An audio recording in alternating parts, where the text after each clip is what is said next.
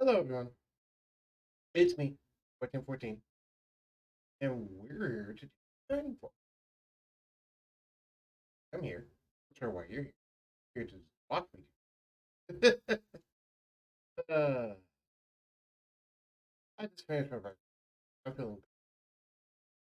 Also got a little tip from Blue, which hopefully could improve the framework.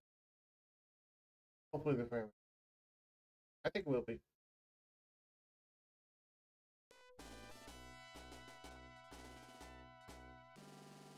There we go. Doo-doo, doo. Okay, so I'm gonna get started with the whole sending invite. Once I do that, I'm gonna go send invites, get some water, and then we can get. Also, the little tip I had was to not record while streaming and upload that and make a video, which is what I'm going to try, and hopefully it'll give us better frame rate. Because OBS is not trying to record while streaming. All right. I got some water, invites. Get started. Get up at both of them. Doing both. I'm both grabbing one, and I.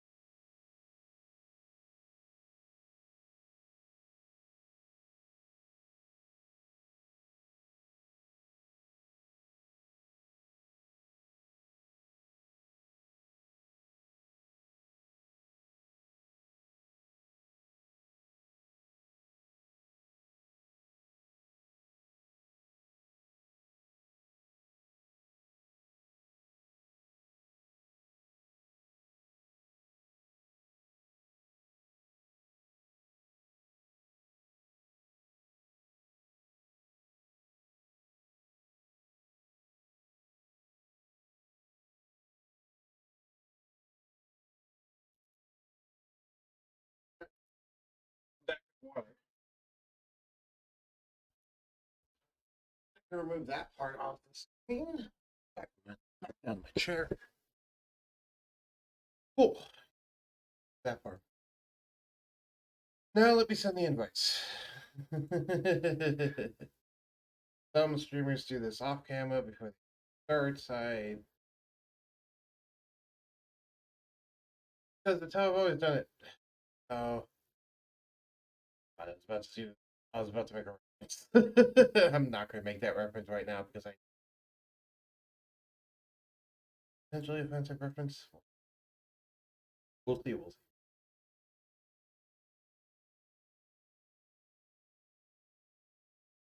Let me get the screen title. Oh.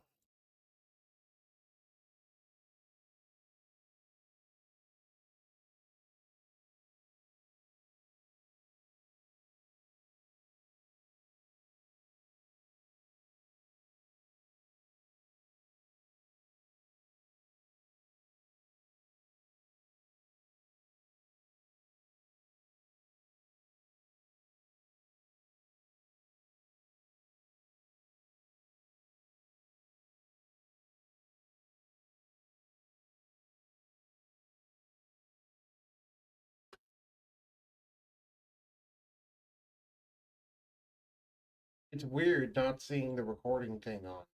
Technically not recording right. Streaming. Weird. But I'll get used to it. Keep thinking like, oh crap, I should be recording, but I'm like, no. No, don't record it.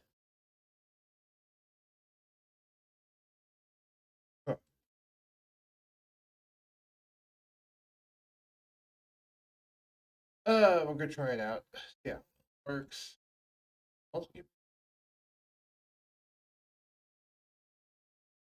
actual. I've been good about uploading clips on my channel so far. But I did get a clip from the stream that upload. Yeah, that'd be fun.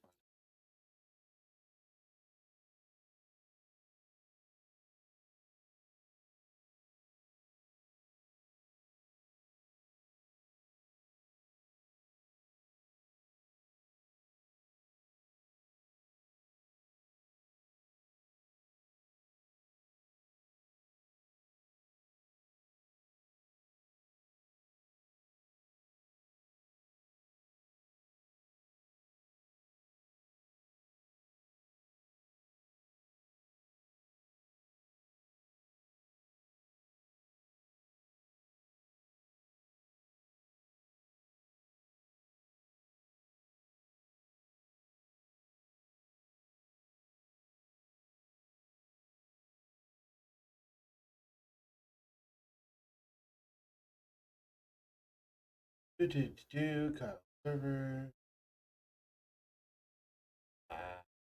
Self promotion here. There it is.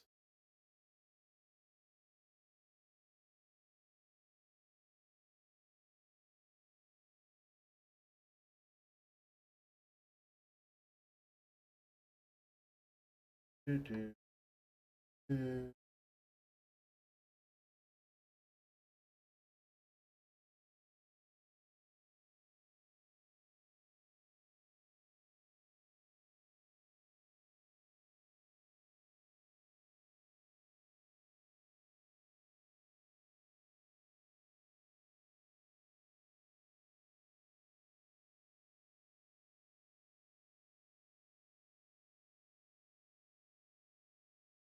Alright, I just sent everything out. Let's get back to it. Alright. So, where we last left off, we fought Kane, fought Michelle, got the Sword of Light.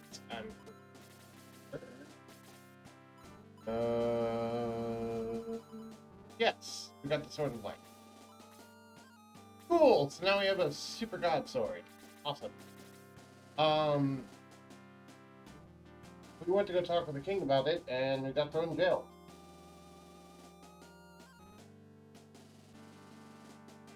I don't remember why we got thrown in jail, but we got thrown in jail. And now we're stuck here. So, remember last time we got stuck in jail? The way that we got out is by inspecting the bars. Guess how we get out this time? We also inspect the bars again. Also, take note of the fact, by the way, it says the thick bars seem unbreakable. We have the Sword of Light. They're saying that the Sword of Light is unable to cut the iron bars. That's interesting, considering the fact that it's basically a lightsaber, whatever. Okay, now I'm really...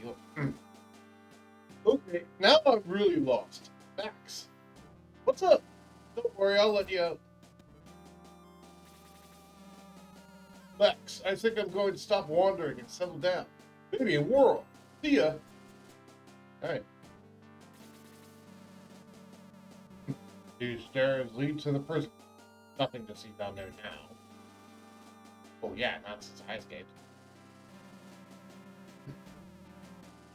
Kasuko, a message from those who left for the Tower of the Ancients.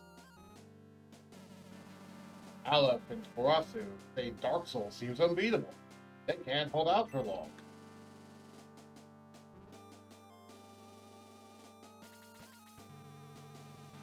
You heard the report, I assume? The Tower of the Ancients east of here. But if a Dark Soul is there, I sent troops to stop him. He is trying to raise the Castle of the Ancients with heat to sea.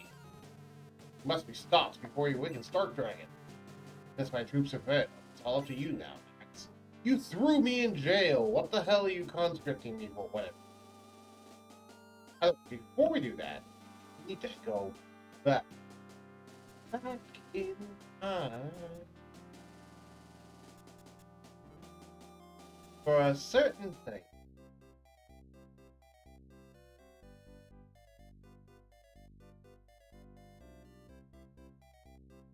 To further inspect the sign. Words are carved into the wall. I am Musashi the Samurai. I have come to join the fight against evil. I await at headquarters. That's strange. Those are words inscribed in the wall, but there's no jingle. Get someone new? Also, wait, how would a placard give us someone new? Can you guys please stop boxing me in? Thank you. Yes, we just recruited Musashi the Samurai. He's a secret character that's really obscure to get. The only way you can get him is by inspecting that placard before, doing all the events we just did, and then going back and inspecting the placard again. And when you do it the first time says nothing unusual here. When you do it the second time, that's when it has that message. And Musashi will join the training course. So yeah, that's a bit obscure. But that works.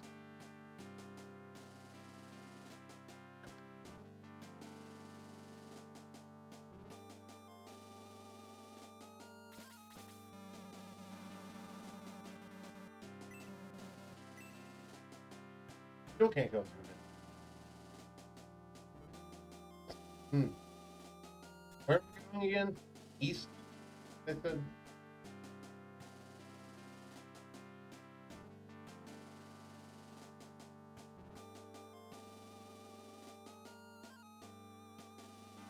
Also, I don't know necessarily where headquarters. I always thought there was like a secret chest back there. No, there's not. Where are these stairs lead again? Oh, right, the King's Throne.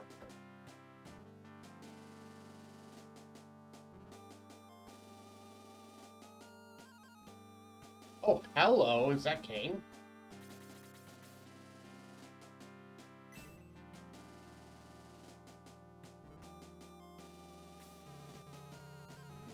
His name is Kane. Someone found him seriously injured. When Kane recovers his strength, he too can talk. Thank you.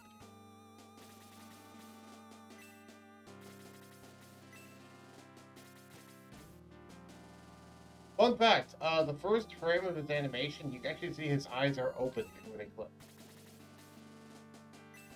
The reason for that... Oh, he talks to you. Anyway, the reason for that is because of the fact that by default, they're open, but that's one of the only instances in which someone's eyes are supposed to be closed when you talk to them. Anyway, these things. Let Max go to the power of the ancient. Rest. There will be time to talk later. Oh, Max, please, let him go. Kane passes out. I give it. Max, you have my permission to enter the Tower of the Ancient.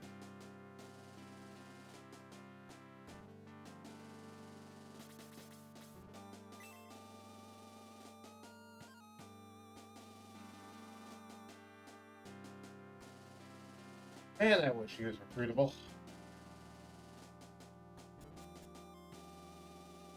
I really do. Also, where the heck is my headquarters? All the way up here. I don't know where the hell is the headquarters. Oh, whatever. I guess we'll just keep going.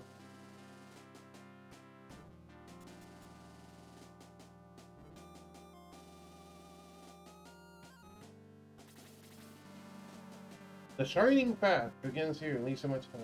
Need more time to repair and come back later. Well, what the hell then? Where am I supposed to go? I'm lost. How am I supposed to go? What the heck?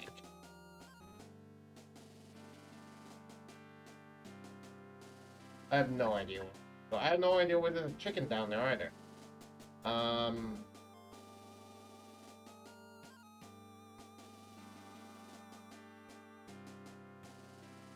I remember getting lost in this as a kid too. And I didn't think I'd be lost right now.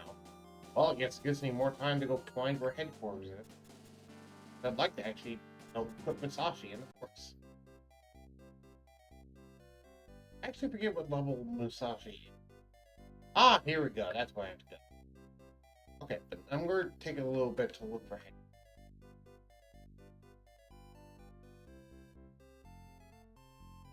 There's him.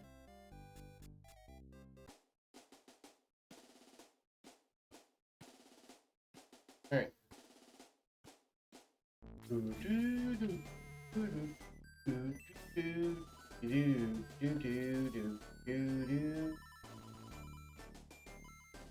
Musashi is old man. Oh, you're being wild. Oh no.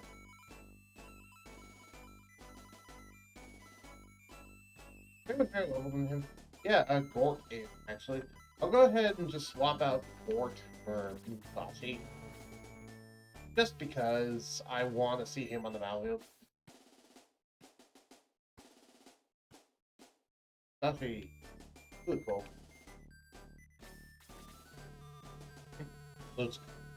Let's go. I can't stand the thought of those beats overrunning Rouge.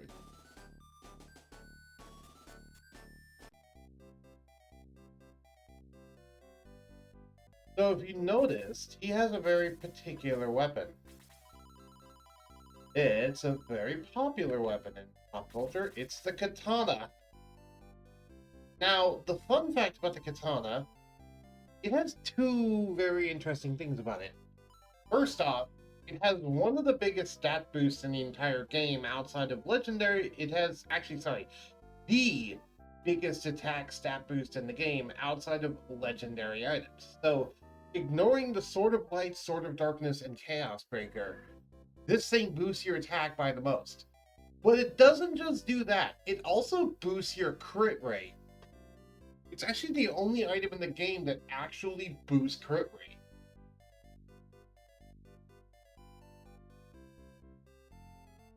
Meaning, Musashi actually will crit a lot while having it. I think it boosts it from like a 5%. I think it boosts it from like a 2% chance to crit to a 22% chance to crit or something like that. It's a large increase. I'm just checking to see if there's anything I want. Let's stop up on Metacore.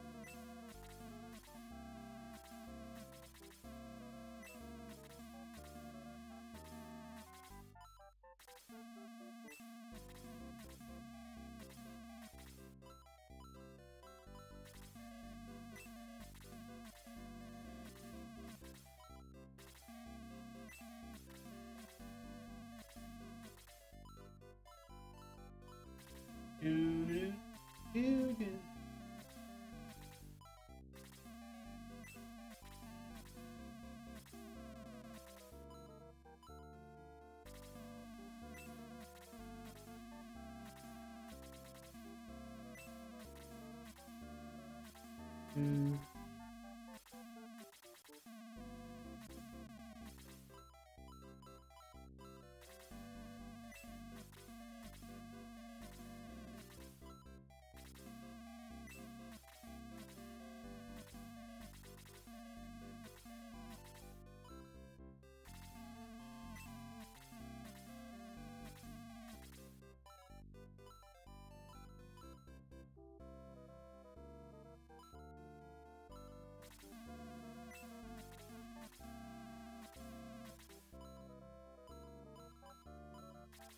Do.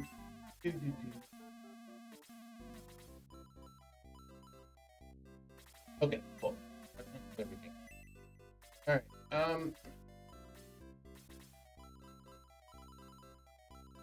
Or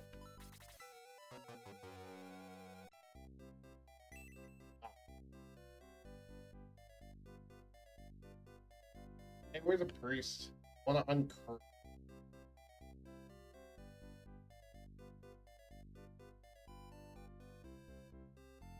Weird.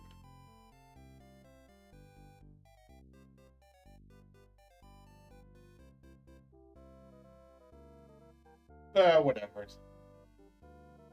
It's a curse ring anyway. The Tower of the Ancient is to the east. Hurry while there's still time.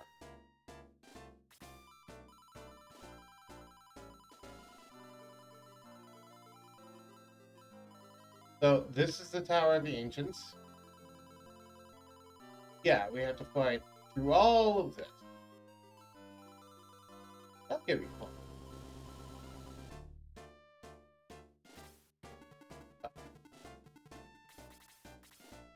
Thankfully, I have lots of flying gear.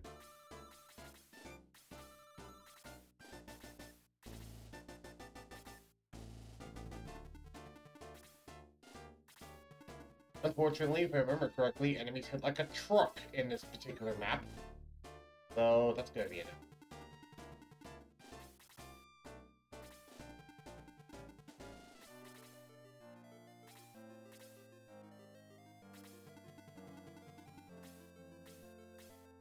Alright. Good shot.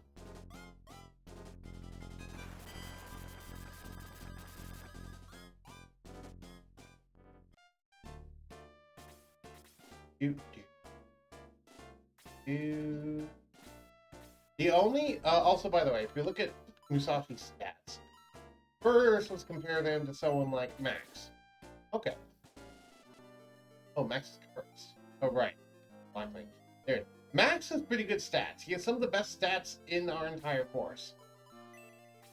Here are Musashi's stats, and you see out the gate, he's already pretty comparable to Max. However, there's one major flaw about Musashi. He has slow speed.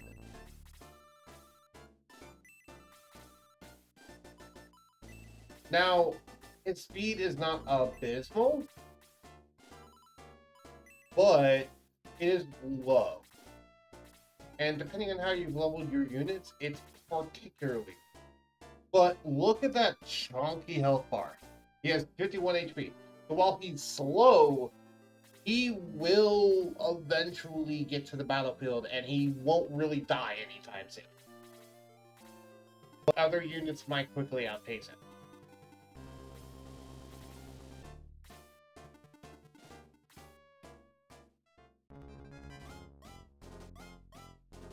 Bolt level 1.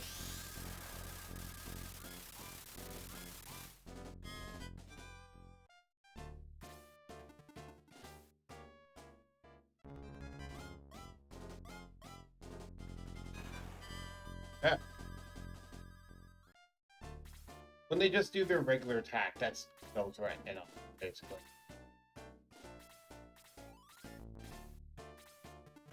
Do do do do do do do do do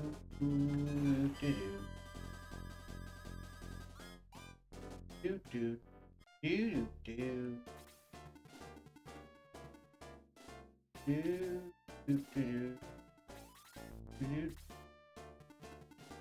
do do Doo-doo-doo.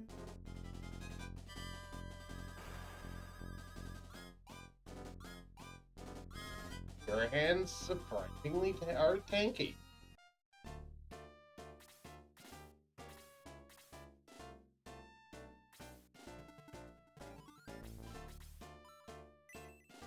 Freeze 4. I want to do freeze 4 or freeze 3? Let's do freeze 3.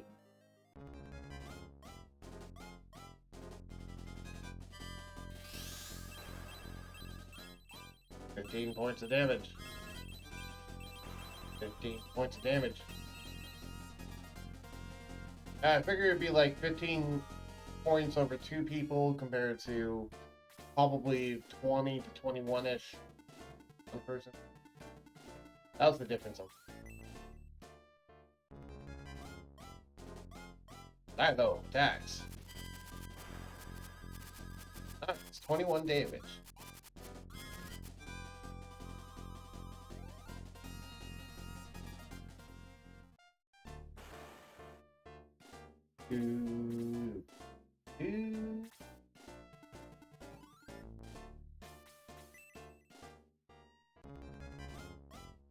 Valveroy attacks. Ooh, 8 damage. Double hit. Another 9 damage. Valveroy gains 360 experience points. Valveroy level increases to 10. Speed increases by 1. Maximum hit points increases by 5. Musashi's bringing up the rear.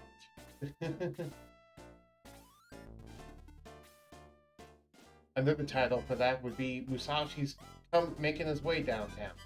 Jet attacks. Jet misses. Jet. Making his way downtown. Walking. Doo-doo. Doo-doo. Okay. Attack the Belial. Diane attacked. Diane kills the Belial with 21 damage.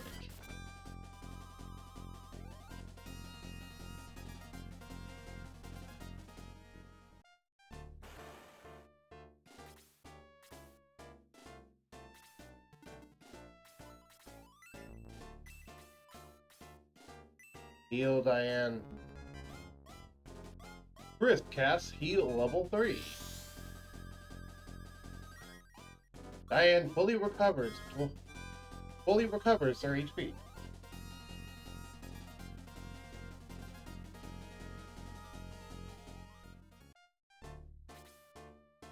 I am now bleeding. I just noticed my right arm has started bleeding.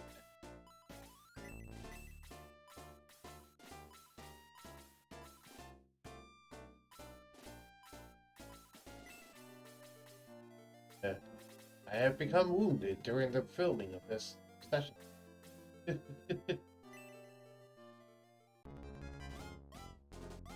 Hans attacks.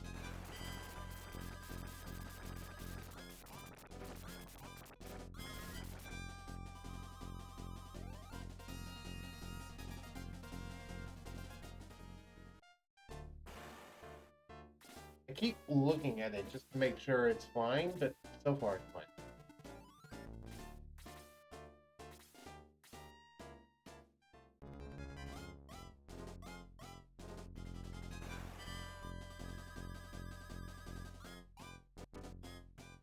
Sorry, I completely missed that attack.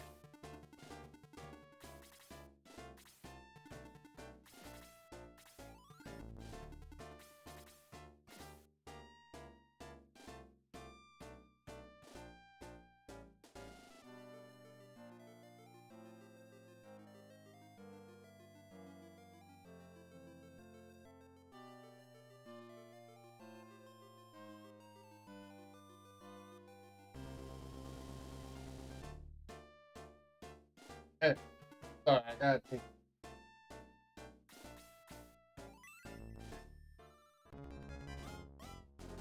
Almond attacks. Almond kills the Durahan with 9 points of damage.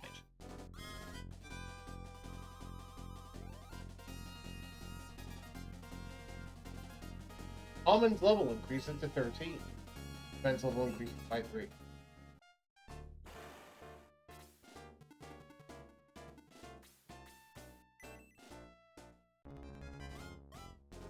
Xylo attacks. Xylo deals 11 damage to the Jet.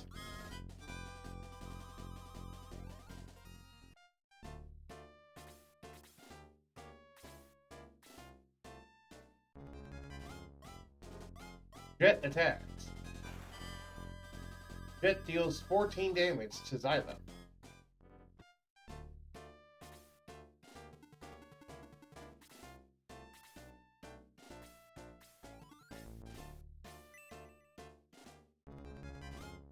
Diane attacks. Diane inflicts 11 damage to the Jet. The Jet is very bloody, despite being mechanical.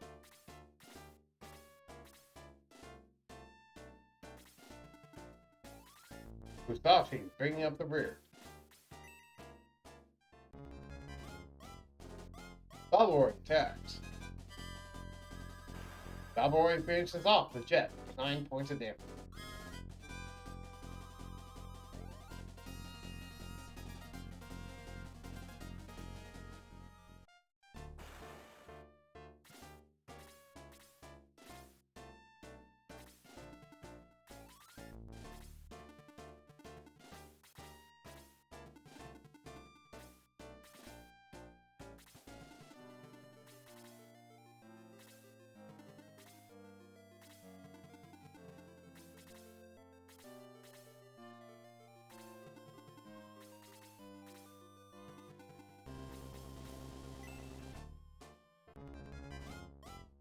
Almond attacks.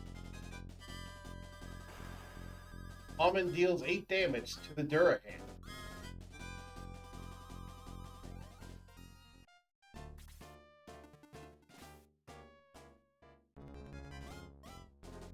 Jet attacks.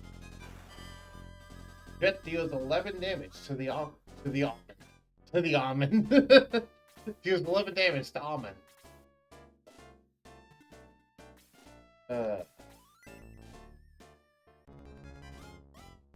Xylo attacks. Xylo deals 11 damage to Jet. Xylo double attacks. Xylo deals another 12 damage to Jet, leaving Jet very bloody. Xylo's level increases to 10. Defense level increases by 4. Speed increases by 4. Maximum hit points increases by 2.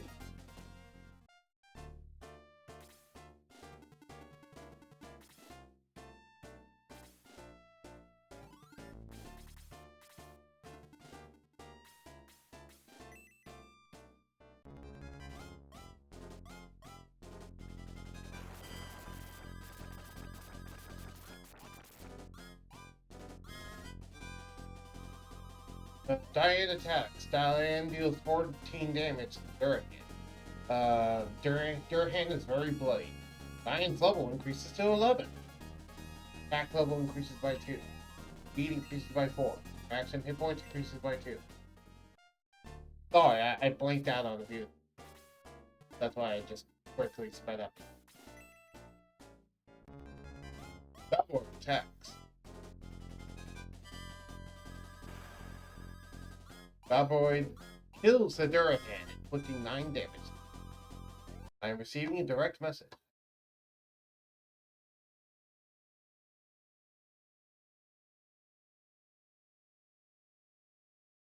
Alright.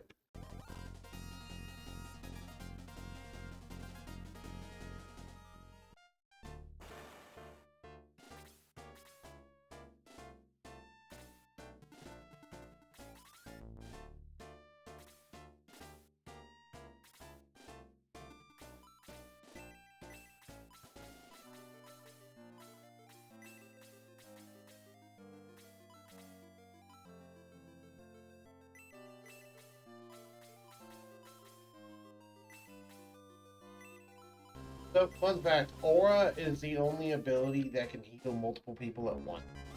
Don't need it right now, but it's interesting. First cast, heal level 2. Silo recovers 14 HP.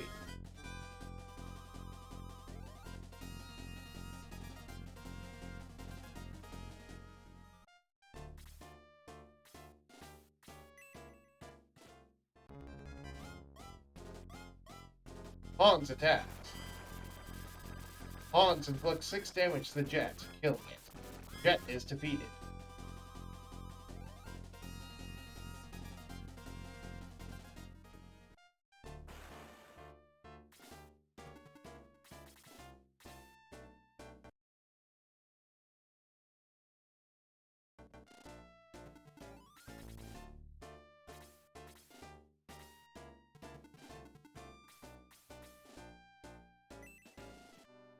Blue moves up to attack the Durahan. Blue attacks. Blue inflicts 1 damage to the Durahan. Blue gains 2 experience points.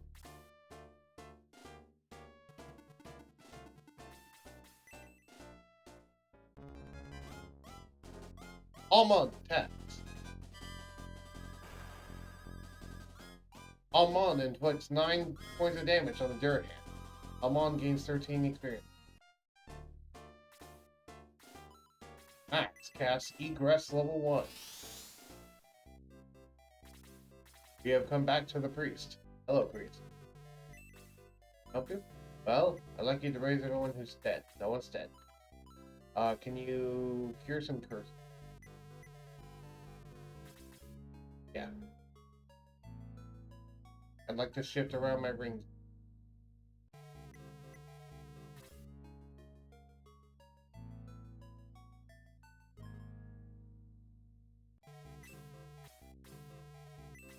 Okay. So, let's go shift around who is who and what is what. And who is where and what is why. Basically, we're switching around who's on our team. Why no? Okay, so again, lowest level, highest level. Go good. So, Ernest. You're level 6. Swap out for the level 11, Diane. May, you're level 7. Swap out for the level 10, Henry. Ken, you're level 7. You're level 7. Swap out for the level 13, Amon. Arthur, you're level 6. Swap out for the level 10, Balboy. Anyone else who's really low level? Low, you're level 7. Swap out for the level 10, Xylo.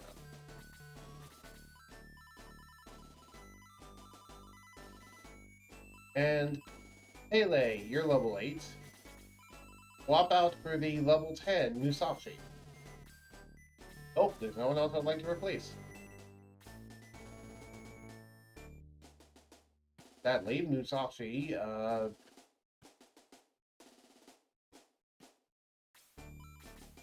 Musashi starts as level 10 promoted, meaning we're not actually going to be using him for a while.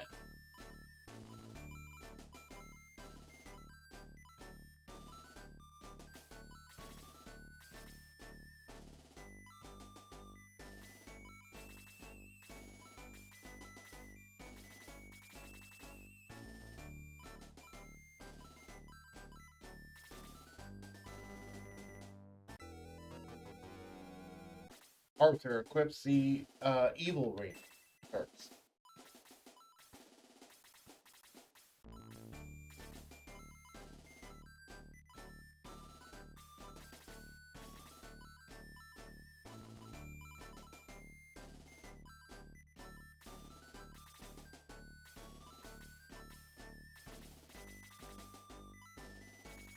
Ernest equips the Power Ring.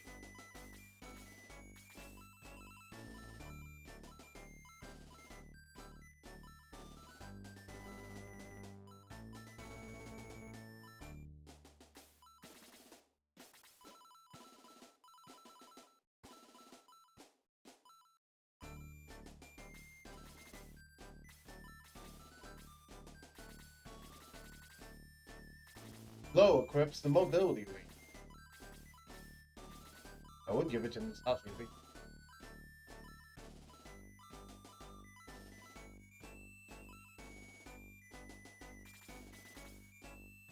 Alright. Why about me? Nope. Go back in. Right.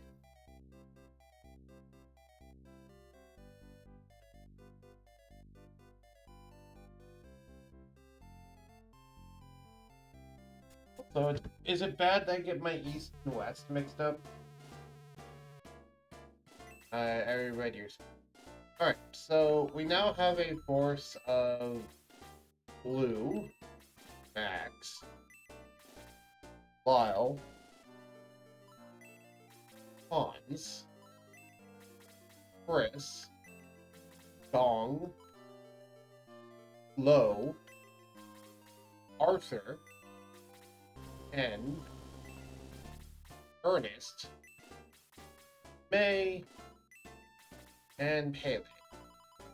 And we're fighting against a force of 4 Durahans, 4 Jets, 2 Gargoyles, a Minotaur, and 2 Wyvern. I checked what their name. Oh man. Oh. It just started. We're gonna go until someone levels up and then restart the battle if they level up. Oh, and 2 torch eyes. I forgot to mention there's 2 torch eyes.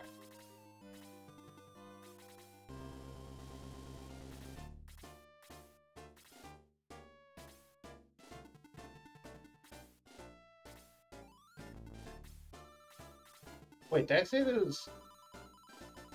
I'm sorry. I said there was 4 jets.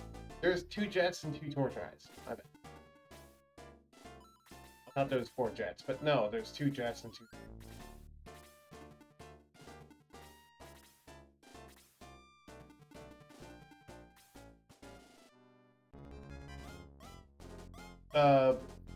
Gargoyle cast, Bolt level 1. Also, Low suffers 11 damage. May suffers 12 points of damage. Pele suffers 11 points of damage. Also, I forgot, they're not called Gargoyles, they're called Belial. My bad.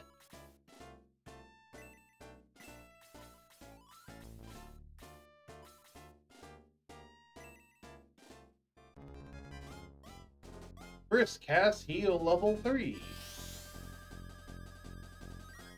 Low regains 11 hit points.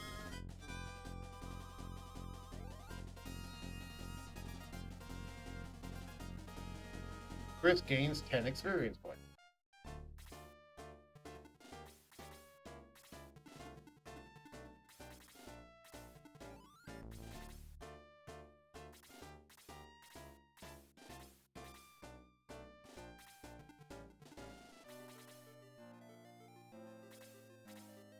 Everyone is posturing for position. Intimate range.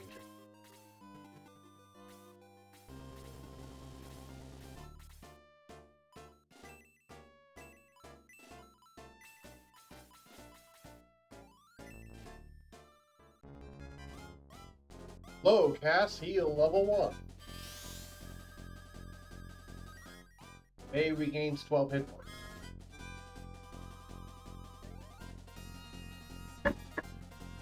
Low gains 10 experience points.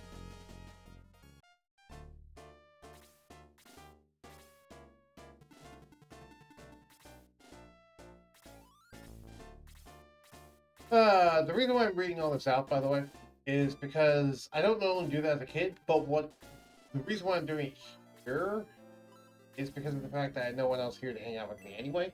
Not only do I have no one in stream, but also I have no one as like a co-host.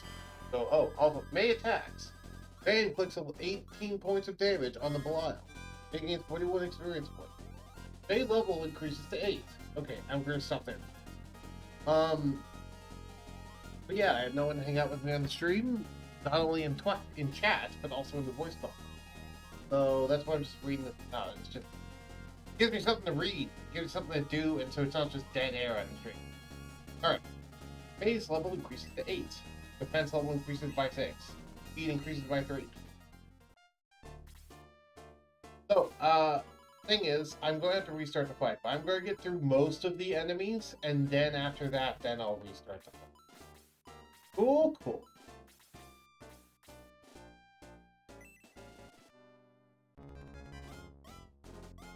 Hey, look at that.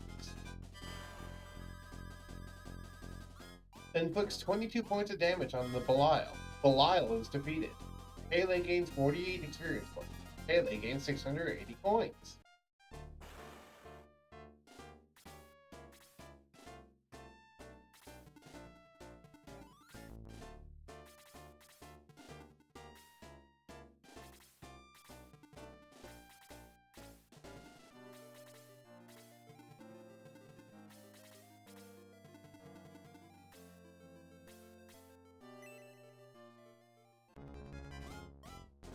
Hans attacked.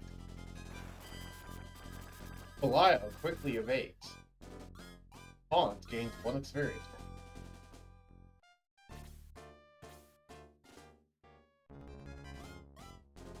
Belial casts Bolt level 1. Hans suffers 11 points of damage.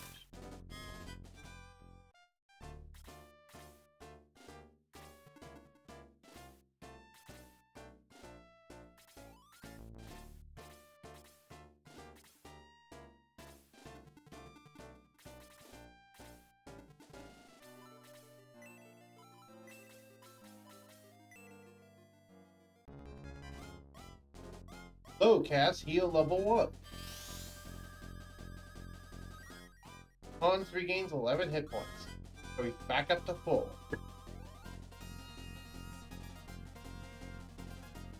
Gains 11 experience points.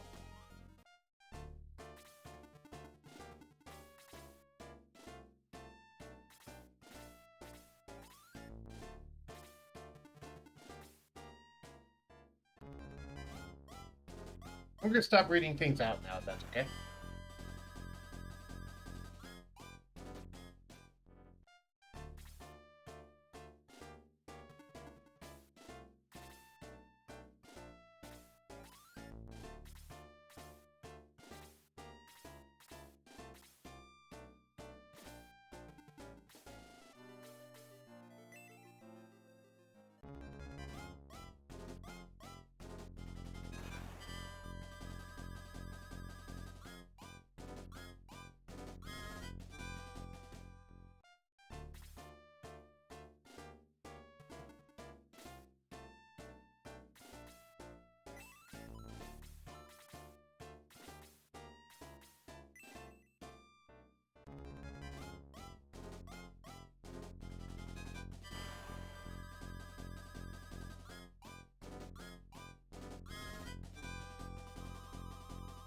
Haley's level increases to 9.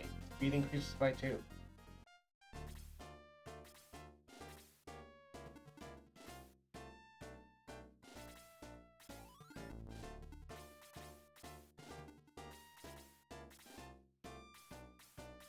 Oh.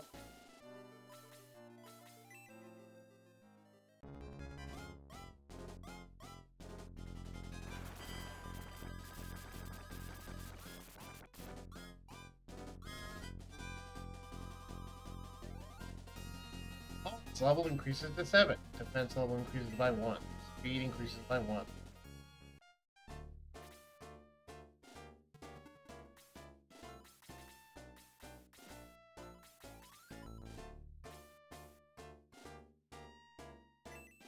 Arthur's going to use the evil ring.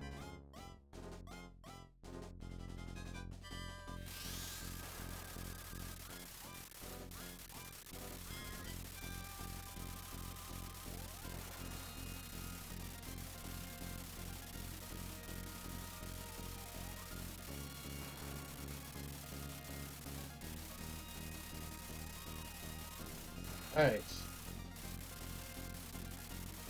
Arthur killed 3 people, but suffered 4 points of damage.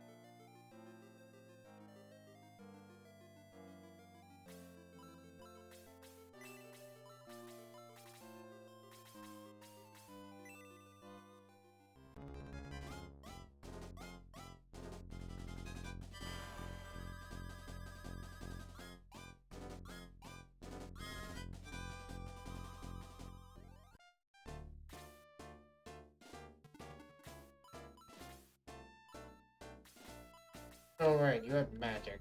How about that, Earth? You also have the evil brain. Better magic.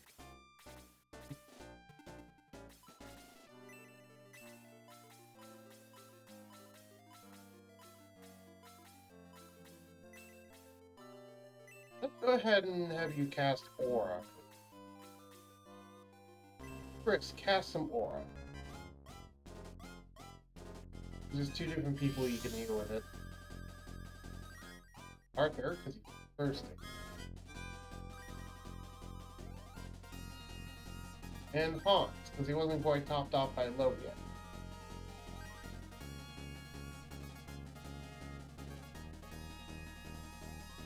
Cool.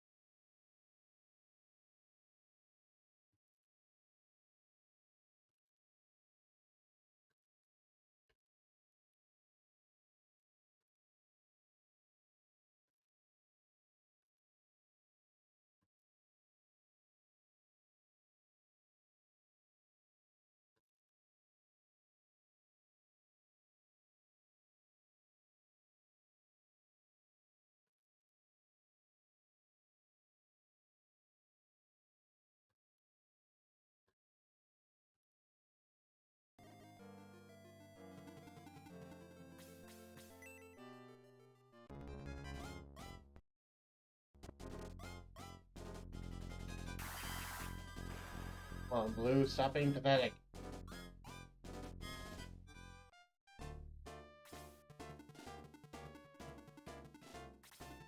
How are you giving me so much?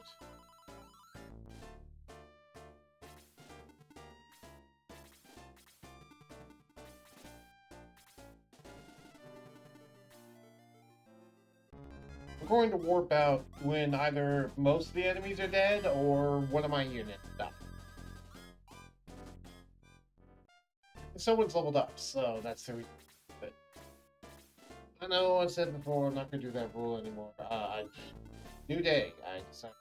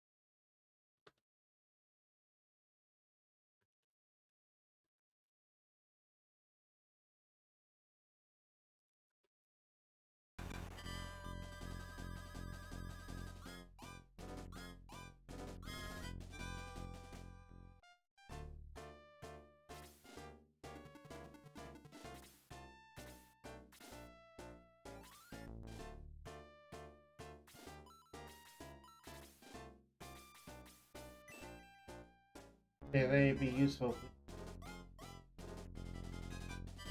Hey, you hit the jet.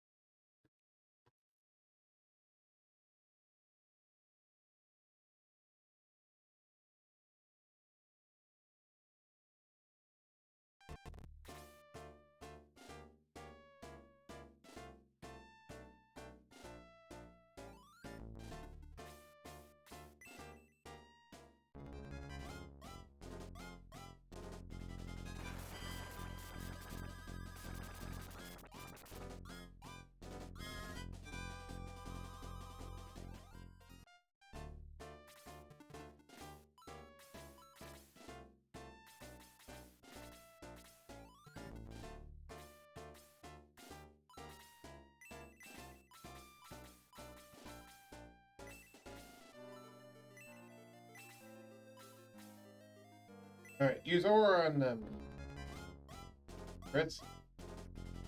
Crits cast Aura level 1.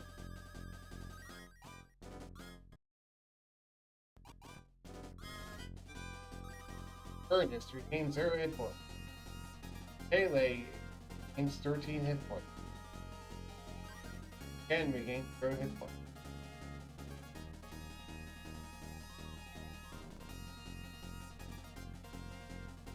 Chris gains experience points. Chris level increases to 8. Attack level increases by 2. Defense level increases by 5. Speed increases by 5. Maximum hit points by 2. Maximum magic points increases. Heal now becomes level 4. Wow, that was a really good level up.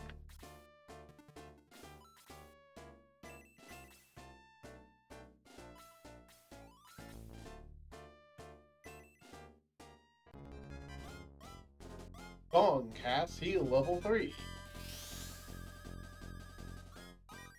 Pele's hit points increase by 9 to fully heal him. Also, Chris is tapped out of MP now. The only thing Chris can still cast is level 1. Gong's level increases to 6. Speed increases by 5. Maximum magic points increases by 3.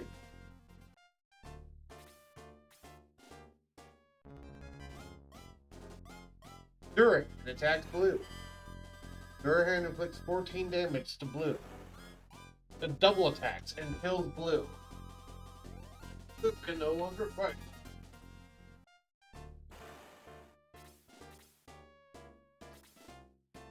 Well then.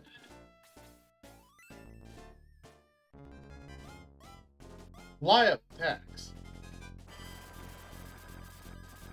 Inflicts 7 points of damage on the Jet. Inflicts 6 points of damage on the Jet. Jet is defeated. Lyle gains 48 experience points. Lyle gains 1,430 points.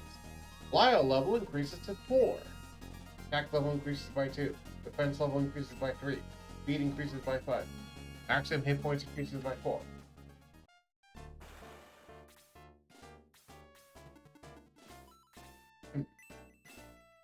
Cast Egress level 1. Okay. Go over by Blue.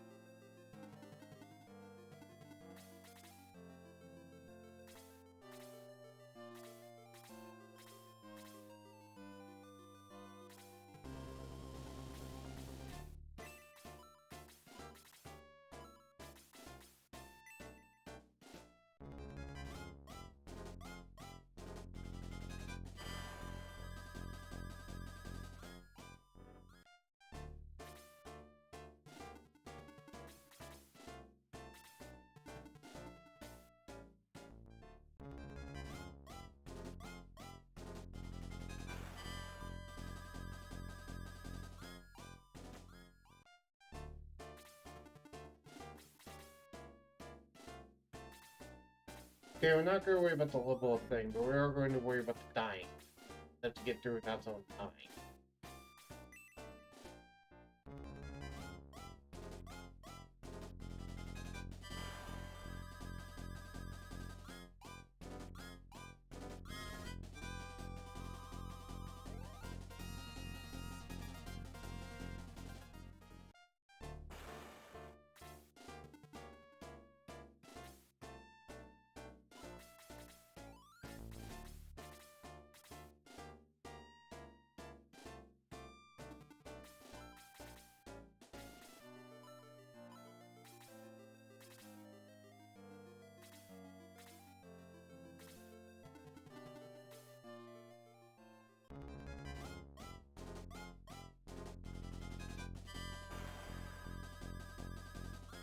Oh, the Belial actually inflicts more than 1 damage.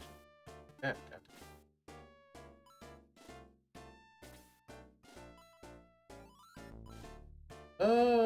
Arthur, you have that. I don't need you.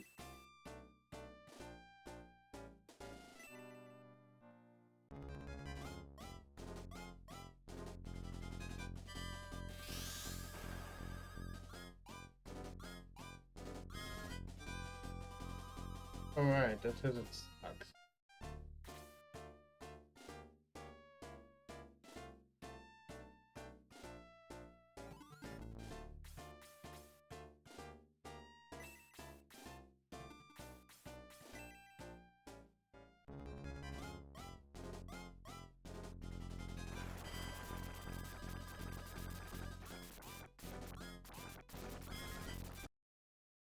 How's the audio levels, by the way?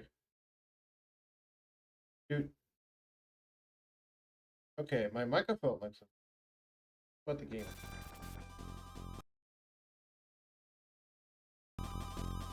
That seems alright. I turned that slightly, so hopefully it's a little bit louder this time.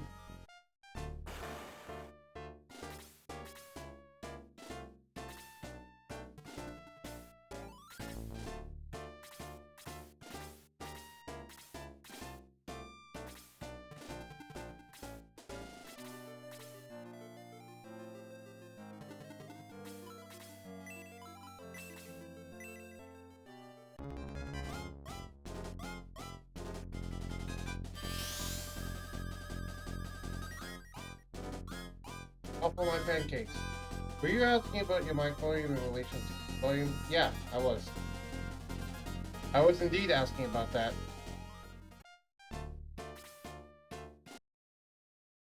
Also, welcome to the stream, Waffle. How are you doing? Playing of course.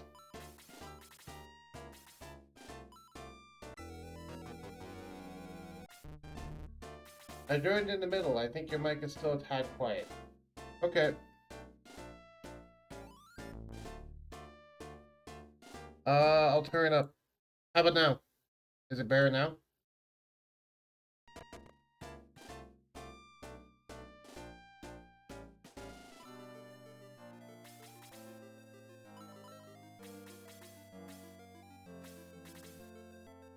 That's better. Gotta hear it on top of the game.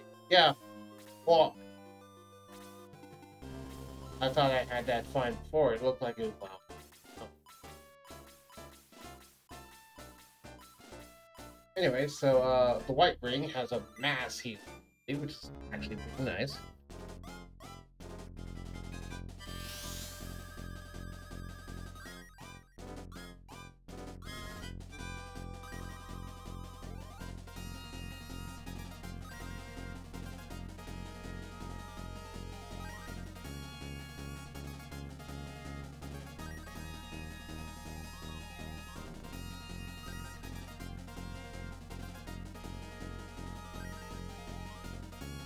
I've been playing Shining Force CD, and I miss how Shining Force 1 has a bold box around spells and a bold center box on the target. Yeah, I have not played Shining Force CD myself, but I have heard stories. And, yeah, I miss that too. Well, rather, I'm just gonna say, I would miss that if I didn't have that. Because that's extremely useful.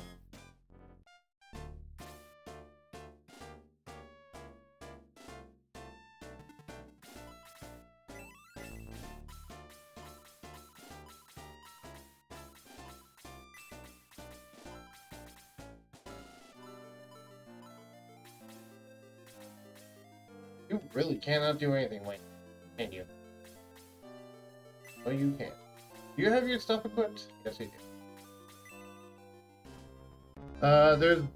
There's a book 4 bonus battle, which is every boss in each of the other book. Oh, interesting.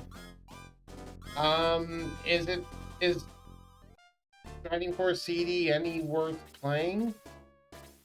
That's what I'm wondering about.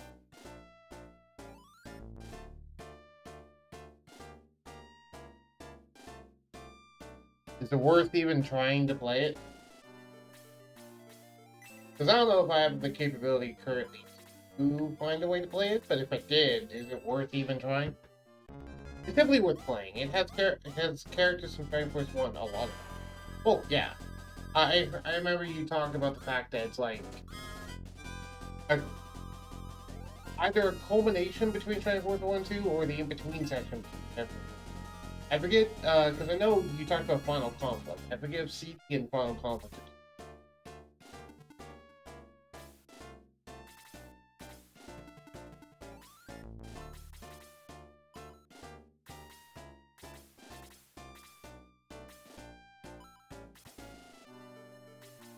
Man, your magic is straight up useless. Alright, fair. I miss you in my ROM hack where your magic's actually useful. Ruffle says, Shining Force Final Conflict is the in-between with characters from Shining Force 1. Okay, so Shining Force CD is not that. Got it.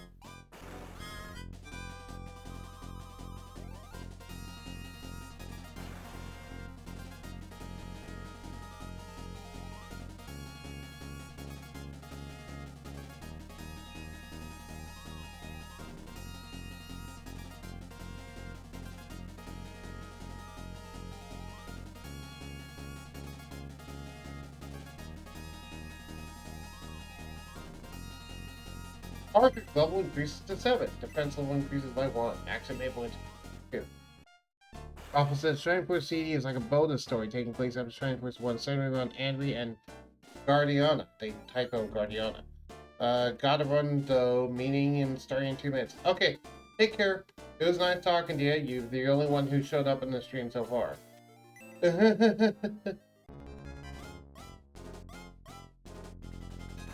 Yeah, another time.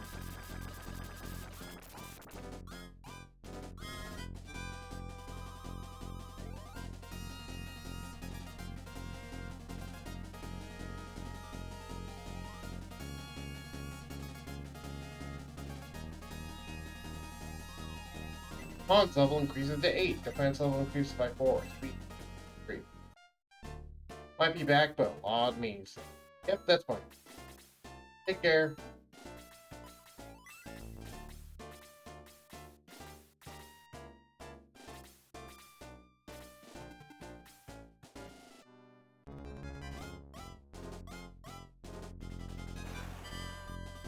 Well, Hans dead. Not big surprise. Oh well, you have to repeat the fight then.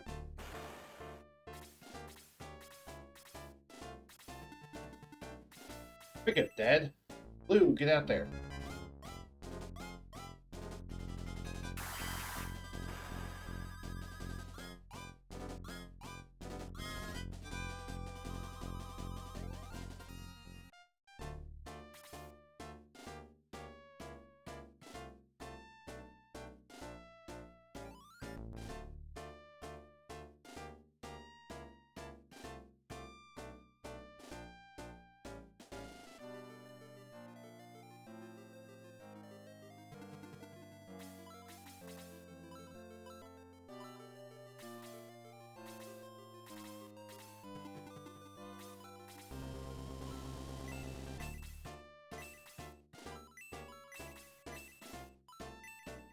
Slow 2.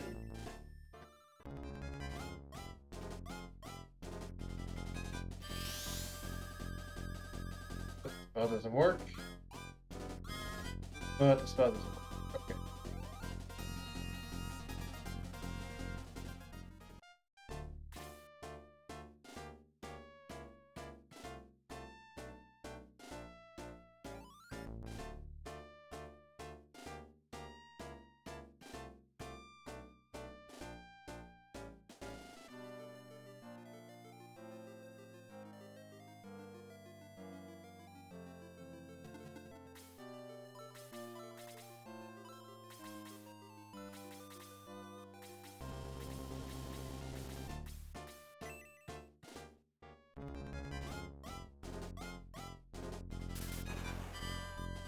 Deadly hit attack of 1 point. Okay.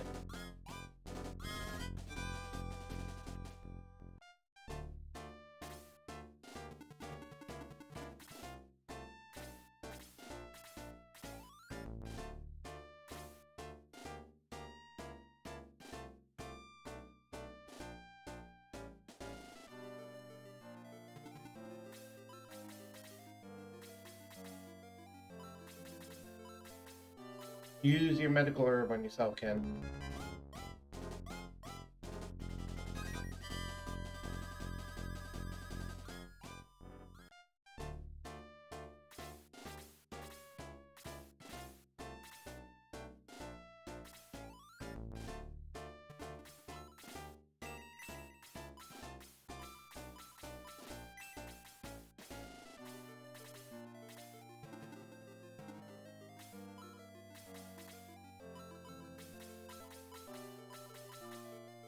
Taylor, use your medical herb on Ken. Not Ken, May.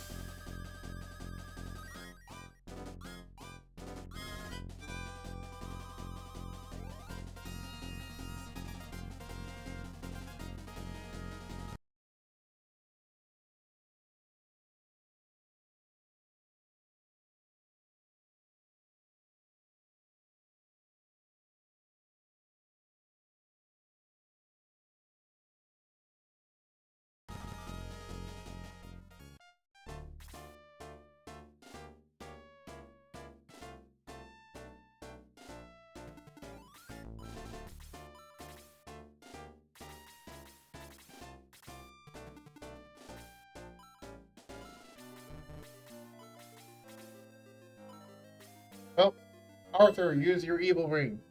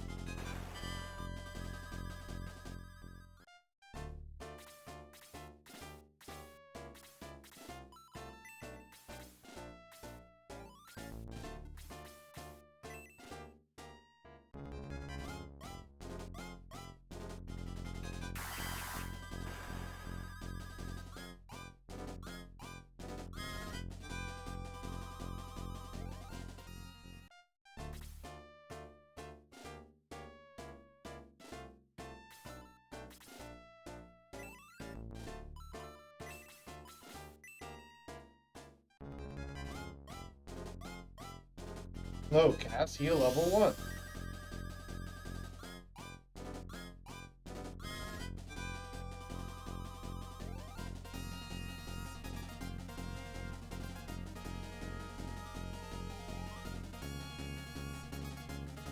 Look, level increases to 8. Next level increases by 3. Speed increases by 3. Because hit points increases by 3. Now, heal becomes level 4.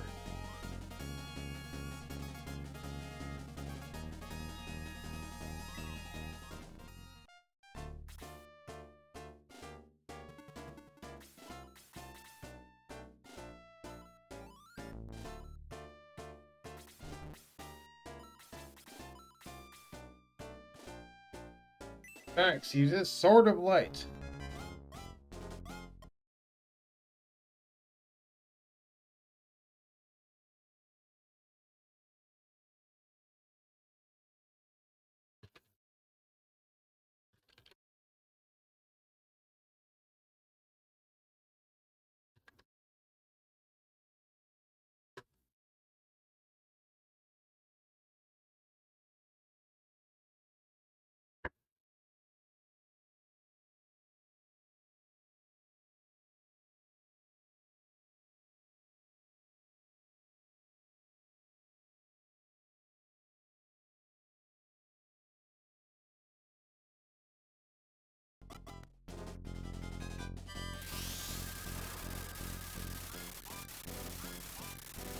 Lord of Light cast will giant lightning bolts.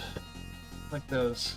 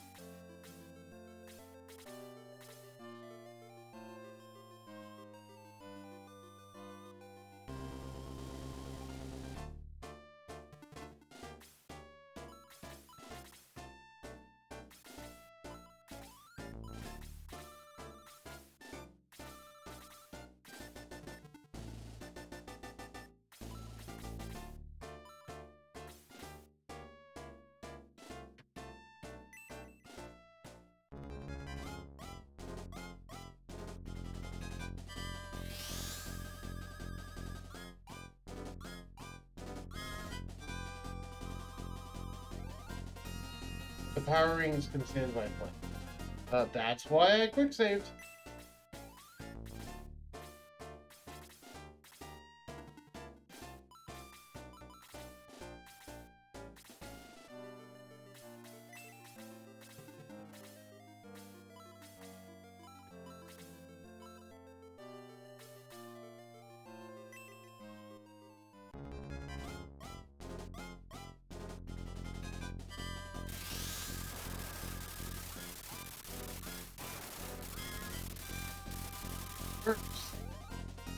But smoke rises from the... Okay, so it's hurt. It's not broken. Hurt.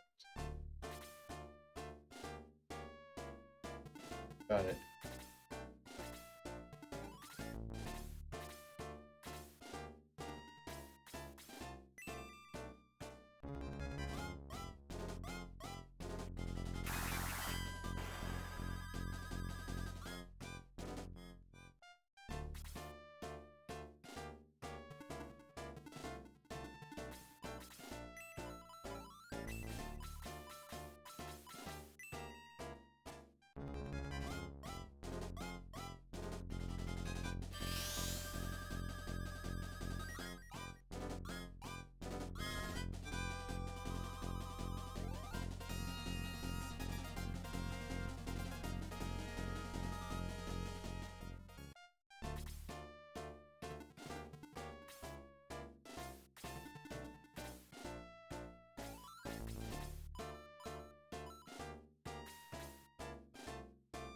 What does it even do? I forget what this ring even... Does it do diesel? Oh, max body look. Actually, the other thing about it, can I cheese that? No, not that. What if I use a Sword of Light?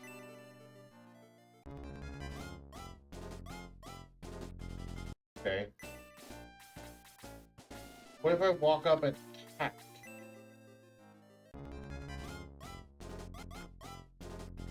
Max manages to attack. Okay. Normally I wouldn't cheese But hey, I feel like cheating. So we cheesed.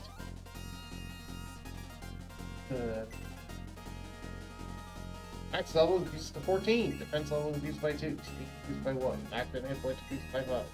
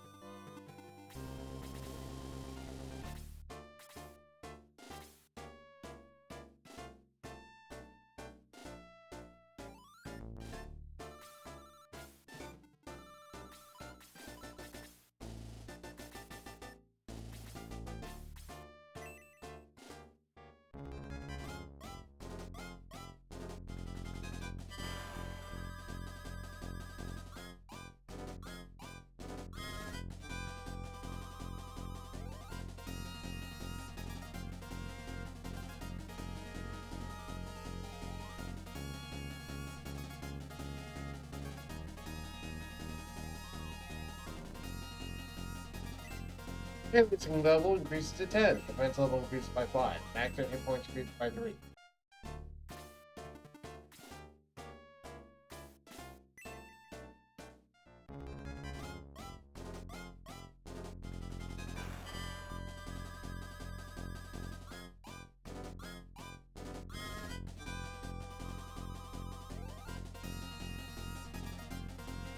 Furnace level increases to 7. Defense level increases by 2. Speed increases by 6. Active hit points increased by 2.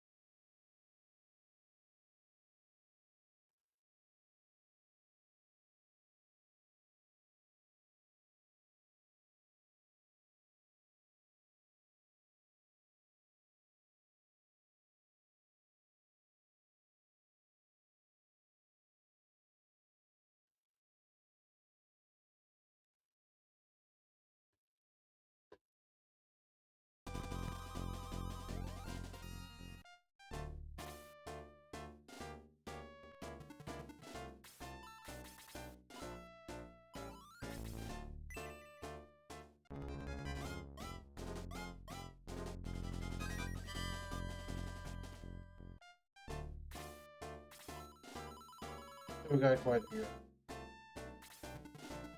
We're gonna keep chugging them. Oh, keep up.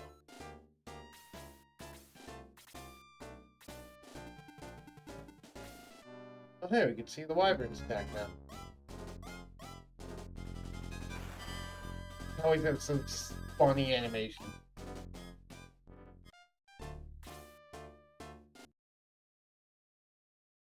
But I don't get to see it nearly. Whatever.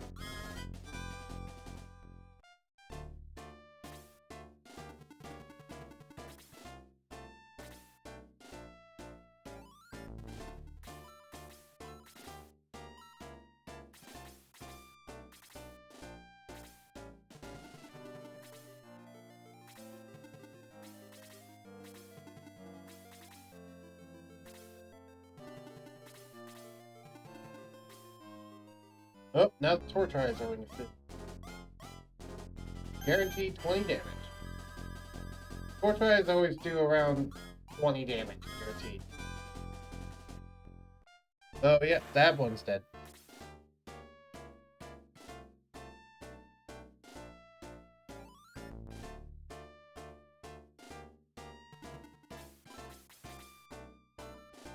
Which is unfortunate.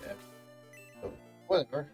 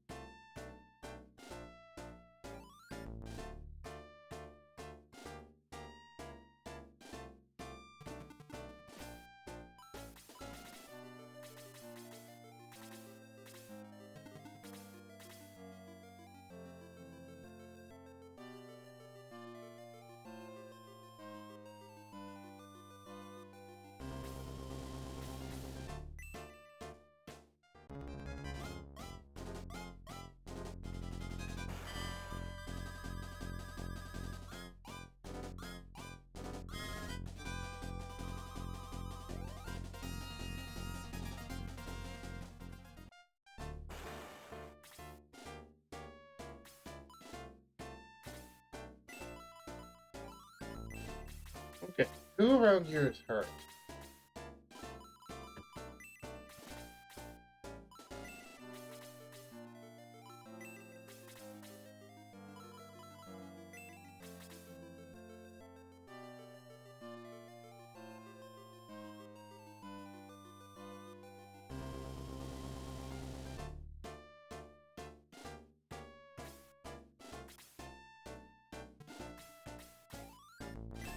I don't think anyone really is hurt.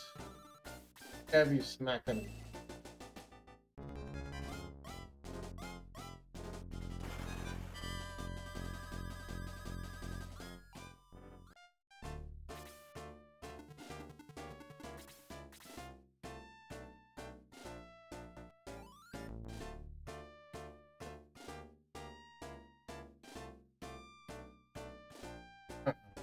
I apologize. I've done that. I just. Oh well.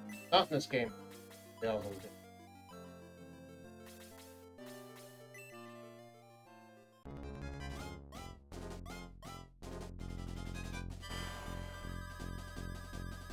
Oh, that's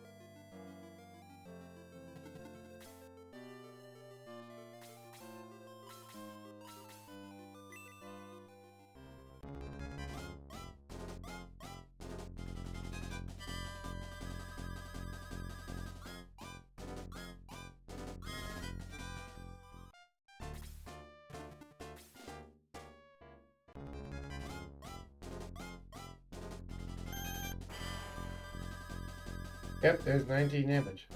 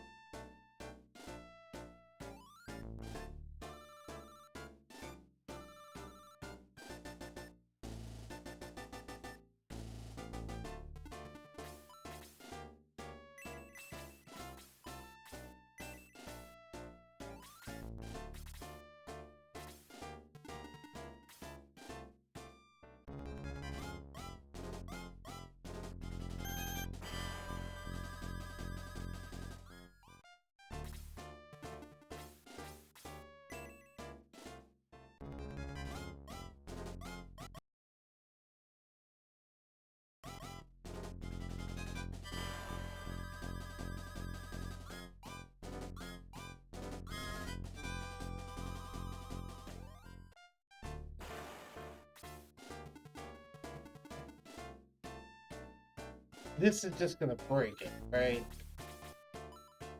This would be amazing if it didn't break it, but I'm pretty sure they're just gonna break it.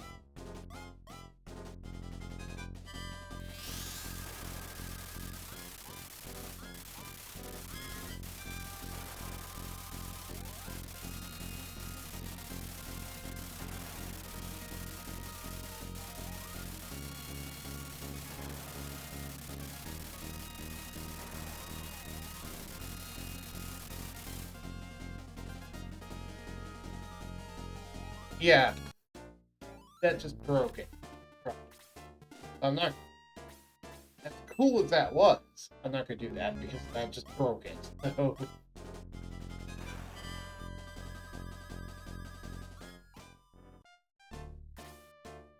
That's That's why we have save states.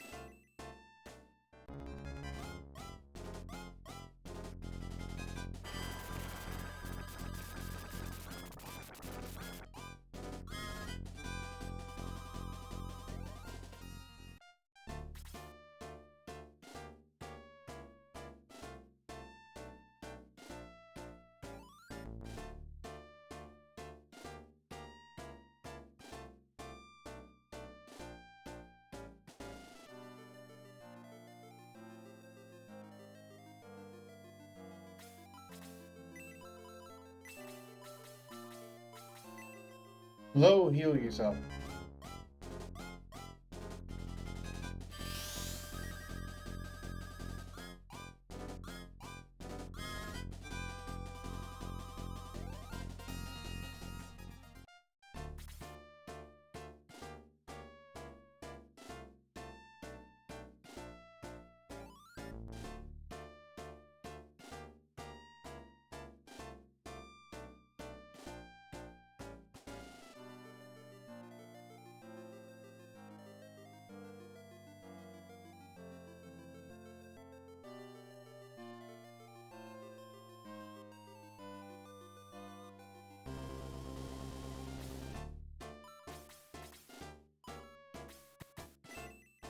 Sword of Light! I know you can't bring.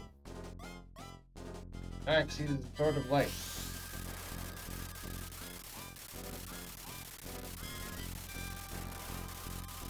Oh, hi, Minotaur.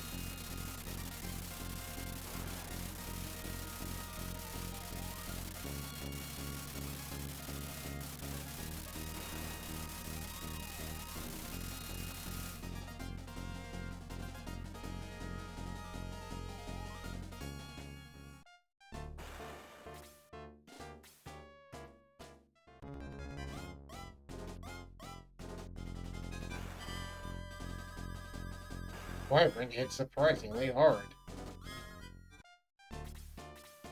How many enemies are left? Okay, it's literally just these three. For the next time that Max gets a turn, we're bailing out of this fight.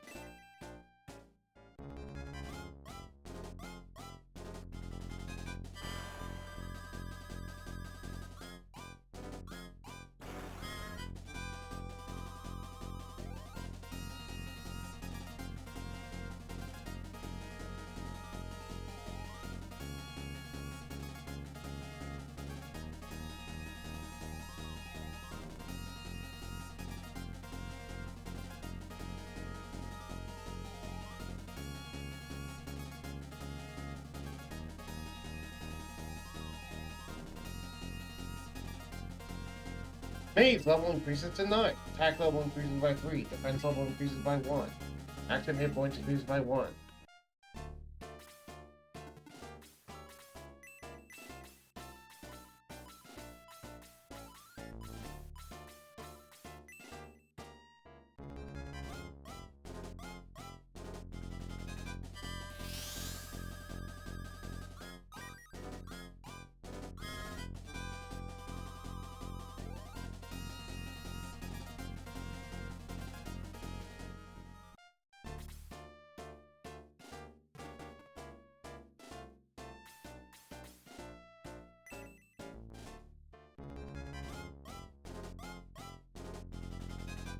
Melee attacks.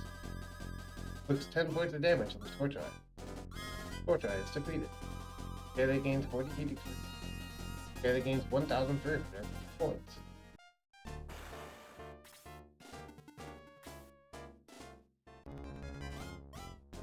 Minotaur attacks. Minotaur kills Ken. Ken can no longer fight.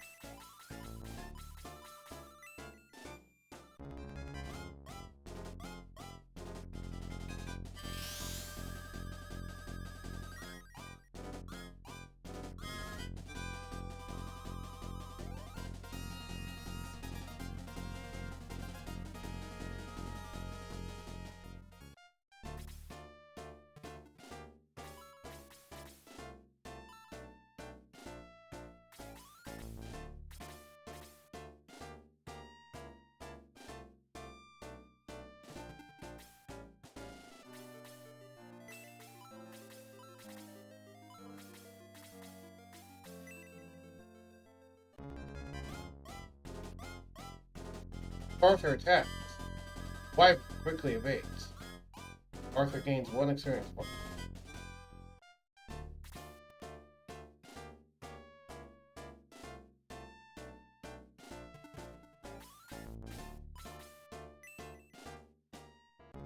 Lyle attacks.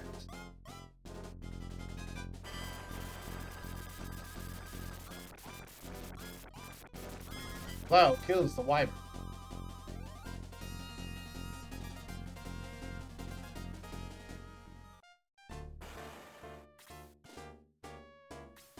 Max casts Egress level 1. Get us out of here.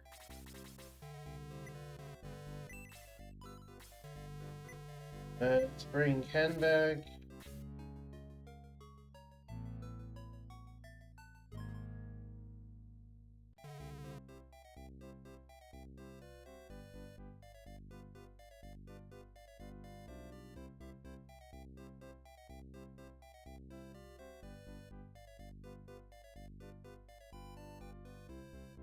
Ken has survived. Oh my, Hans is in bad shape. I have Hans home. Back on. Blue is also dead. Bring back Blue.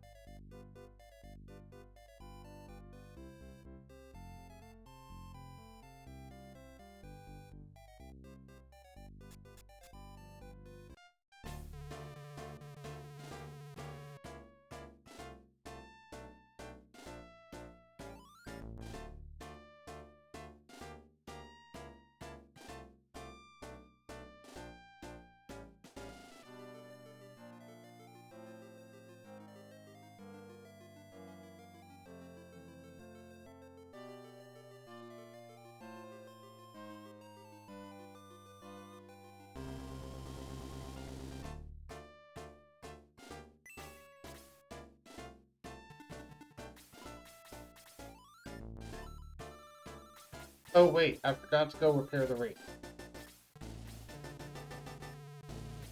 Yeah, fit back in. I forgot to go repair my rings.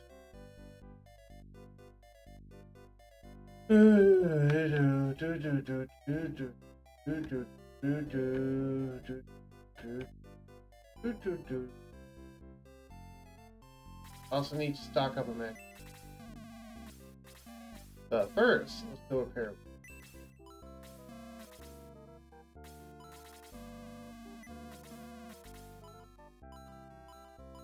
That's fine. Power ring. 250 coins. Cool.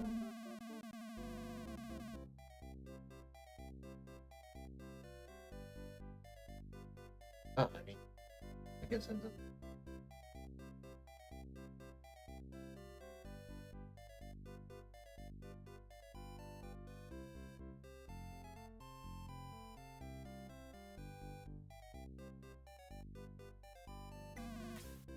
Yep. Alright. Let's go repair the evil ring.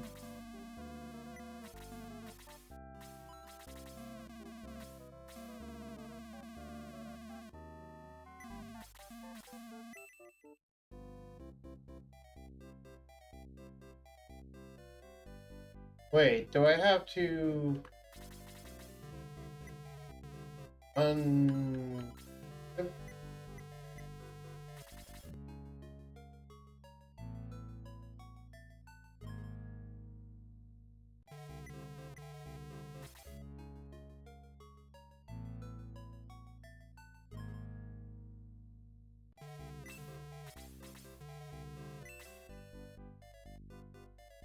Well, first off, it's got the black ring on.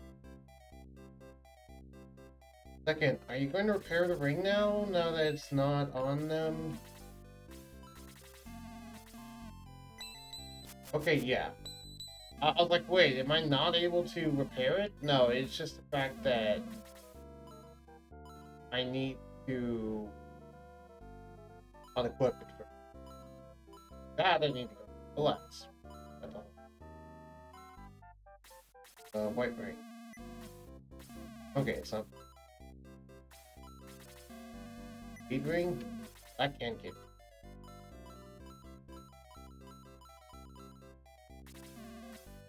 Okay.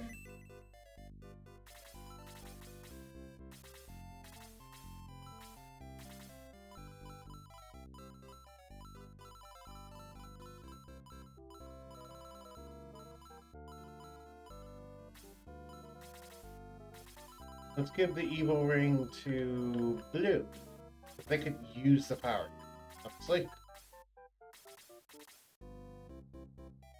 Oh, blue's not allowed to be equipped with anything. Can they equip the normal power ring? Furnace. First off, go ahead and equip.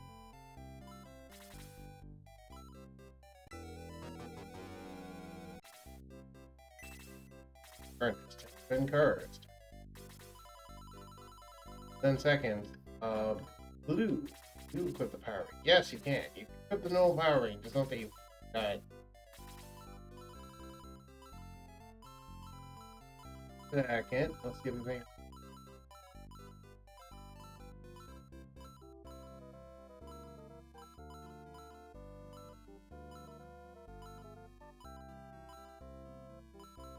dunce.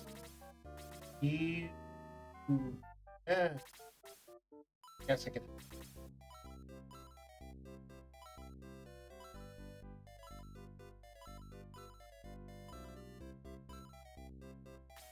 You don't need the black.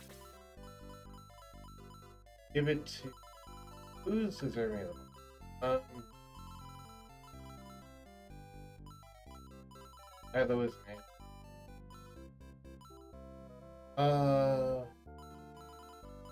That's a ranged option.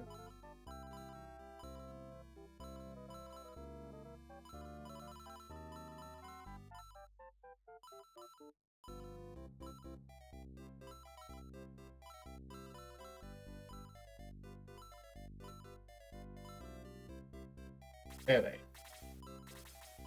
Haley, take the black ring.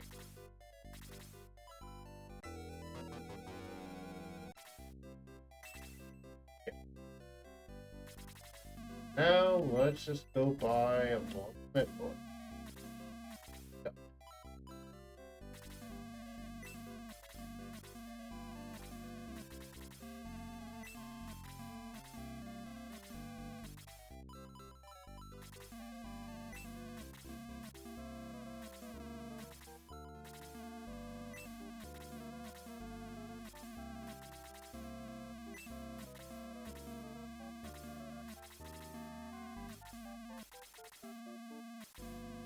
Oh, you're already full.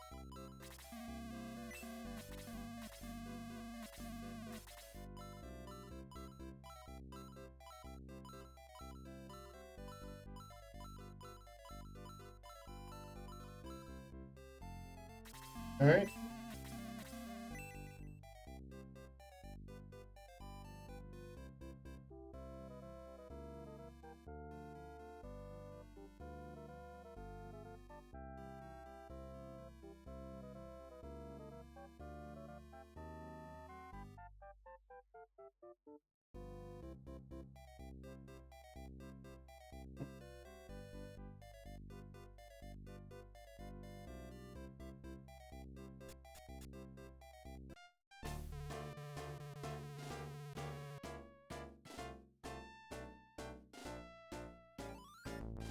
That makes it better. All right, back to this battle.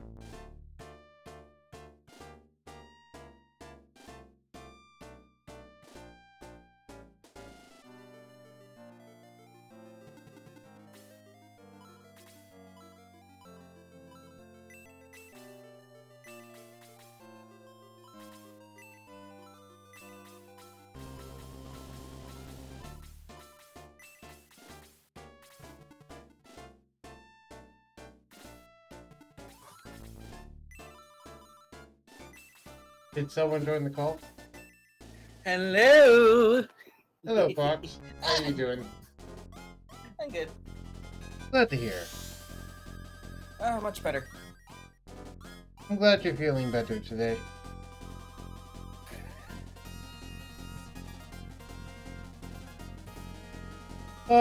Today's been a very quiet stream. Almost no one has come by. Apparently, I've just...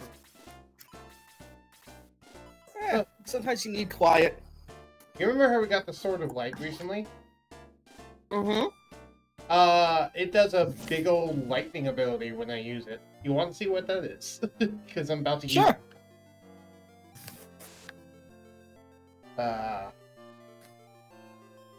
Oh, sure. Sorry, I thought I said it. Yeah. I heard you. Now that I think about it, since no one is actually in the Twitch chat, I'm just going to stream the game. That sound fine? Mm-hmm. Can you see it and hear it okay? Yes, indeed. Okay, cool. Here is what the Sword of Light's ability is.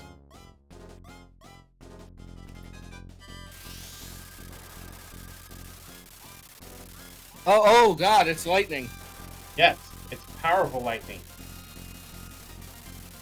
It just killed a dude in one shot. And it severely injured another one. And max leveled up to level 15. Yes, Midnight, Force Lightning. It's Force Lightning, except from the Sword of Light instead of the Sword of Darkness. You want to know what the Sword of Darkness does? Actually, you already know. Kane used it on us. It's Diesel. Yeah, it's just the Reaper effect. Yeah. But worse. So, Not worse, I mean worse, but better. Right, so the Sword of Light does lightning effect. The Sword of Darkness does the Reaper effect. You want to guess what happens when you make the Chaos Breaker, which is a combination of the two? I look up Midnight, she's like, Radiance then? No, the Chaos Breaker, the combination of the two, does freezing magic. It does ice magic for some freaking reason. Midnight's just confusion. Midnight's full of confusion right now. It's like, how the fuck do you mix lightning and darkness to make ice? The only thing... First off, it's not darkness, it's death. You're mixing lightning and death to get ice. And the only thing I could possibly think of is the whole analogy of the cold of the grave sort of thing. But that's like such a stretch. Midnight just like immediately went like chill touch, for example. Yeah, except that's necrotic, that's not ice. It's just like, so light plus dark equals more dark, or light plus death. Right, it's like necrotic plus radiant equals cold damage? That's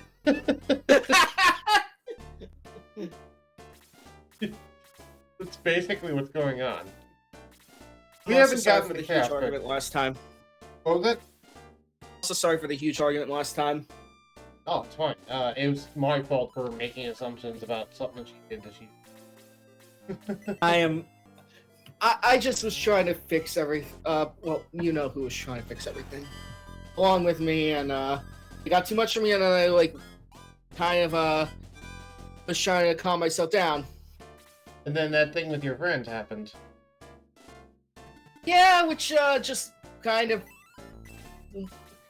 It was just the fact that I knew them for a long time that just kind of, like, made me very, very, very upset. Yeah, it happens. At first, it was just like, oh, that happened, and then it's just like me slowly realizing that it actually happened. Alright.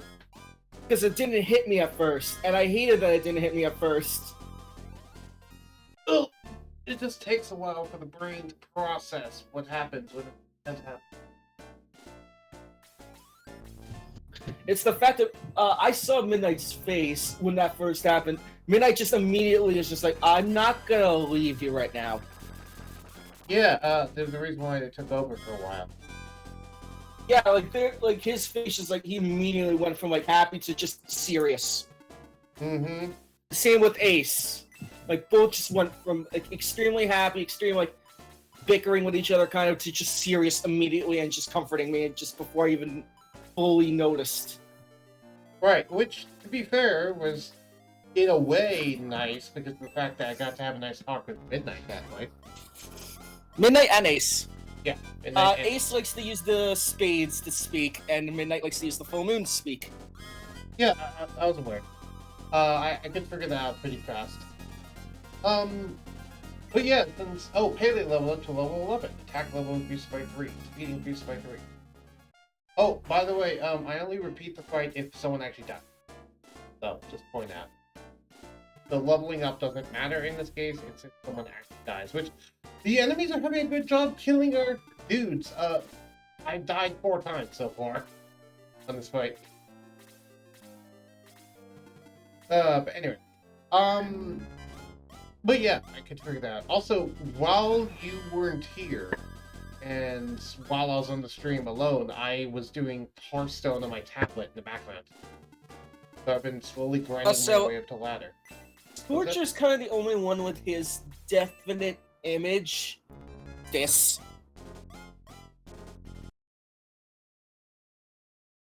Who is that an image of? Scorcher. When he's not using an elemental form. Because usually he's like in a different type of elemental form always. I don't know. And this is just him when he doesn't use any. I don't know who Scorcher is. The brother of Ace, to be honest. Oh, it's that person. Now I know.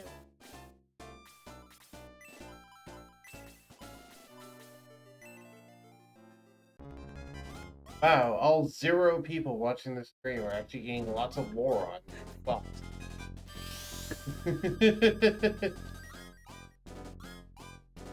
Yes, Midnight, that was both pessimistic and optimistic. Ace, it's okay. You know, you don't have to talk much about your brother because I know your brother doesn't like to speak much. No. I'm not pressing it at all. Let's get... I don't have enough range. I was about to say, let's get more lightning magic. I don't have the... How do you mix the Sword of Light and Sword of Darkness? There'll be a little ceremony later on. Oh, okay. I was wondering, I was like, wait, in that case, is Max still the only one that can wield it?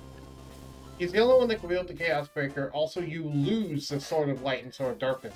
It just sounds like a bad ending. It's not really a bad ending, it's just kind of like, I mean, the Chaos Breaker is the strongest sword in the game in terms of physical might, but honestly, its magic effect is arguably worse than the Sword of Light's magical effect. I thought the Sword of Light was needed to beat the game is all. But, the Chaos Breaker is needed to beat. Oh, okay. The Sword of Light and Sword of Darkness are needed to make the Chaos Breaker, which are needed to beat the game. So... their entire point is just, hey, use these things to make the Chaos Breaker. Because, okay, this is going to talk about spoilers for a little later, but they already started talking about the Ancient City, so you need the Chaos Breaker to be able to raise the City of the Ancients out of the ocean. Because basically what Max needs to do is take the Chaos Breaker, go to the westernmost point of the continent, stick the Chaos Breaker into the ocean, basically impaling the ocean with it, and then activate something in it, and then that will act as a beacon, summoning the ancient city of the ancients back from you. Basically, it's Atlantis. You know what Atlantis is? I'm pretty sure everyone knows what Atlantis is. But yeah, ancients were a very technologically advanced civilization. They don't actually tell you, they tell you a bit about it, but what they don't actually tell you is Max is actually a member of the Ancients. They don't ever tell you that in this game, but they tell you that in a remake of Shining Point. So that's fun. He's one of the last survivors of the Ancients. Did you know that? Oh. Yeah. How the story is building up, or is it yet to be revealed? Yeah. Also, I'm just gonna spoil this right now because it's not even mentioned in the game anywhere. It's only mentioned in other games. Pain is also a... So, by the way, this is lore that I'm talking about that is technically relating to this game, but isn't told in this game. Because they didn't put it in. They put it in the remake of this game, which you might be wondering, why don't I just play the remake? Well, it has worse graphics, and honestly plays worse. It has better story, but it has worse graphics and worse gameplay. So I'm like, eh. Plus, this is the version I grew up on. Yeah, it's more nostalgic that way. Yeah, it's more nostalgic, and I've literally never played the remake. So, Oh no, Blue! Blue is dead. Blue has died in every one of the times I've done this battle. God damn it, Blue, stay alive! Right? Problem is, it's still weak. They get one shot. Ugh.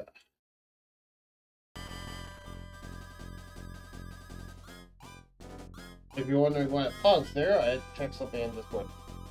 In this game... Okay, I had to say that. What?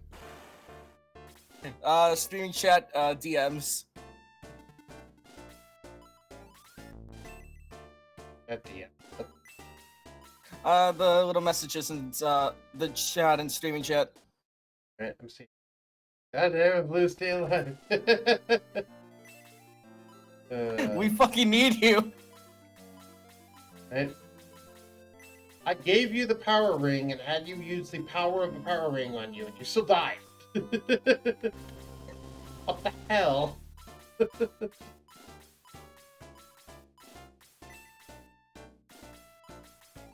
No, don't give him. Use your magic.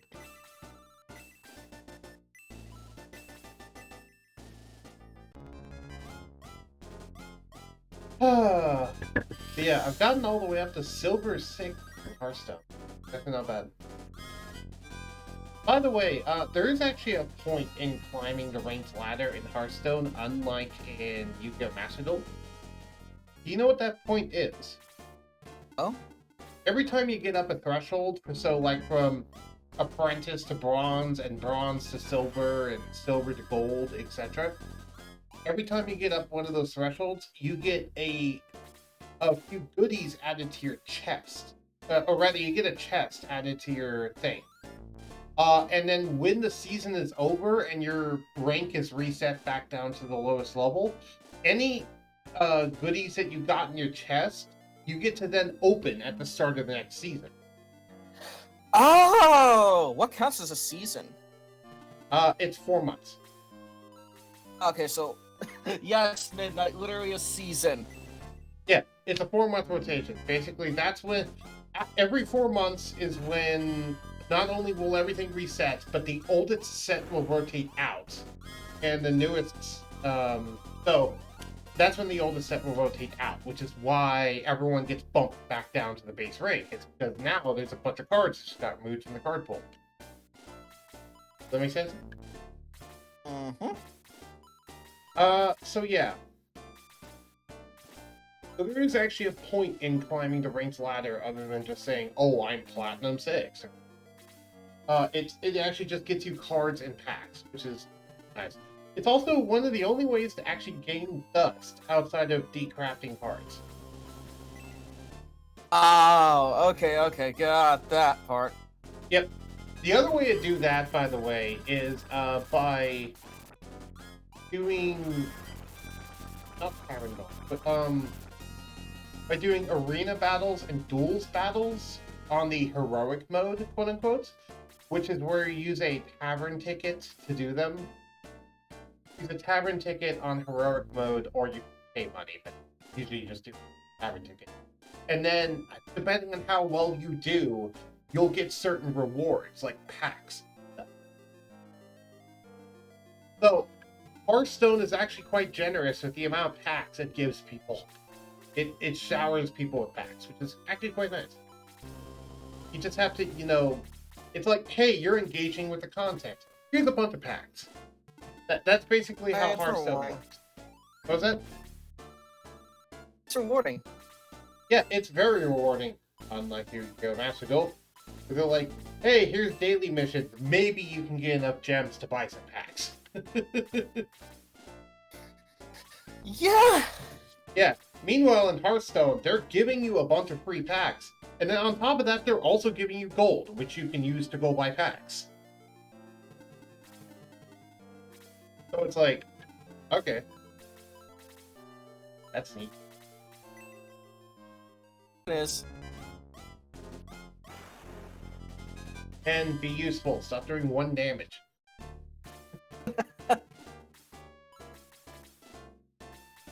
Don't have it. We also recruited a new character, but you don't actually see him in our force because he started out as level 10 promoted. He's actually stronger than most of our people. And that is the samurai known as Musashi. Oh. So, you remember that placard in between the 2 doors that I said this will be important for later? Is that who it is? Basically, what you have, it's really obscure. He's the most obscure character in this game to get. Other than maybe Joker. Though he's actually useful, unlike Joker. Basically, what you have to do is when you first enter a village, you'll see 2 doors and a white placard. You'll know it's special because it's the only white placard in the game. And if there's only one of a thing in the game, odds are it's tied to a character. Anyway, what were we gonna say? I said yes, that's Secret 101. Yep. So, what you have to do is when you first enter the village, you have to inspect the placard. It will say nothing interesting is found. But you need to do that anyway, despite the fact that it says there's nothing interesting. And then you need to go to the king, do the mission for him, get yourself locked in prison, escape from prison, hear about the attack on the ancient tower, go talk to Kane, who's currently sleeping in bed after heavy injuries that you and Dark Soul inflict on. And then have the king tell you that you need to go head to the Tower of Ancients to go and stop Dark Soul. This is the Tower of the Ancients. Aha. When that happens, instead of immediately going to the Tower of Ancients, you need to detour back to the village, go to that same placard again, and read it. When you read it this time, it will say, there's an inscription inscribed on the placard. I am Musashi, the legendary samurai of the past. I will help you fight Dark Soul. I'll be waiting for you at headquarters. There's no joining music or anything, but when you head to your headquarters, suddenly there's this samurai there now. How he comes out of a inscribed placard on a wall, I don't know, but he's evidently a mythical legendary samurai from the past that just manifests himself to help you fight Dark Soul. So yeah, he's the most obscure character in the game because even when you do everything successfully, you know that little jingle that normally happens when the character joins? Yeah? That doesn't happen when Musashi joins. So you'll think you messed up until you go back to headquarters and see, oh, there is actually someone there. Whoop. There. My remote. Yeah. Base level increases to 10. Attack level increases by 1. Speed increases by 7. Max and hit points increases by 4. Which reminds me, I should take a picture of something. After I do Gong's turn. Once I get a chance, I'll take a picture of something. Okay. Do-do-do.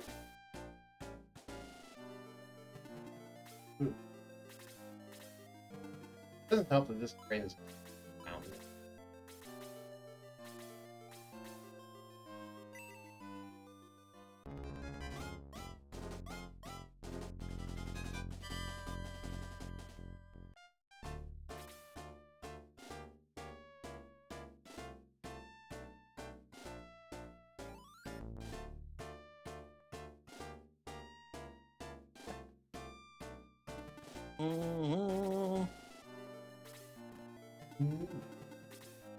Mm-hmm.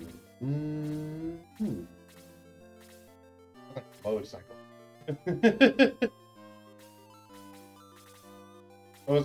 That wasn't intentional. I just noticed I happened to sound like a motorcycle.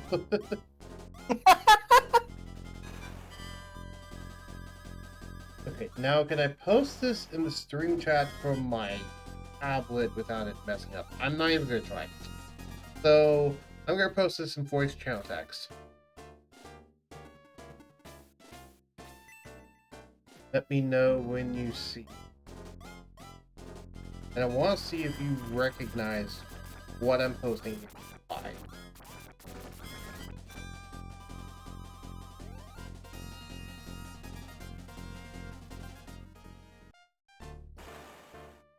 There, post it.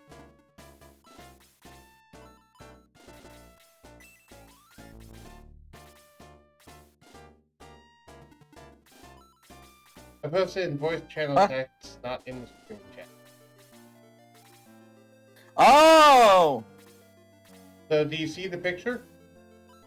Yes. Do you know why I posted it? Actually, yes. That glowing white ring is the power button. That's the button I accidentally pressed last time because okay, there's a specific reason why, but basically, yeah, I accidentally pressed that while I was talking last time. The reason why, also, Max leveled up. He's now level 16. A bunch of his stats increased. I'll read all of them. The reason why I accidentally pressed it is because, if you don't know, my stepdad is Italian. So I got raised by a somewhat Italian family. And one of the things that Italians do when they talk is they use their arms to help emote. Sort of things. Like they use, you know, that sort of thing to help, like, convey emotion and convey meaning behind things. Which, I'm doing that even now, despite the fact that you're not physically in the same room as me. There would be no point in me doing it, but it's just instinct for me to do it. I understand. You get what I'm talking about, right? You've seen Italians. Yes. Yeah, and I was doing that, and in the process of doing that, I accidentally slammed my finger into the power button. Which, as you can see right there, is actually remarkably easy to do with where it is. So, that's what happened. It wasn't your fault in any capacity. I just happened to be getting excited and talking a lot and not thinking about where my arms were. And I accidentally went click and did one click on it, and that was enough to make it completely go off. Also, Lo just got trashed by that Minotaur. He just took 50 damage and died. Yeah, this Minotaur is also part of why I keep repeating this fight. Because he has 46 attack power, and most of my people don't have that much defense. Also, the other reason why is these guys, the Torch Eyes. They do, pretty much they do guaranteed 18 to 20 damage. Regardless of what your defense is, they do a guaranteed 18 to 20 damage. So, unless you have a big health bar, you're gonna get most of your HP knocked off by them. And there's just nothing you can do about that. You can't lessen the amount of damage they do, they just do a guaranteed 18 damage. It's kind of like you just gotta heal off the damage that they do and kill them before they can one-shot something.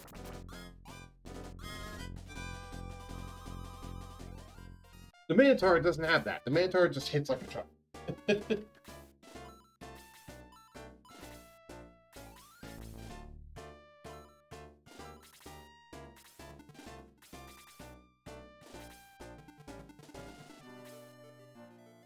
So, same drill as last time. Oh,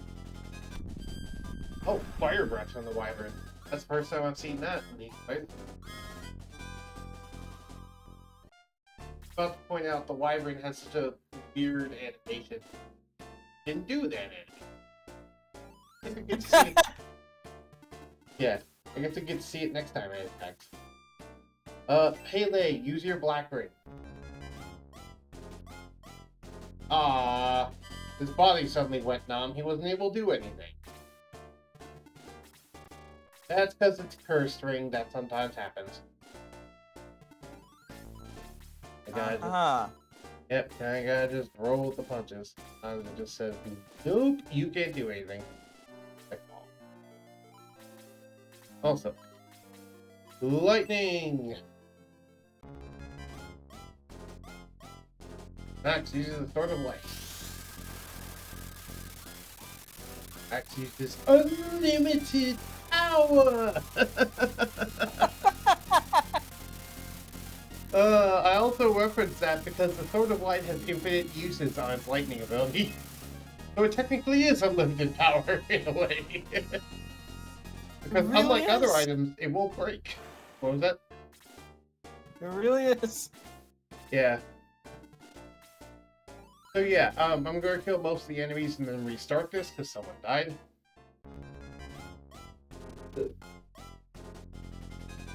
Need more water.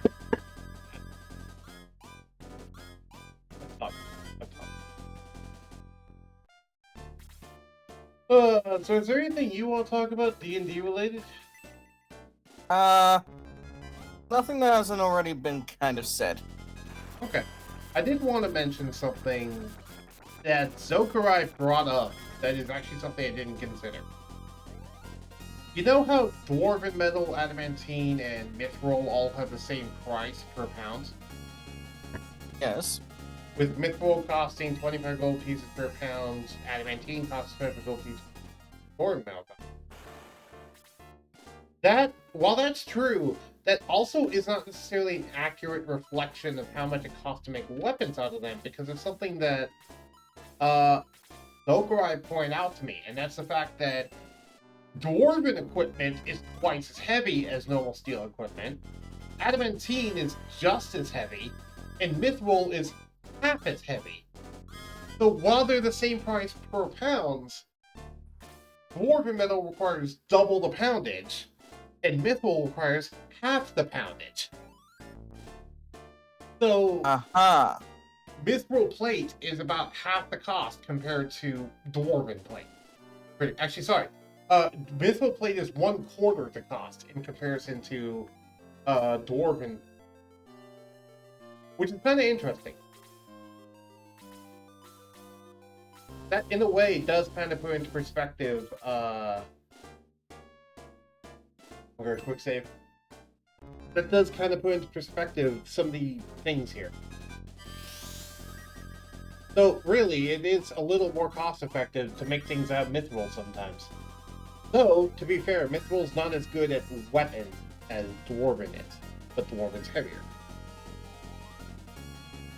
Also, do you want to know how much that sword cost in just poundage of material? If he charged you full rate. Not even counting the enchantment. Not even counting the enchantment or the master crafting. Just the material cost for that ultra great sword that you got.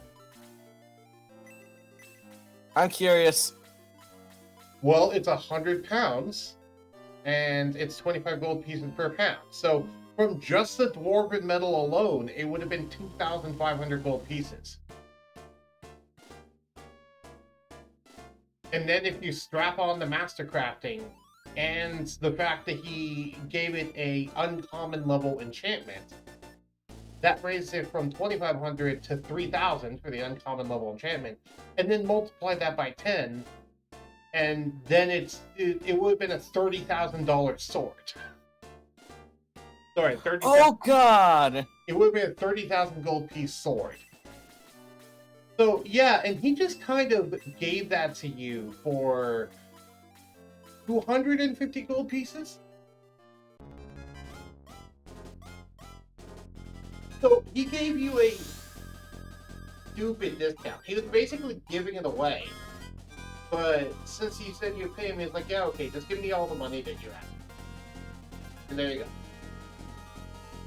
So, Dracpool, keep in mind, it's really strong, but that's how much it would cost to actually make that thing. So, keep in mind the actual, like, yeah, sure, you get what you pay for, sort of thing. Like, yeah, it's strong, but it also costs a pretty penny to do that. If you would just buy it straight. No, I'm not kidding by that price point. Because it's an ultra great sword, so it's 100 pounds. Or, sorry, no, it's normally 50 pounds. Hey, Lay, can you stop going dumb, please? It's normally 50 pounds, but it was doubled to 100 because of the dwarven metal, and it's 25 gold pieces for that. Now, if you got a mythical greatsword, it would have only been 25 pounds, and then 25 times 25, 125 gold pieces. No, sorry.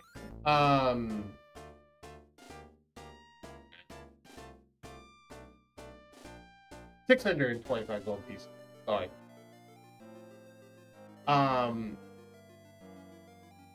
Multiply and then add in 500 and so if you had made out mythril instead, it would have only been 10,000, like 11,000 instead of 30,000. But still, that would have still been a killer discount, even if you went with your initial plan of making it out of mythril. Oh! Well, now I'm very curious to see how Kathanga's mini session will go.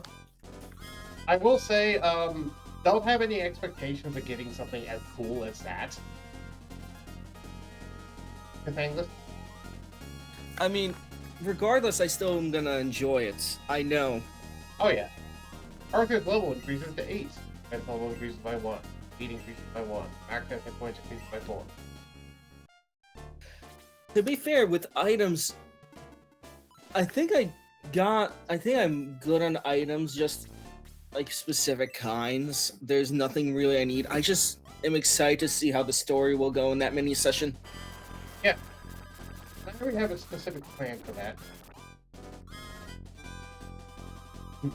Debating what specific place he's going to take. But I have a few ideas. Good take. Hey, Lemur, how you doing? Lemur just joined the Twitch chat. Glad to hear that you're doing well. Fox, do you want me to go back to streaming OBS so you can see everything? If you wanna. Yeah, I asked if you wanted me to. I'm sorry. It's fine.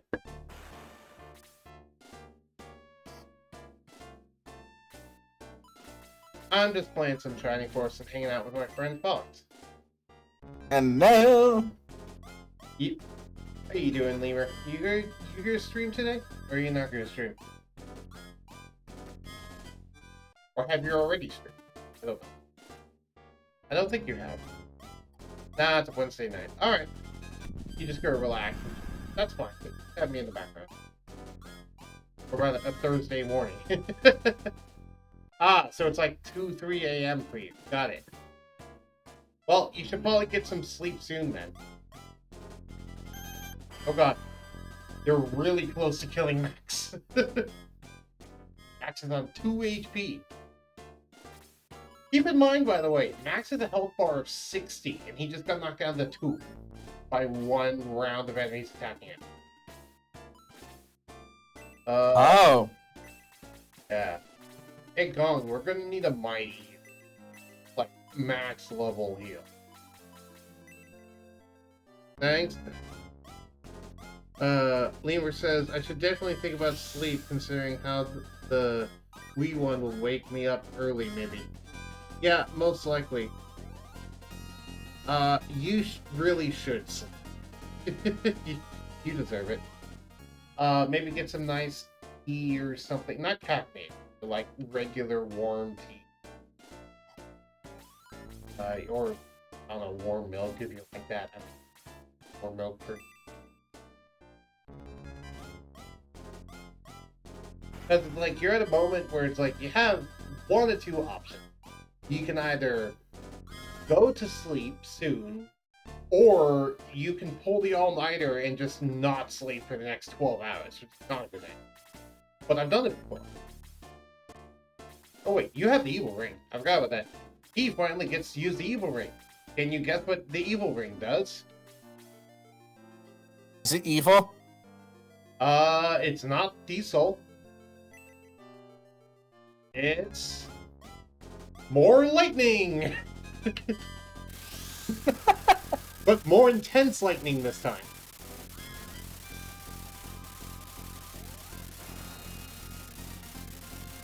Wow, that knocked the torch. I had 1 HP. Also, I need to check. How many enemies are still alive?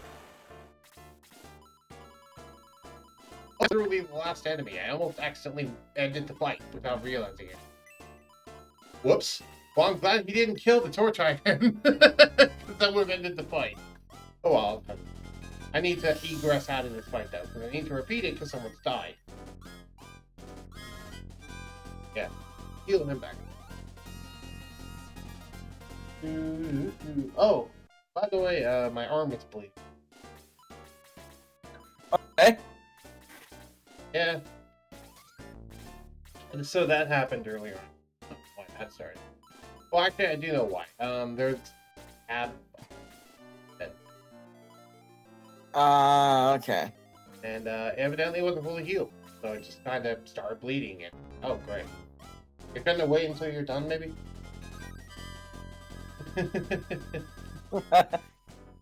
Oh, so I just have a slightly bloody arm. It's no big deal. It doesn't even hurt. It's just like my arm feels weak. Understand. Yeah.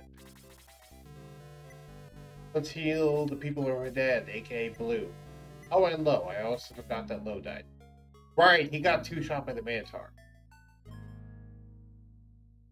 Which happened in one attack, because the Mantar attacked twice. This is hilarious just because of the fact that, oh, you know, we're...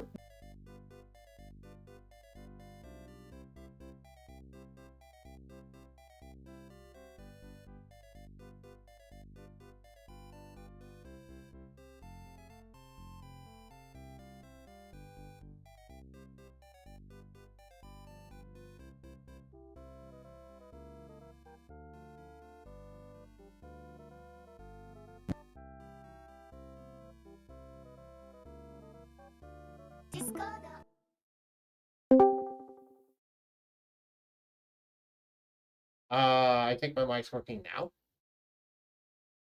Yeah, but it cut out. I don't know. It's like, because I was talking about the fact that I just had like a bloody arm and stuff, and I was talking about the funny thing about the fact that we're getting more money than we are from than we're losing from resurrecting people. And I noticed that, oh hey, my image isn't blinking. Why is my image not blinking? And I looked down and went, oh, my mic is off. Why is my mic off? So I had to unplug it and plug back in. But that also caused me to leave Discord for some reason when I unplugged my microphone. I got so confused. I'm like, what? I have no idea. It was like I unplugged my microphone. It was like, oh well, I guess Discord needs a reboot. Also, this is the plaque I was talking about. Oh. Yep. If you like words are carved into the wall.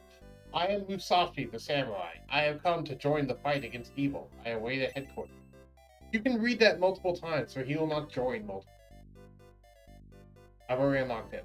Very in headquarters. But I guess I can show you.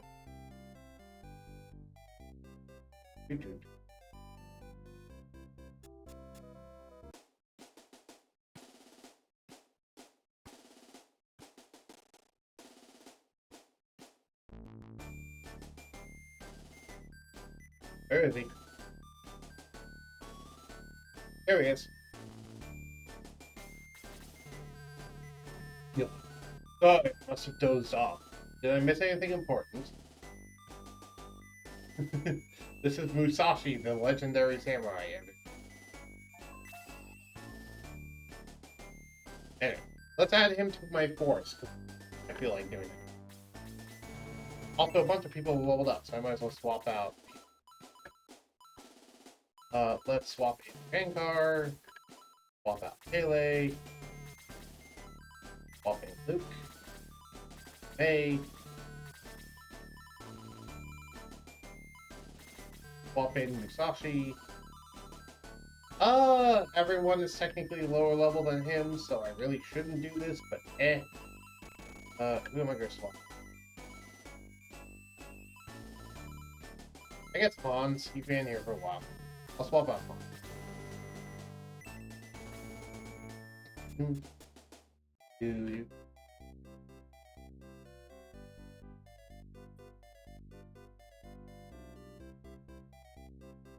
So if we take a look at stats real quick.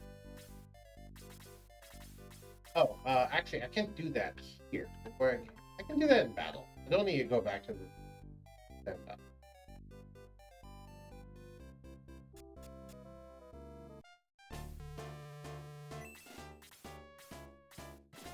So, if we look at, for example, the stats of Max benchmark, Max is a very high-level character right now. And you can see he has some pretty impressive stats. Right? Yes. Here's the stats of Musashi. Keep in mind, he hasn't leveled up at all. This is the stats you get when you recruit him.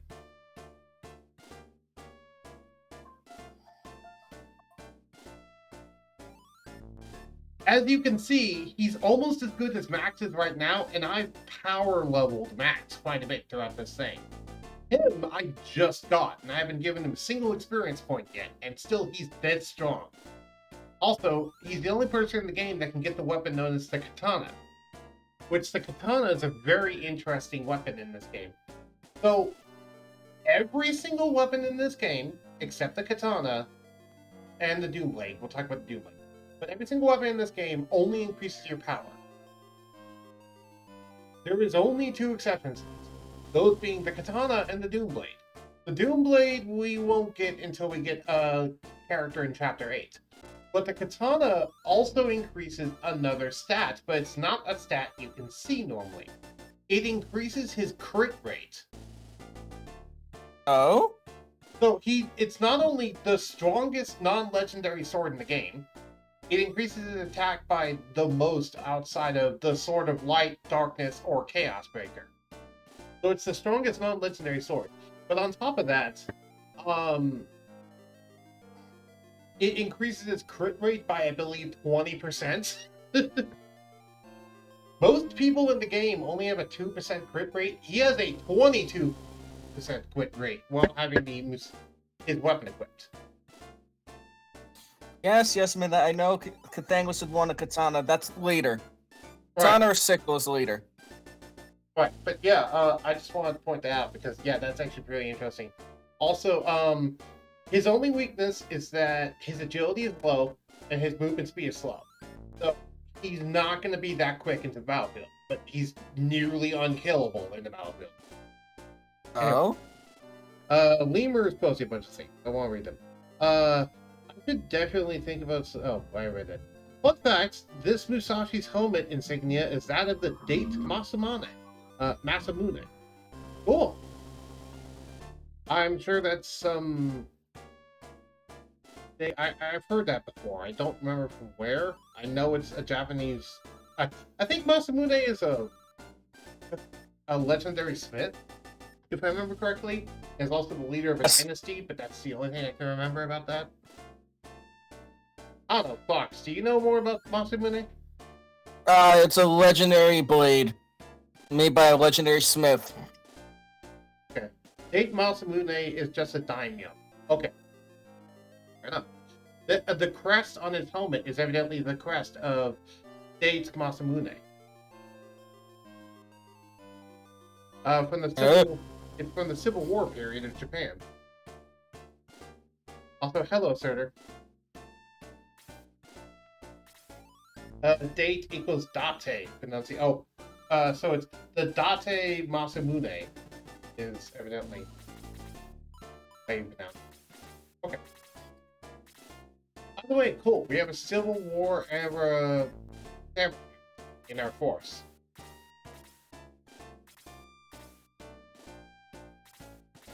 In the same roster as the dude wielding a lightsaber.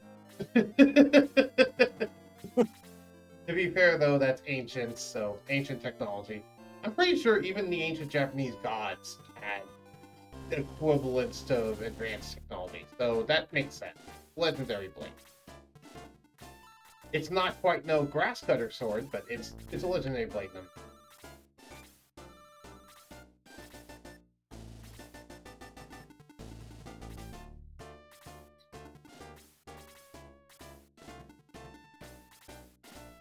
I like the grass cutter sword. That legend's just really cool to me. I also like how unassuming that name is compared to what the sword can actually do. Yeah, it's also called the Leaf Sword, which people are like, oh, it's just the Leaf Sword. No, it's a demon sword. It's a cool sword, is what it is. It's up there with the level of swords where it's like they're said they can cut through almost anything. Which, I'm a fan of that. I don't know. I'm a big nerd when it comes to mythology and also when it comes to weapons. Weapons and armor is something that I'm a huge nerd about, which is why I made the weapon and armor system in my campaign so intricate. To be honest, that's why I'm excited for. Sometimes when Katana gets a scythe or a katana. Alright. Which reminds me, what did you think of the mixing of materials thing I was doing with Zokurai's father? I love it, and I really love it. Does it make... the best part was I thought it made perfect sense, too, to use it in that way. Oh, that makes sense. Because specifically I said that he uses that for his nervous system. Which, if you remember the lore of that stuff, that makes perfect sense given its natural properties. So, you know how in everything in Japan has a soul? Yes. That's why grass cutter sword is actually terrifyingly strong. Because of the soul inside of it? Because it's a blade that can cut through a soul. Oh, so it can cut through other swords. Interesting.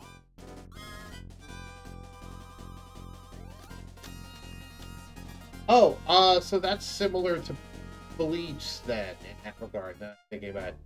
Not the not the detergent, the anime.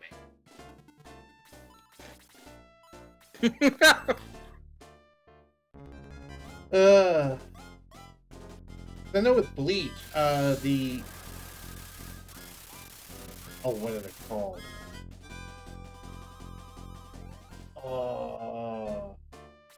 Trying to remember the name of the weapons that are tied to the Soul Reapers.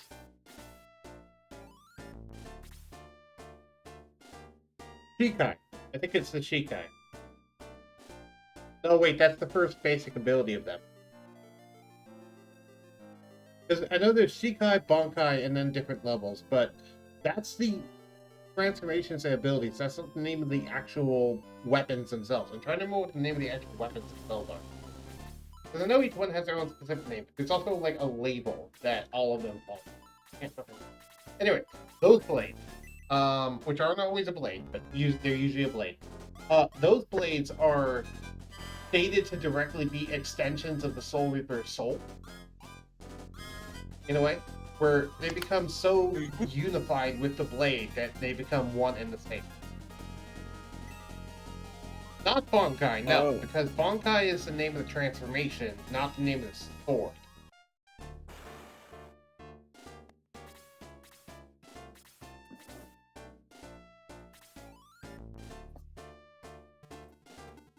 I was saying that to Surtur, by the way. He was saying Bankai. I'm like, no, not that one. I'm gonna look it up on my tablet after when I get a chance. I just need to wait for the enemy to start taking a bunch of turns so I can do.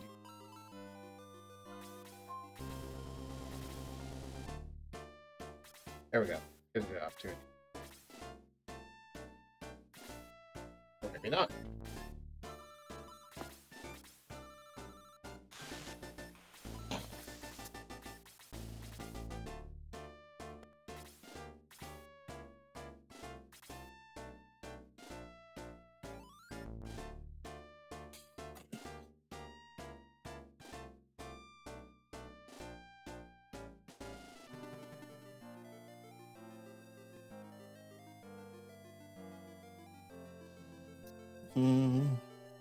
Zanpakuto. That's it. They're called they're called Zanpakuto. That's what I was trying to think of, that name. But yeah, the Zanpakuto of them are extensions of their will, though they are not actually created from the soul of the Soul Reaper themselves. At least they're not traditionally made that way. I say traditionally because I'm looking at you, Yugioh. You're special. Indeed is. Traditionally, though, when a Soul Reaper is trained, they're given a blank Zanpakuto. Oh, the Belial just used a Demon Smile. Do you know what that means? If that hit had landed, he would have instantly killed Luke. Oh. The Belials just have a random chance to go like, hey, just, I have a random chance to kill you. This game has a lot of random ways to just instantly kill you. I can tell. Anyway, but yeah, the Zanpakuto, usually you're given a blank Zanpakuto, and then you're meant to basically, for lack of a better term, attune with the blade by pouring your own spiritual pressure into the actual sword itself, and not quite dominate it to your will, but communicate with the sword and train with it. And when you do that for long enough, you awaken a dormant spirit by the sword, which is actually a piece of yourself that you put into the blade, but it then gains its own sentience and its own being that also then works inside you, blah blah blah. It's a big old thing. Max increased to level 17. But yeah, it's all really cool stuff.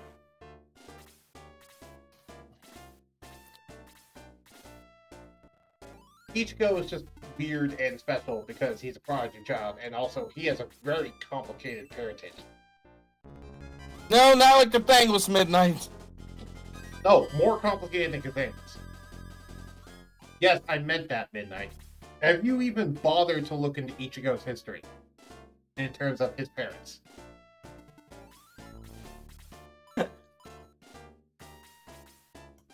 Exactly. No, you have not.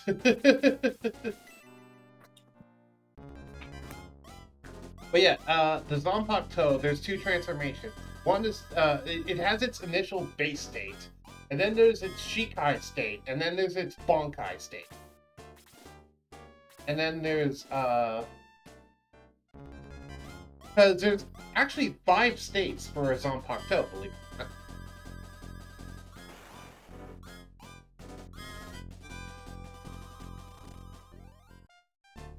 Did you know that, Fox? How much do you know about Yes, I Bleach? did. Actually, now I think about it. How much do you know about Bleach? I actually watched a lot of it. Cool. I've watched quite a large amount, and also I've read the manga quite a bit too. I've seen some of the stuff that's... By the way, did you hear about the anime is actually back? That they're actually making new seasons? Yep. They're gonna finally make the Blood War, which I'm happy about, because I've heard about... I've read a ton of stuff into that. I've seen how it results. It's just... I'm excited to finally see it in anime form, because there's some freaking cool scenes in that I want to see them do in the anime.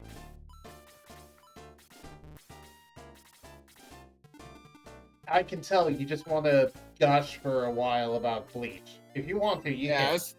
Go ahead and start gushing.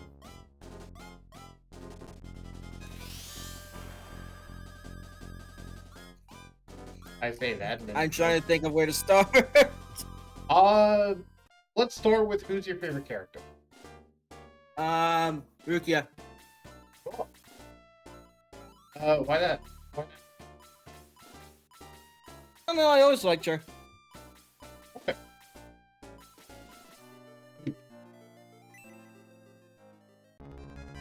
My favorite character might be a controversial choice, but my favorite character is Aizen.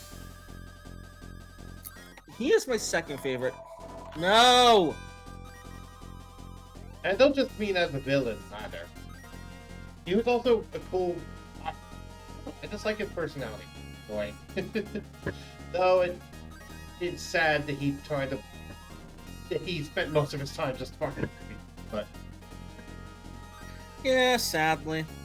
Yeah, and he also lost his own film. Though, I do like the fact that, even at the end, the only reason why he lost was because he himself secretly wanted himself to lose. Do you remember that part? Yes, I do. So, yeah. Also, the Yugioh Q, is one of my favorite fictional items, period. That's the other reason why I'm a big fan of Aizen, just because that... Oh, here's what Musashi's battle sprite looks like, right? Which, traditional Japanese samurai armor, from what I can tell. You didn't get to see it for that. From what I can tell. I am relatively uncultured when it comes to it. Yeah. I know a lot of it because I was just like, oh hey, whenever I make a character in D&D, one thing I like to give them is katanas, or if you know what a sai is. Yes. I like that kind of weapon. For me, I like And to then give... it went from that. Go ahead. I went from that to I want to learn more of the history, and then it went from more to more to more. Nice. Is it weird that I like the naginata more than the katana? I want the. No, because it is interesting, and I want most of those weapons in D&D. I just feel bad for saying that. You want more what weapons? Most of those weapons. Well, to be fair, we kind of have the naginata indeed. It's called the glaive. But I know there's the distinct difference between that and the glaive, but it's the closest we're going to get. I mean, keep in mind, this is the same system that has the katana, the longsword, and the rapier all doing the same amount of damage. So, they're not exactly going for that much intricacy when it comes to weapons. What would that do, Midnight? Also, literally the only... Here's a weird point. Literally the only difference between the katana and the rapier in D&D is slashing or piercing damage, and that's it. Besides that, they're functionally identical.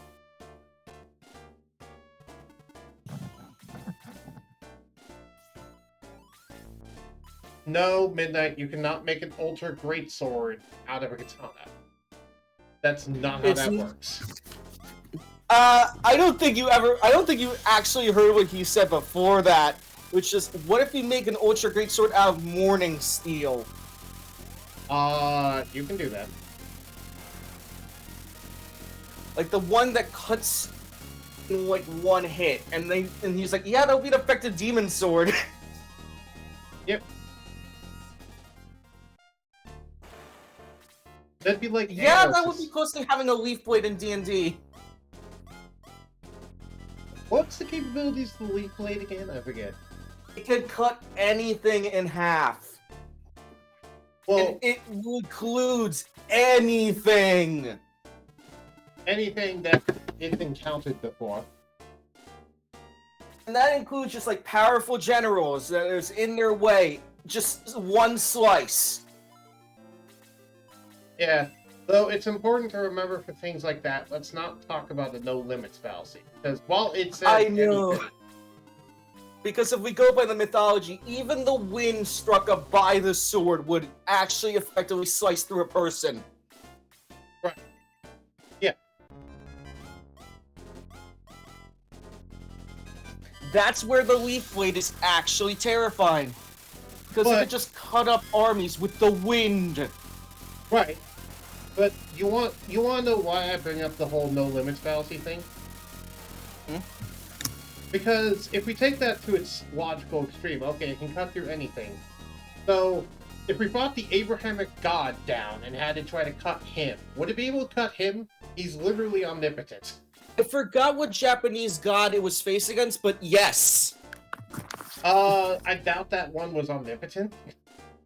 Is the thing that It was like, the whole entire thing was the person. No, it was multiple Japanese gods. Like, he legit went on a killing spree of gods.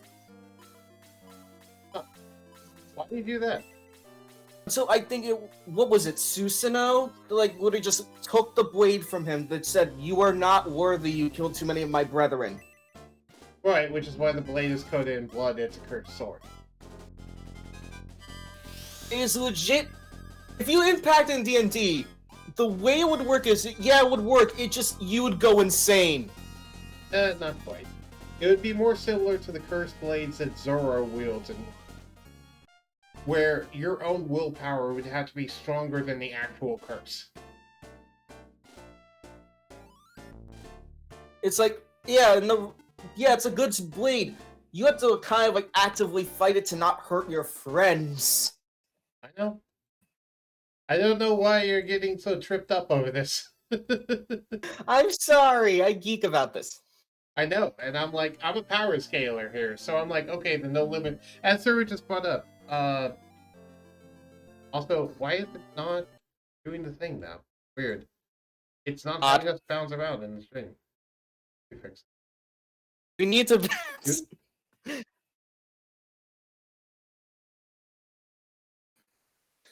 Every time. How about now? Okay, and now it's working. Okay, good. We're bouncing. Yeah, we have bounce. We have bounce.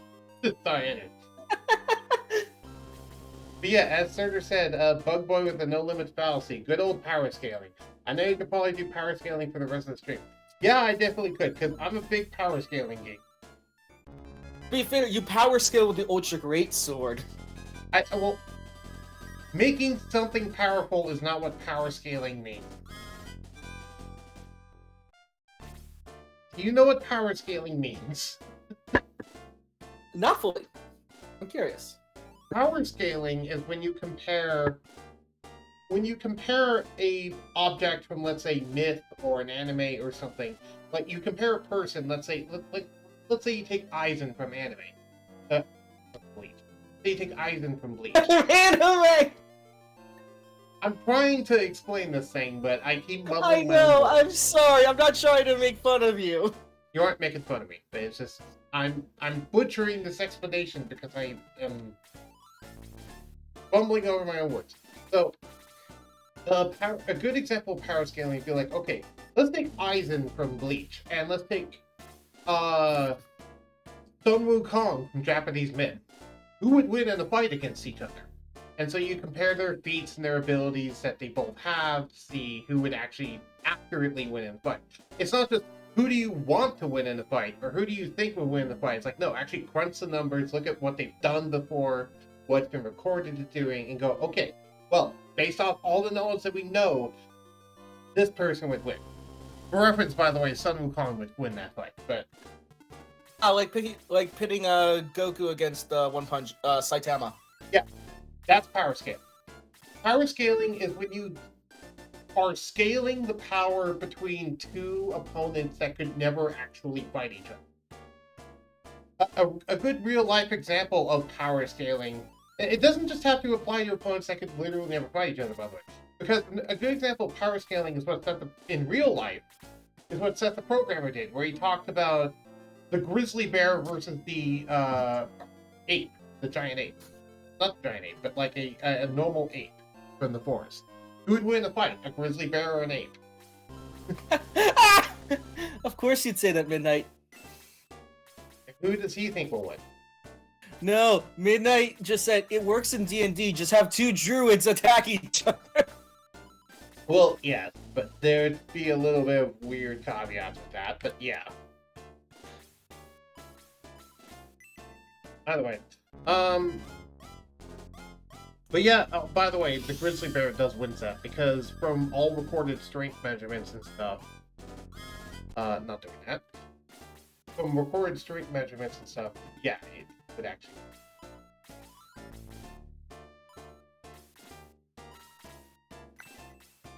By the way, now, the whole point of power scaling is you want to actually look at the feats and capabilities that are directly stated by the weapon or by the person or whatever. So, things that they have actually done take precedence over statements. So, for example, let's say someone says, oh, they're the most powerful person in the entire universe. Okay. But then we see someone in the universe beat them. Well, we know that statement is false then, because someone beat them, so they can't be the most powerful person in the universe. Unless the person won through something other than power. In which case, we might say, oh, maybe instead of, like, overall power, they're talking about specifically strength. Something, you know what I mean? There's many different ways to view power. Right. Well, my point in this case is that that's the general gist of what power scaling is. So when I'm talking about the no limits fallacy, that's basically when you get the statements like, oh, this sword can cut through anything. And it's like, okay, that's an unquantifiable statement that it has no way of being proven. Because there's no way to prove it, and the only way to disprove it is for it to face something it can't cut. But if it's never faced something it can't cut, that doesn't mean it can literally cut anything. It just means that it can cut anything it's come across. And Be fair, that's why I bring up One Punch Man a lot, because he was not able to effectively one punch at the end. Right, well, to be fair, Saitama's never... They've never once in the show called him One Punch Man.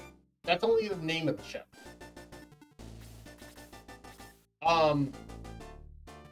At the end of season 1,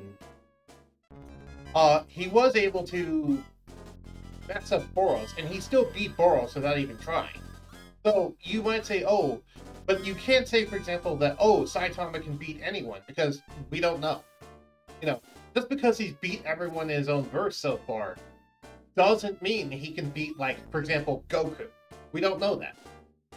So we need to compare everything that he's done in the anime and go like, okay, well, based off of all these feats and statements, can he beat Goku? And then we compare that to everything that Goku has done in his own verse. Yep. Sorry, am I getting too detailed? Oh no. Yeah, that's power scaling, basically. That's what I said.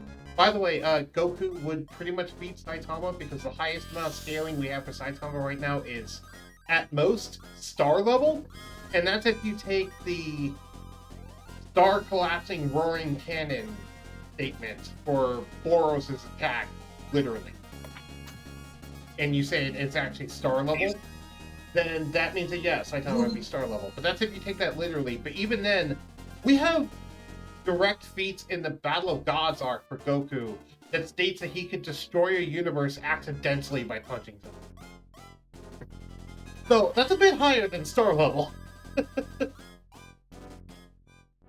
And he's directly tank attacks that strong as well.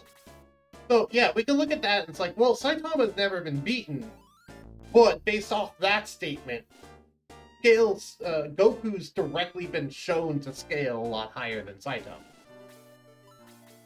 Plus, you have to add in the thing of he kind of learned some of the like battles he's in. Right. Herder says sometimes it's even in the same anime. I remember someone who being asked, who wins, Sakura or the Raikage? Yeah. Like, who wins? War Arc Sakura from Naruto or the fourth Raikage from Naruto? That's a really interesting question because they actually have very similar yet different movesets. And that's where you start getting the power scaling. Because then it's like, okay, well, now we need to compare Sakura to, okay, who has she beaten? Well, she's beaten quite a few people. She's also scaled to be equal to Naruto or Sasuke in certain instances. Okay, well, then we look at what Naruto and Sasuke are capable of. Up to that point, and then go, okay, well, now she can scale to that in terms of just her own abilities. And then blah, blah, blah. There's all that sort of stuff you can get. True. And personally, I think that Sakura would win that fight. If we take War Arc Sakura, which is the it's not adult Sakura, but it's like end of Naruto Shippuden Sakura. I don't know how far you've seen. I have. Okay. But yeah, that's power scaling, and that's something that I am a huge nerd over, and I've been doing it for probably a dozen years at this point. Yeah, about a dozen years at this point, because I've been doing it since I was 16.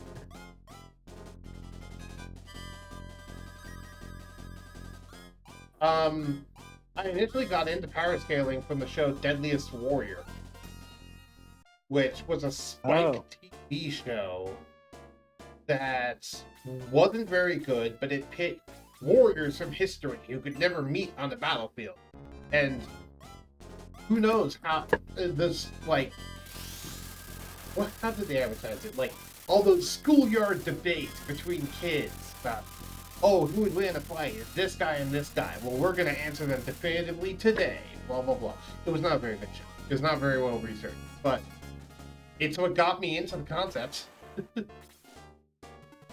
And some of their fights are things like, ninjas versus gladiators. Samurai versus medieval knights. A pirate versus a knight. That does that. Go ahead. No, I just said yes. Yeah. Sorry, no, it was ninjas versus Spartans. It was it was ninja versus a Spartan. Who do you think would win that fight? A Japanese Civil War era ninja versus a Spartan from, like, ancient Greece, Battle of 300 Spartan. Leveled up.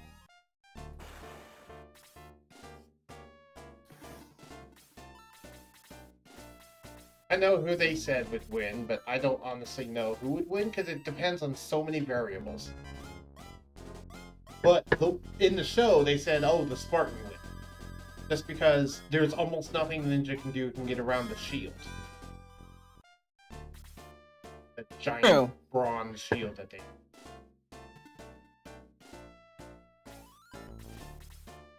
And also, all of the tricks to... and one of their other arguments was that, all of the tricks to dissuade and distract the Spartan, like throwing glass shards in their eye and stuff, it's like, that wouldn't get through to the stern toughness of a true warrior that is a Spartan. It's like, blah, blah, blah.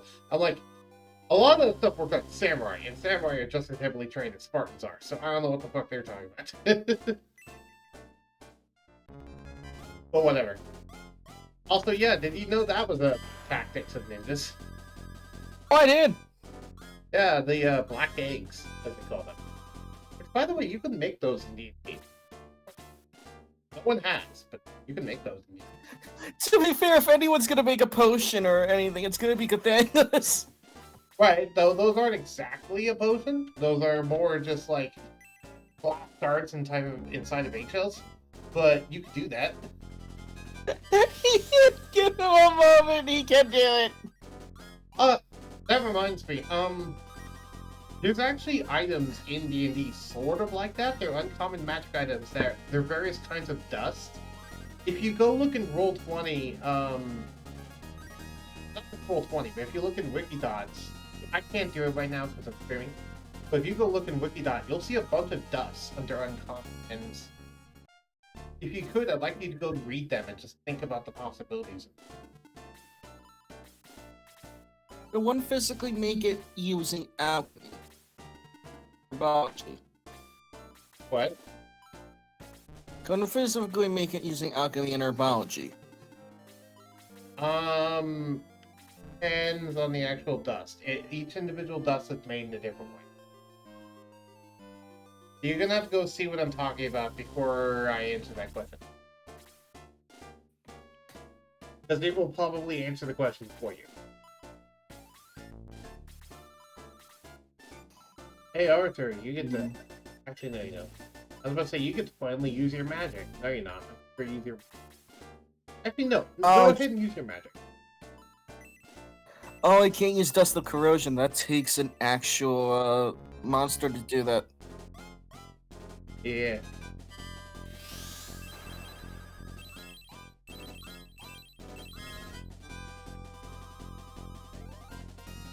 How even is it? Those don't have antenna.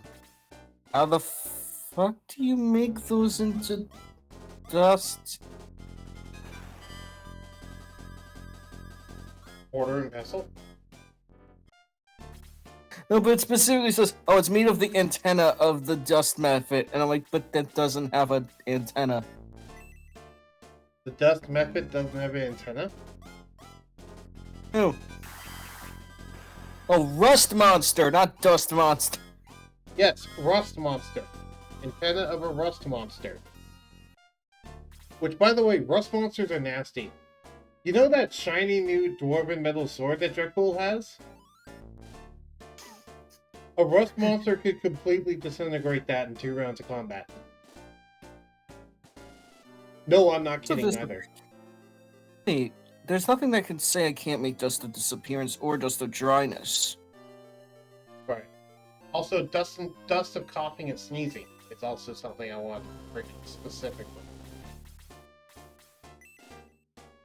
Dust of sneezing and choking. Sneezing and choking, that.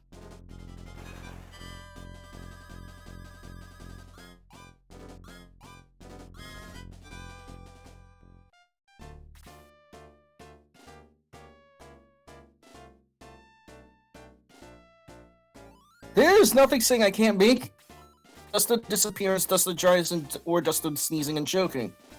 Right. If you look at their effects, how do you think you would make them in terms of materials? Like, what materials would you want or need? Sand. It just it's like very fine sand. Right, which, that to me would be like a survival check to see if you can go gather materials for that. Man, I literally just I was like, yeah, that just seems self-explanatory. Just get it from your local beaches. Boom, I have it. Right, though, I mean, in the current place that you're in, where's a beach? It says it resembles very fine sand. Yeah, it doesn't mean that it just resembled it. I'm sorry, I got. Midnight just joked about you having quote unquote just of blindness and that being pocket sand. Fuck man. That actually seems like something Katana would do, just like blindness, just like poof! It's like I just asked. I can imagine it now. I'm going to take a drink, and I ask you, "What are you gonna do with your action for your turn?" And I take a drink, and you say, "Pocket sand." I just freaking like almost choke on my That's drink. my attack! You know sand attack from Pokemon? I just do that!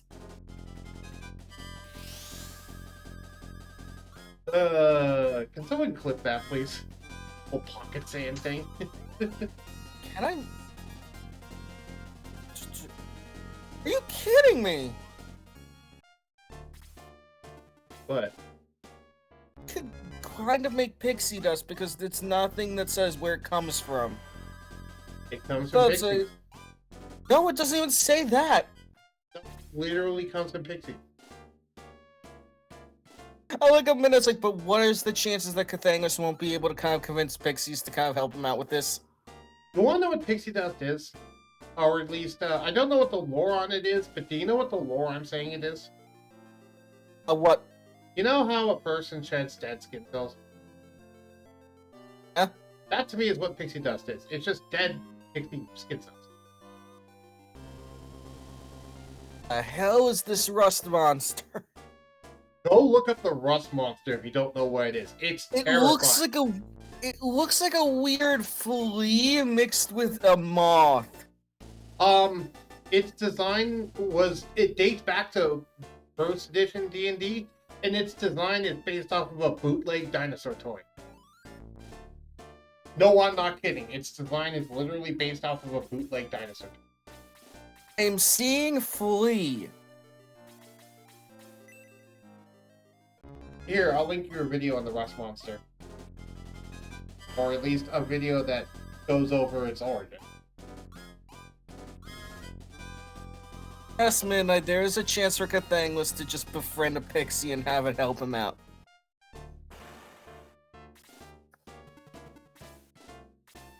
You could also use Summon Fae to summon a pixie. Odds are what's gonna happen is Cathangus asks, Jaden just does it, and it's like, yeah, thank you. I'm gonna So post wait, something in what? voice chat. Summon Elemental. Do I have Summon Fae? I can get Summon Fae.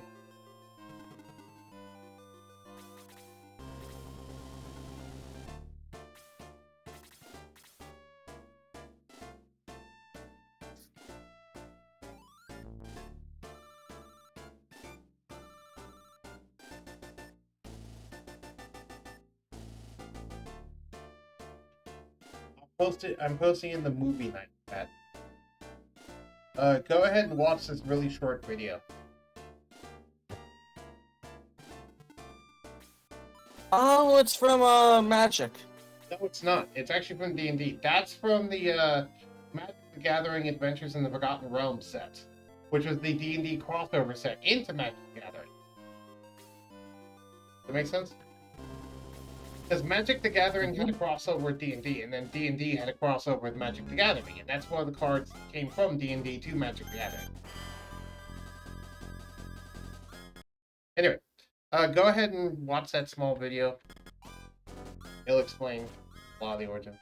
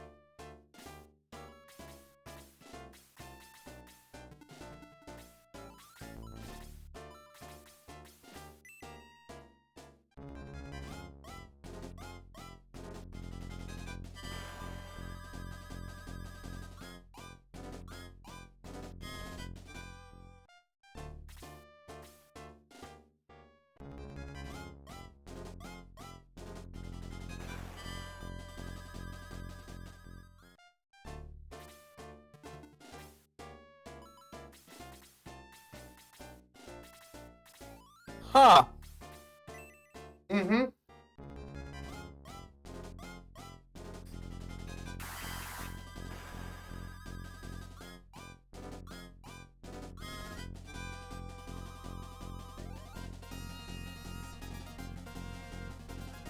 Yay, Blue finally leveled up to level 2. Jeez, took a while. Attack level increased by 1. Defense level increased by 3. Speed increased. But yeah, that was just a random card talking thing on it. But yeah. How many enemies are left? I think someone's died. Has someone died? I don't remember. Actually, I don't think anyone has.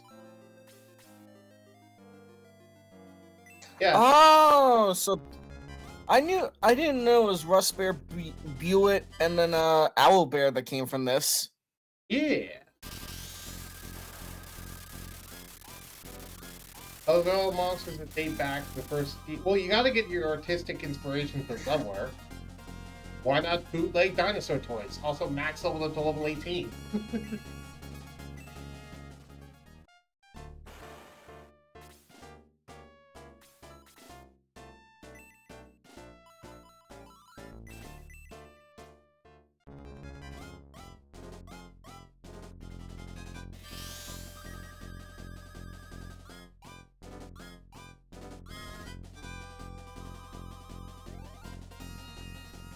By the way, you want to know another weird reference thing that you probably don't know, but you don't realize where it's from?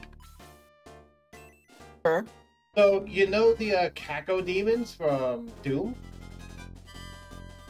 Yeah. Their design is actually based off of something in D&D, and no, it's not the Beholder. Do you want to know what their design is based off of?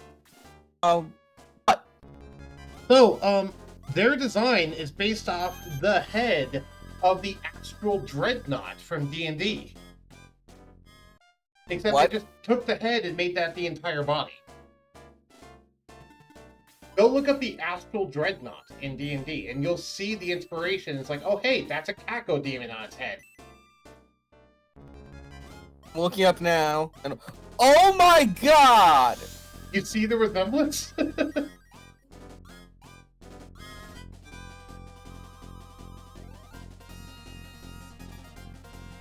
What the hell is this? It's an Astral Dreadnought. It's one of the things you can encounter in the Astral Plane. It's also one of the strongest monsters in D&D. And I hate you. What? It was just the fact of I'm glad Katana's kid go to the astral plane and Midnight just going, "Woo!" You have that ring. That ring lets you travel to the astral plane, remember? I don't want to go there because I know it's gonna corrupt me, isn't it? Probably. Doesn't it have the thing where it corrupts people, which is why like Zogar's like, yeah, I can easily go to the astral plane. I'm like, you want to though? Because here's the thing, you might get, it's not that it corrupts you, it's that magic is so much easier to use there that magic feels like tarnished in the real world in comparison. It's so much harder to use magic in the physical world than it is to use in the astral. In the astral, it's extremely easy to use spells.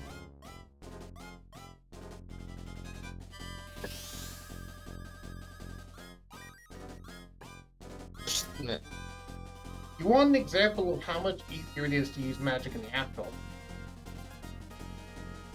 Every one spell slot that you have in the material world is worth 10 in the astral. That gives you an idea of how easy it is in the astral. Where basically you need to cast 10 spells of a given level just to burn one spell slot. Oh. My TV turned off, so give me a second. I can't hear anything. It's gonna get loud, stream.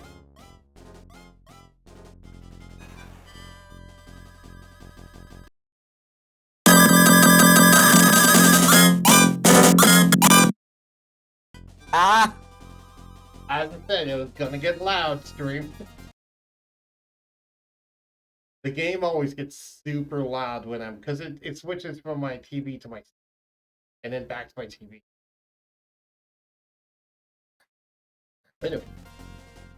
So, yeah, according to Zerkra, you told me that blind sight won't be able to see scrying. It will not. I was incorrect about that. However, Good to know. However, detect magic. Or at least, while it cannot directly see scrying, it can see that divination magic is being used in an area. And the scrying sensor does radiate with divination magic. So if you see divination magic following you around 10 feet behind you, that's pretty much a good indication that you're being scryed on. Which is how Toshio was able to see it, by the way, is she used detect magic to be able to see it. Oh no, Cadmus was able to use detect magic, not Kathangos. Yep. Kathangos doesn't have access to it. By the way, there is a, honestly... Hey, when's the next time we're gonna get an ASI upgrade? Not long! I mean, kind of long because I have to, gonna get Ranger and then, I think I can go for an ASI. So how many level ups?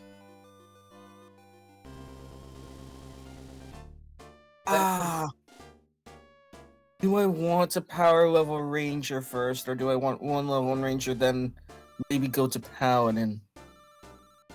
Or, well, do you want to just like pick a level in Paladin to ASI and then just change it? And there's a reason why I'm thinking. What was I gonna say? Sorry, what? I was thinking. Anyway, the reason why I bring it up is there's actually something that can just let you cast detect magic at will, and it's a certain feat you can pick up. You know what that feat is? What? If you get the Eldritch Adept feat, you can get Eyes of the Runekeeper, which allows you to basically cast detect magic at will, allowing you to effectively permanently see magic.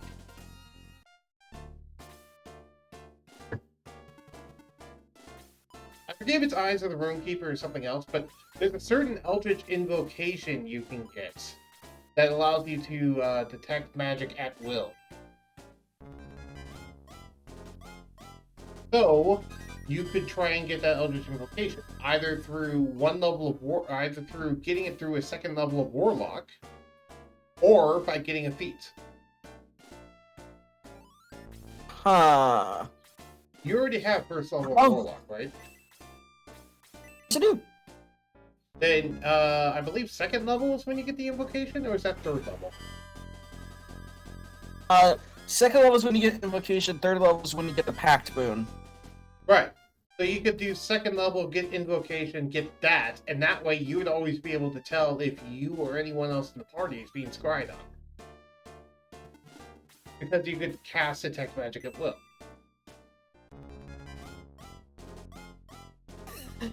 Yes, I'm putting off. Yes, I'm putting off Ranger for that. Also, at that point, I almost wonder if you just want to go 3 levels into there and just pick up your thing, like your pact. Yeah, I'm thinking about that. Honestly, you might be going more Warlock than you realized. No, Midnight, No, that's not not how really. that works. Also, no, Ace. There. I don't. I'm gonna go Ranger, just not yet. Ace, relax. That's what happened.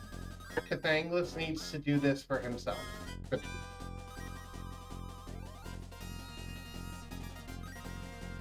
There'll be plenty of time in the campaign. Relax. Now, Ace, don't start guilting Fox. I don't become guilty easily. Well, he's trying, I can tell.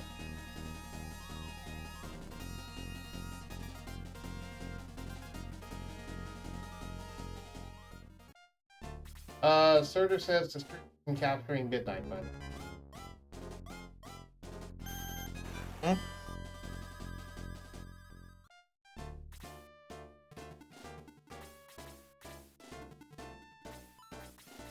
Well, Midnight's not in the VC, so... It's a weird thing if you think about it. Yep. Pac-Man Stoner, welcome to the stream. Also, we finally finished this fight because no one died. And Luke leveled up to level 11. Alright. Now on to the Tower of the Ancients. Alright. Huh. Let's head to the Tower of the Ancients. Anything else before I head in there, Fox?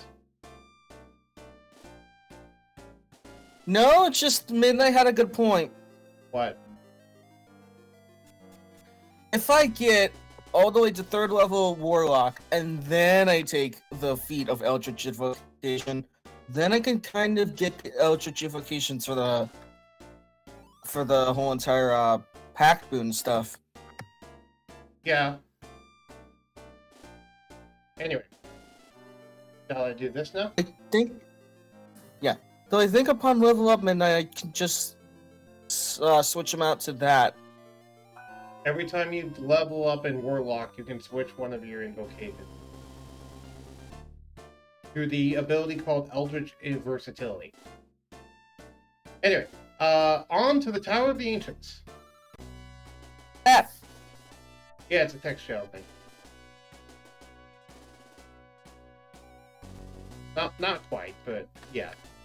What's in this chest? I always forget. Oh, a Devil Lance. Cool. That's another cursed item.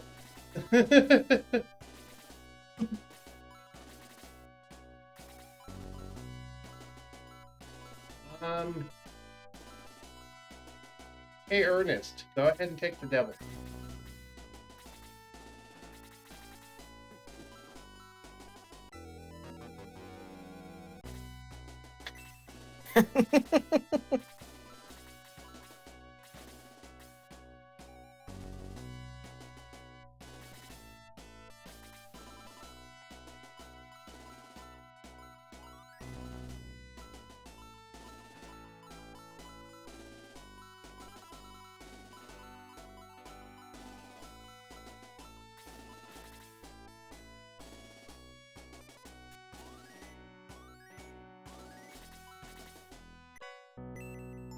Turbo Pepper. Turbo Pepper boosts movement speed. I know who I'm giving that to. I'm giving that to Musashi because it's the slowest one in the group. Musashi's mobility increased by 2.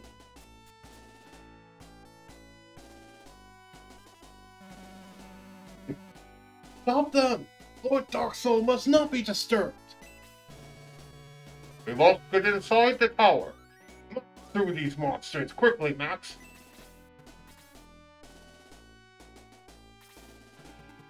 Alright, so now we have this fight, which is one of the cooler fights in the game. So first off, there's a bunch of worms, and there's also a ton of flying enemies. In fact, the majority of the enemies in this fight are flying enemies. So basically, we're trying to fight our way up the castle, while flying enemies are flying over the walls and attacking us. There's also all these worms in the way. This is also one of the longest maps, because we have to go over here, up here, over around here. Just up there? No, sorry. We have to go all the way down here, to the left, then up. Sorry, and then down, all the way to here. And then we could go up here, but there's also a chest over here we can pick up too. But yeah, we have to fight all the way up and kill this guy. He has the Demon Rod, which is actually an item that we can pick up off his corpse.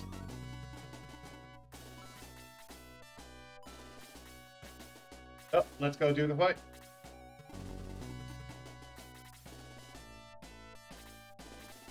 That's one of the largest maps in the game.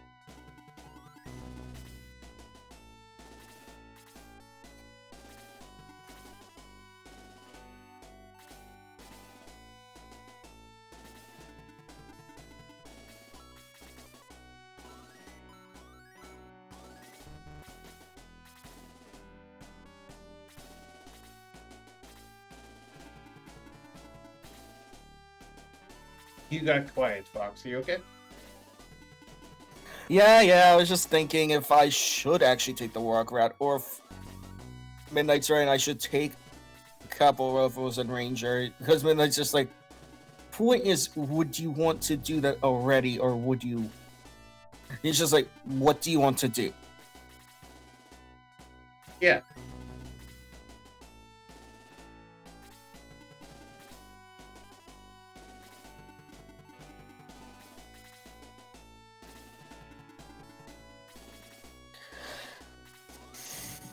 Actually, wait, I do have Deception. Oh.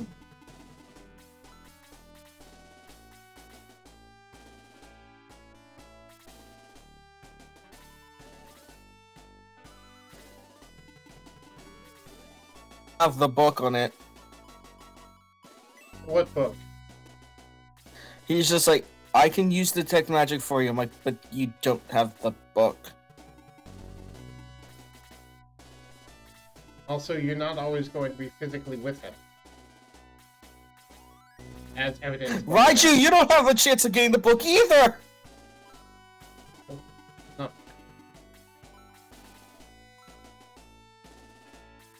What do you mean by that's not the point?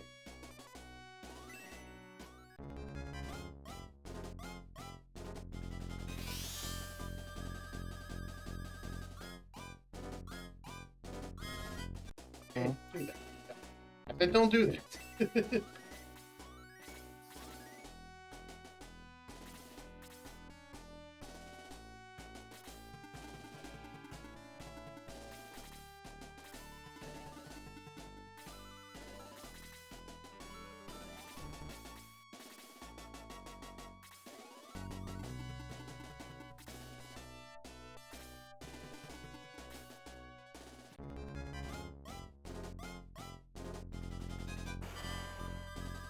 Well, Blue's dead. Oh! Got one shot.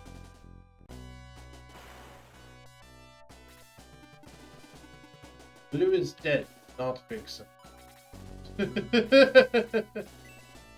Like a situation of, oh no! Anyway. The hell is smoke powder? It's smoke powder. It makes a smoke screen. It's ninja dust powder disappear nonsense. That is better than what I thought of the smoke bomb potion. The smoke bomb potion. Yeah.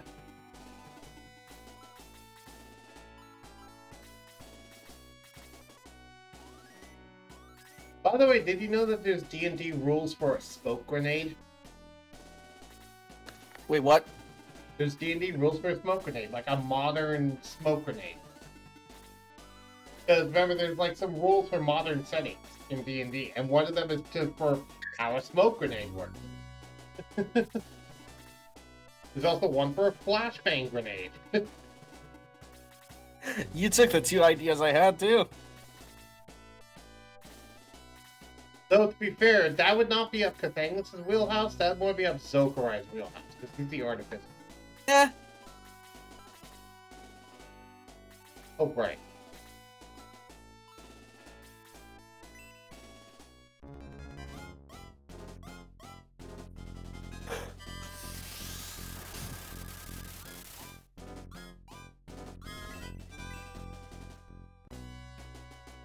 Ernest gained a level up. His level increased to 8. He gained no stats. He literally gained no stats, but he got a level up.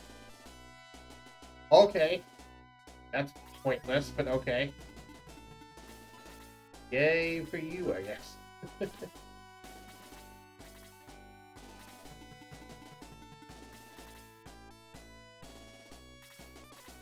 Also, when the camera is scrolling a lot like that, all the brickwork just kind of blends together, and it makes me slightly seasick looking at it.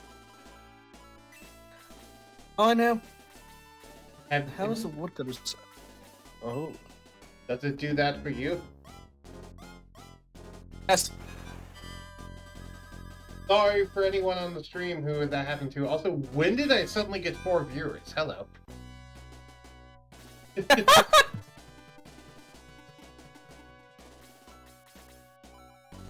Well, welcome to the stream. Nice to have you.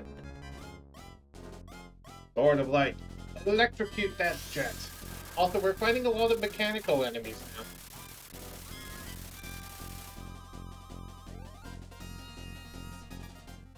Before we were fighting goblins and dwarves and wizards and all this sort of stuff, and now we're fighting more and more like mechanical enemies, which is weird. Like flying pieces of scrap metal and laser beam eyes and, you know, stuff like that. Claw dudes with laser beam.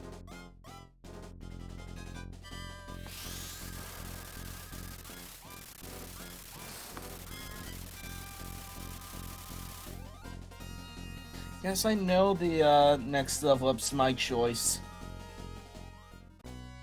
Yes.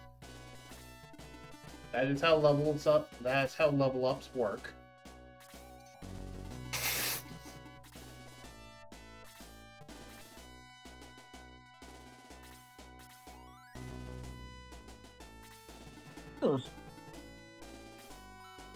I keep on forgetting there legit is a scroll of Taras summoning. I forgot that you didn't put that in the game. That is a thing. That is a legit thing, yes. However, it summons the other version of it, not the true version. The regular D&D 5e version.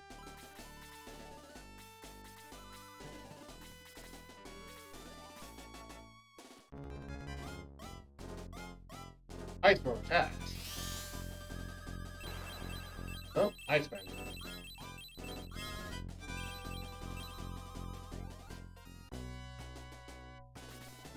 Also, now we're getting enemies that just straight up use magic as their default attack. Which, if you remember how magic works, it just does big flat damage, regardless of defense. So there's enemies that will just do a certain amount of damage to you, regardless of how tough you are. Which, as you can imagine, is incredibly.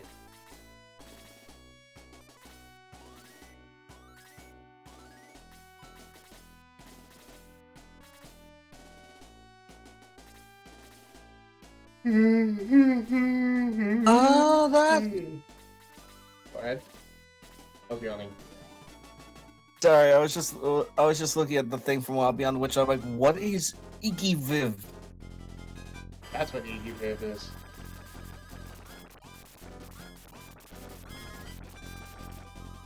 Oh wait, fuck. She's forgot her name. Fly Home's level increases to 5. Defense increases by 1. Hit points increases by 2. Okay. I forgot her name. She's the girl who's the adopted daughter of Baba Yaga. Oh, she's Tasha. From Tasha's So Cauldron of Iki Everything. Viv is her other name. Tasha from Tasha's Cauldron of Everything. I just call her Tasha. To be fair, I didn't know that she was in this book. She is. Because there's stuff about Baba Yaga in that book. If you did not know, Tasha is from the Feywild. To be fair, Baba Yaga is an archfey. Which, just to give you some idea of how powerful Silvestro is, because Silvestro is also an archfey, meaning that he's of equivalence here to Baba Yaga in terms of capabilities. Jeez. On top of also being a great work. So he's Baba Yaga plus a great work, and he also gave her the capabilities of great work. Why do you think I had Silvestro doing so much random bullshit and don't even feel the need to explain it? That's why Cathagnos just isn't scared of it, but while everyone else is, it's just like, his literal descriptions. If you know the Feywild, this is not something really surprising. Right. Also, Musashi is going to get to attack for the first time in these fights. This is the first time he's actually gotten close enough to the enemy to attack. You want to see what his attack animation is? Oh, I forgot that Tasha is also an archfey. Yugioh. Also, I can't see. I cannot see. Oh, I can. Oh, it. I forgot to read. Oh yes. In fact, let me stream Tiny Force directly for a second so you can watch this thing. Okay, can you see it? Yes. And can you hear it? Yes. Cool. Alright, let's see his attack.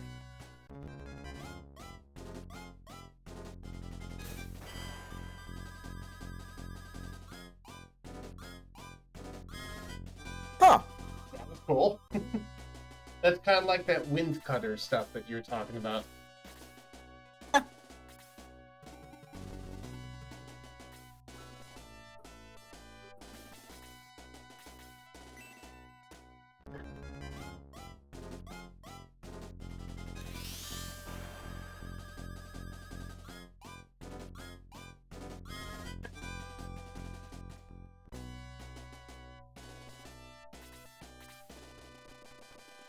God, random lag.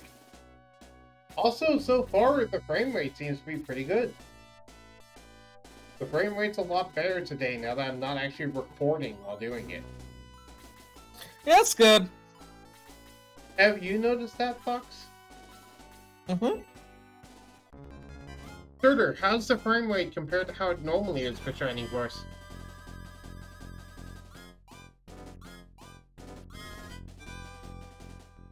Surtur says, I only know Yugioh because I was like, how are you a spellcaster with legendary resistances and true sight, but you're not confident enough to have a contingency set? As in literally the spell contingency. To be fair, there's a majority of people in the monster manual, like the Archmage, for example, that just straight up don't run the spell shield. You remember those mages that Dracul fought? Yes. And they don't run shield. I had to add in shield to their list. Glad he doesn't have magic missile. Also, by the way, that's going to be a running thing, is that almost every one of my magic users, if they have access to first level slots, they're getting shield. If they have access to third level slots, they're getting counter. Or reverberation, or both. As long as it makes sense.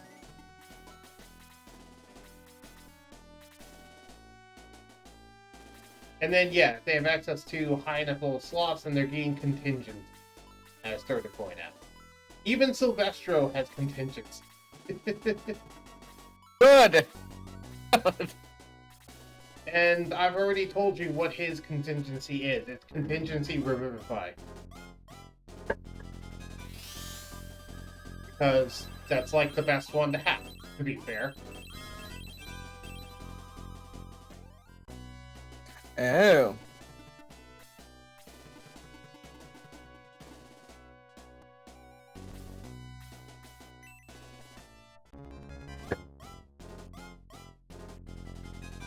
Also, if you remember the stuff that we talked about with Chapter 3, yeah, imagine some of that, but with contingency.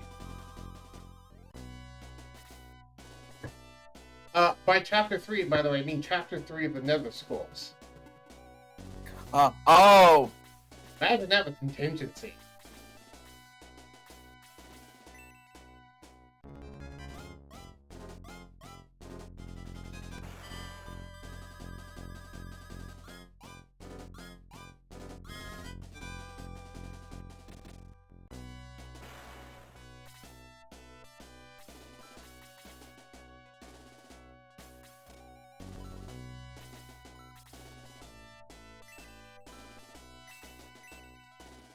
Hello, please heal yourself.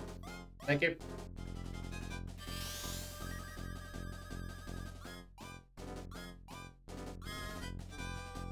It's been about 4 hours and 5 minutes into my stream. If you're watching this on YouTube later, hi, I'm Bugboy1014. I stream on Twitch every single day except for Sunday. Watch this on Twitch. I am Bugboy1014 currently streaming, but also I'm going to upload this stream to YouTube a week after it comes out. If you want to watch my streams later, and you don't want to just watch the Twitch pod, I'll have a permanent archive of them on YouTube. Bugboy1014 on YouTube. If you're on YouTube, you want to watch this live and come hang out with me, Bugboy1014 on Twitch. I also have a Discord called the Bug Nest. You can find links to all of these things in the YouTube description or my channel profile on Twitch.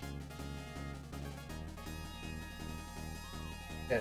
Earnest level increases to 9. Speed increases by 3. Yeah.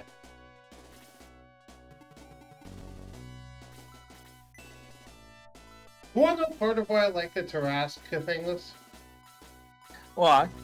It's one of the only creatures in D&D who's incredibly high level and powerful without having a single drop of magic in him. He has no magic capabilities. He's just that strong. And I like that. It's basically the epitome of what a martial class could be at some point. You know? Oh, I know. Also, Musashi showing his strength by one-shotting the ice worm. Musashi's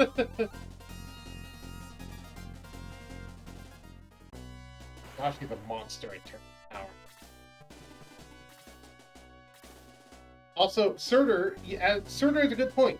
Asa has access to Wish, and yet she doesn't use Contingency.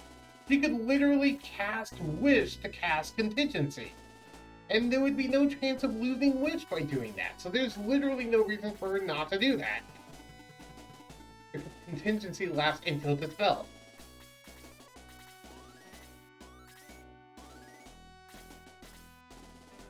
Which, by the way, that does show the strength of Dispel magic. Because all these things like Contingency and all that, they last until Dispelled. What if you just use Dispel magic on it? You know? Ah, true. When someone's scoring on you, it's like, yeah, sure, you can't possibly do the Wisdom save because of how high his score is, but you can just use Dispel magic, and that can get rid of, you know, the scrying vector. I mean, I figured that out to dispel breath potions. Right. Now think about how strong those dispel breath potions are, given what I just said. Oh God! It's like, oh hey, I'm gonna flame breath the Lich, and I'm gonna use dispel breath potion on the off chance that he has contingency up. So it's I'm not only killing him, I'm getting rid of his like I'm not dead yet card. Now, granted, it's not guaranteed to work, because you still need to make a, I believe it's a DC 16 Arcana check, but given how high your Arcana is, that shouldn't be that hard to do.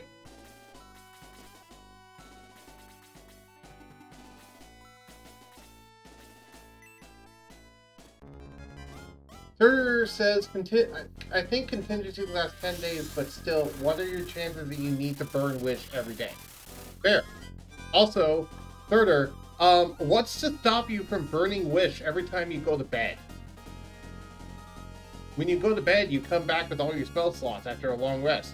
Why not just use your 9th level spell slot for Wish to do something? Oh god, and now that just has me thinking of that atop the fourth wall joke. We should do something! Atop the fourth wall, so I don't agree with all of his points, but he's hilarious. Yeah. Max leveled up to level 19. Defense increased by 3. Heating increased by 1.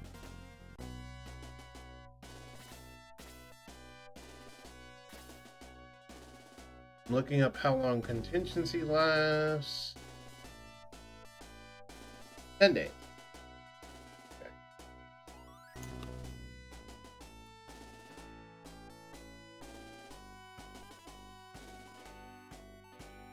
It does say, by the way, you can only use one contingency spell at a time.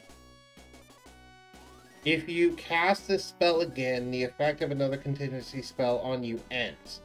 Also, contingency ends on you if its material component is ever not on your person. Which, that's important to know. Even if you use Wish to cast contingency, if you use Wish to cast contingency, it's going to automatically make the material component for you as part of the Wish spell. But while you have that on you, or rather, it's going to make a temporary version just for the contingency spell. But while you have, if that physically ever gets removed from you, then the contingency spell goes away. That's important to know about how contingency, because that's a caveat to it.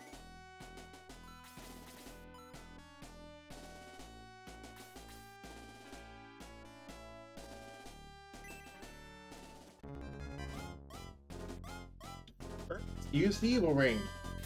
Also, Ernest has 2 cursed items on him. He has the evil ring and the devil lance. Oh, Jeez. Evil ring since doing the. Damn it. Well, I won't use. Yes, I'm technically cheating. It's just for my own memory. I should be able to remember what things are damaged, what things aren't, but I am terrible at memory. It's not really cheating. I'm using save states, which is a thing that the Sega Master Collection thingamajigger allows me to do. So it's not really cheating, but in the scope of the original game's creators' intention, it's something that's not intended from the original creators of the game, but it's something given to me by Sega in this collection because they're emulating it. So.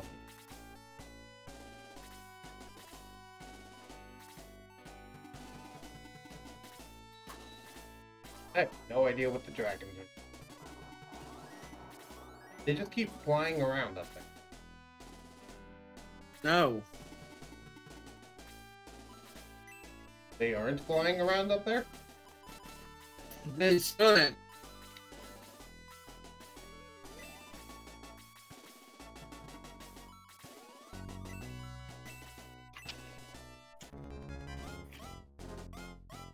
Yeah, why don't you just use your 9th level spell slot before you go to bed? That's what I have some of my NPCs do.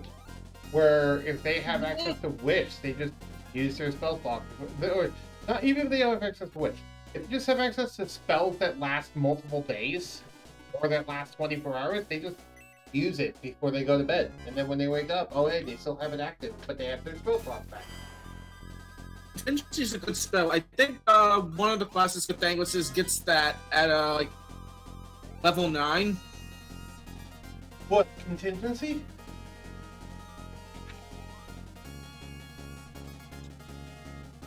I forgot which one though.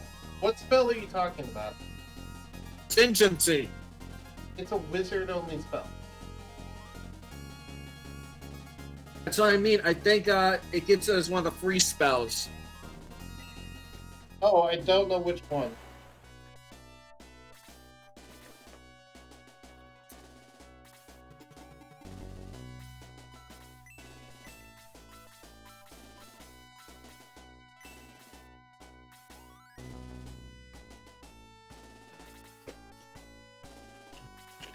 You want to know what the hilarious material component is? What? A statuette of yourself, carved from ivory and decorated with gems, worth at least 1,500 gold pieces. You have to commission a statue of yourself out of ivory and decorated with gems. And it has to be worth at least 1,500 gold pieces. So... You can make one. Yeah. It said you'd think a 30th level wizard, Eggwell has 30 hit dice, would be competent enough to cast a spell before going to sleep. Exactly. Especially when you consider that this isn't like my version of multi-classing, this is like the old version of 30th level, where the next 10 levels were epic classes.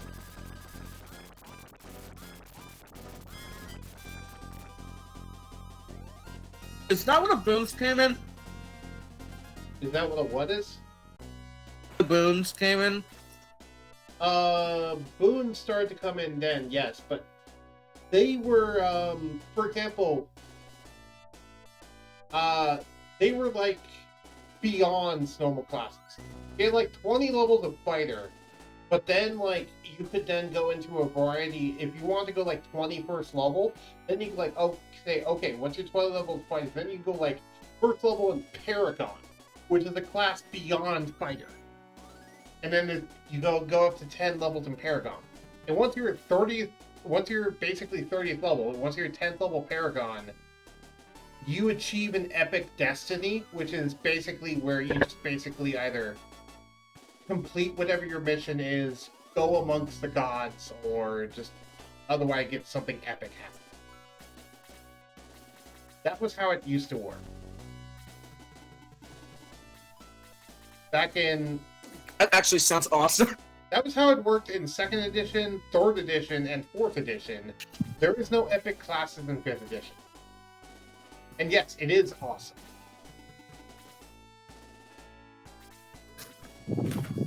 I mean, to be fair, you kind of brought back the legendary boons, which kind of put in the epic classes. Not really. I did not bring back because what I could do is I could go back through the old epic classes, look at their abilities, and then just start translating some of those into epic boons. But the problem is some of those abilities are so completely overpowered that they're even stronger than epic boons. Like, for example, the Dark Wanderer's one ability, which is a... I was about to say. It's an epic class that either a rogue or a ranger can go into. The Dark Wanderer. Oh, God. No, we don't get a Dark Wanderer Catangus. No, it wouldn't make sense narratively anyway.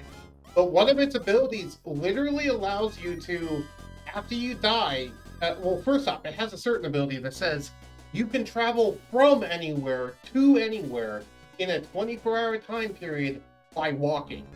And you do not require food, drink, or sustenance for that entire time, nor do you require the need to breathe. You just walk anywhere. The thing that scares me is that requires... What? The thing that scares me is that includes any plane existence. Yeah, any plane of existence. You can walk from anywhere to anywhere in 24 hours. And nothing will bar your path. Nothing can bar your path. You will get there in 24 hours. And it's purposefully said that it inexplicably happens. And that there's natural phenomenon that just kind of happens to allow it to occur, like, you know, natural portals suddenly appearing, allowing you to go through places, blah, blah, blah. But they also basically say in the ability that you don't need to explain it. It just is a thing. So that's his 24th level ability, is that he can go from anywhere to anywhere in 24 hours. Keep that in mind. The 28th level ability allows you to do that and bring up to your entire party. I believe it's up to 9 people at once doing that. And then what the 30th level ability is, the 30th level ability, if you die, then you will, quote unquote, wander back to the place where you died 24 hours later with very little memory of what happened over the course of that 24 hours as you wandered your way out of the afterlife back to the prime material plane. You effectively did a Kratos and went your way out of Tartarus, except you didn't have to fight your way out, you just walked out of the afterlife. No, Midnight, that's not what Katana and Jekyll did. No, that's not. Not in any regard, no.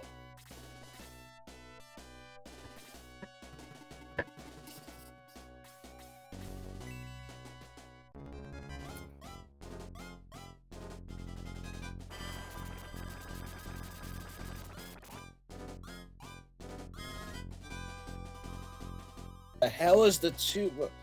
What?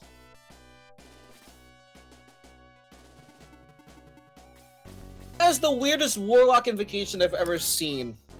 What? Tomb of Larvestris. What does it do? It's the one where, as a reaction, when you take damage, you can put yourself in ice. Oh, that one, yeah. It's honestly a pretty good ability because it gives you a lot of temporary hit points. It's good, but then it gives you vulnerability to fire, and then it's just like, oh hey, your speed is 0, you're incapacitated.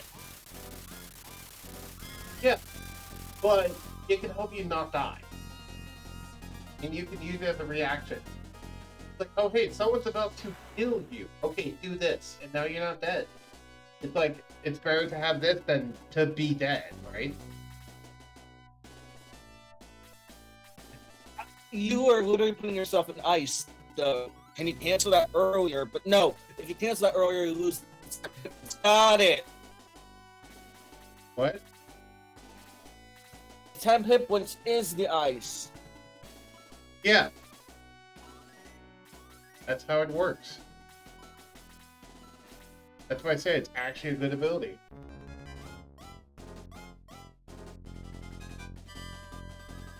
It also builds off of Armor of Agathis, if you look at how Armor of Agathis works. Isn't Armor of Agathis the one where it's just like harder to hit you? No.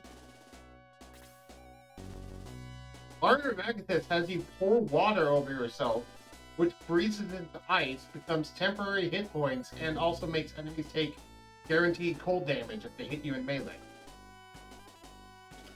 Oh, it's like the actual cantrip I want. Booming Blade. It's nothing like Booming Blade, but okay.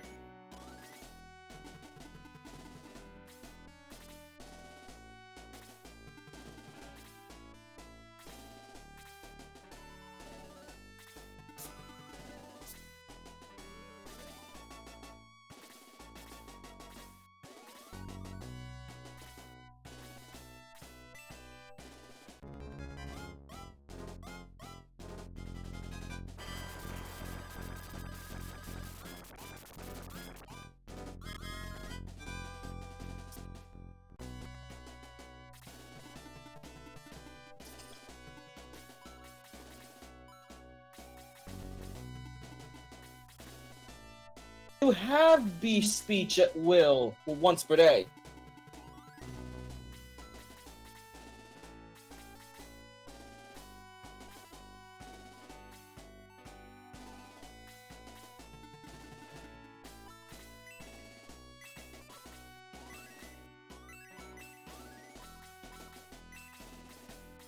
Oh.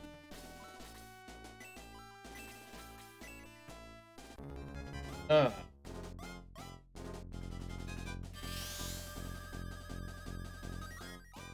The reason why they do that, though, Surtur, is just because of the fact that they don't want things to be too overpowered.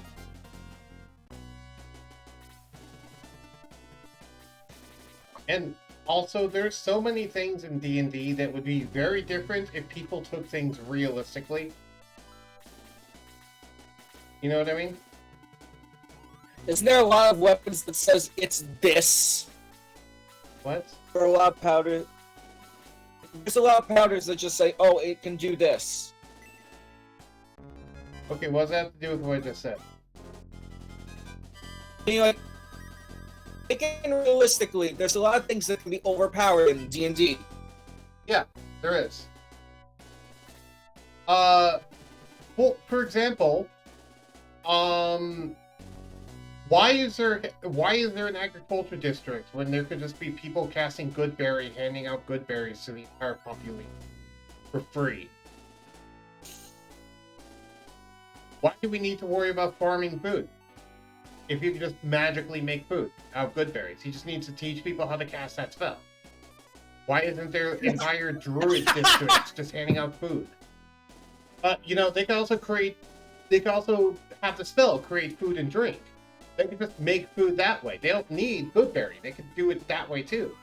If you want regular Create food and food. drink, I don't think it's a druid spell, though. What? I couldn't hear what you said, Fox, and also you interrupted me. Sorry. Repeat what you said. I want to hear what you said.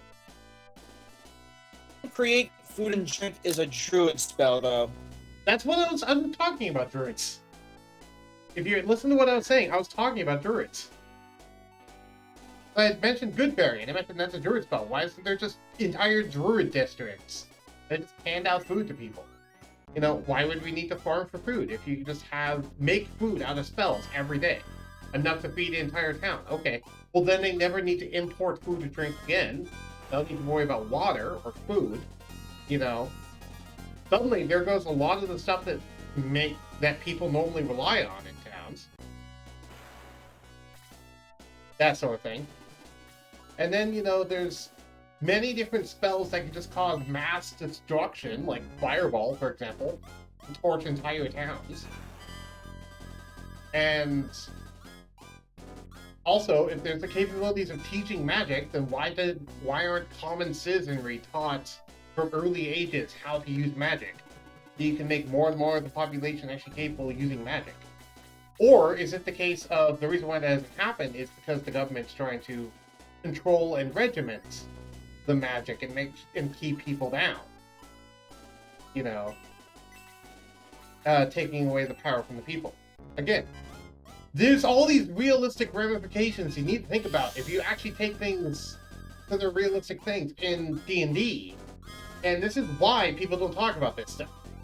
Because so many things about what you want in the setting completely changes when you're taking it realistically. Which is why it's important to remember that the entire thing is set up to have fun. And if you go into all of that stuff, while it might be a really cool setting, it's also not going to be nearly as fun as I'm going through like a quasi-medieval fantasy setting. You know? I'm going through a Tolkien-style thing, because with Tolkien-style, it's like, yeah, okay, there's farming districts and stuff, because food. Yeah, you can make food magically, but some people just prefer noble food, blah, blah, blah. You put all that sort of stuff. It's like they don't stop to think about it. They don't stop to go into all the ramifications of that, or they put hard limits on it. There isn't hard limits on it in D&D. It's up to the actual individual DM what the hard limits are, if there are any. So, you get what I'm saying with the whole... That's what I mean, sir. Is that sort of stuff. So if you actually go into like the full stuff of it, it gets crazy. Because everything would be different compared to how it currently is in the campaign. If I went with everything fully logically different.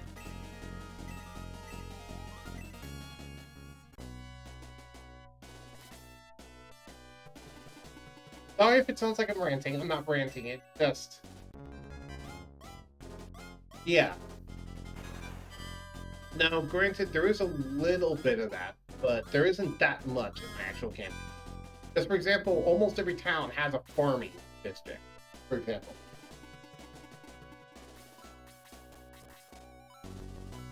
Also, sorry if I upset you, Rox. It's okay. There's also that too, by the way, the spell Plank Row. If you have a lot of people that can cast Plank Rows, what's stopping them from just doing that in places that normally can't really grow food that well to suddenly make it grow food a lot better? You know? The amount of stuff you can do to terraform terrain just through magic. And it gets even crazier when you start talking about being able to create magic items or create spells.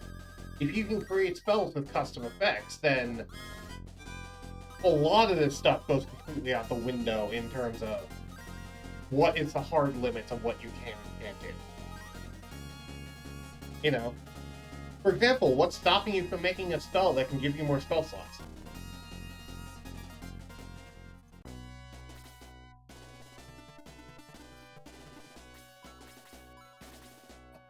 Got some magic. Right. Dirk says it's just a bit odd that sometimes the game just basically goes, the item is that. Trigger what you could realistically do with it. Yeah, it does, but here's the thing. As the player,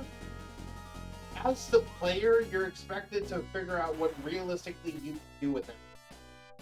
But as the DM, the DM is constantly reminded that you can't go super full realism with everything, because if you do, it's going to take away a lot of the fun of the game.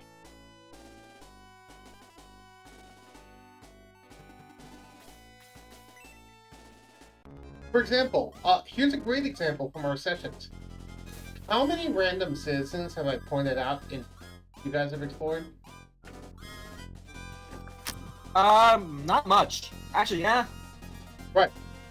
The Magic District itself has a population of 20,000. And when Dracul... I'll take the mini session we just did. When Dracul was going down the street, he probably passed several dozen people. Do you know how much longer that mini session would have taken if I stopped and explained what every person was wearing that he passed? So that he doesn't care. Right. Which is why I didn't bother. Yes, there were people that he was passing by. Does it matter? No. Then I didn't mention it. Because that game... Oh, you just mentioned his... Go ahead. You just mentioned his people... Your mic cut out. You just mentioned it as people passing by. Yeah, I mentioned as people are passing by. You see stalls, you see, food courts, you see all this sort of stuff. People selling things. I figured most of that you're not interested in. But yeah, as Serta said, sometimes it's the realism, sometimes it isn't. It's a balancing act. It isn't extreme in one way or the other. It's like a lot of things in life. A lot of things in life are about a balancing act. You can't really go to one extreme or the other, because if you do, things tend to just get worse rather than better. Otherwise, it'll just be too overwhelming. Right. They do this a lot in video gaming as well. If you look at Elden Ring, a lot of the ruins that you can go to and explore to get stuff, a lot of them are just copied and pasted assets with palette swaps in different terrain. Now, playing the game, you wouldn't notice this because, one, it's a detail that doesn't largely matter, and two, it doesn't break your immersion because they make it different enough that it seems different, but they're reusing assets constantly. That way they can help the world feel bigger without actually having to just put more in it. Because the more they put into it, the worse the game will run. And that's also true with D&D. Even though D&D isn't on like a system and is rendering and stuff, the more detail and the more nuance I put into it, the worse it's going to run as a game. Not only because of all that, but also because of just my own ability to remember all of those. That's why I tell you guys, make notes and write down when you have things, because I'm not going to be able to always remember everything you guys have. I'm worried and focused on the bigger plot line and my NPCs. As for what your player characters are capable of, I largely don't pay that much attention to it, other than glancing through to see, like, okay, does someone have this, or does someone have this? Or looking through after level ups to make sure everyone actually did their level up correctly. Oh no! For example, one thing I kept on confusing is I have immunity to poison and poison damage, not resistance. Right. Sir said, yep, most things in life is a balancing act, and the arguments are about where to actually draw the line. Agreed. In D&D, it's drawing the line.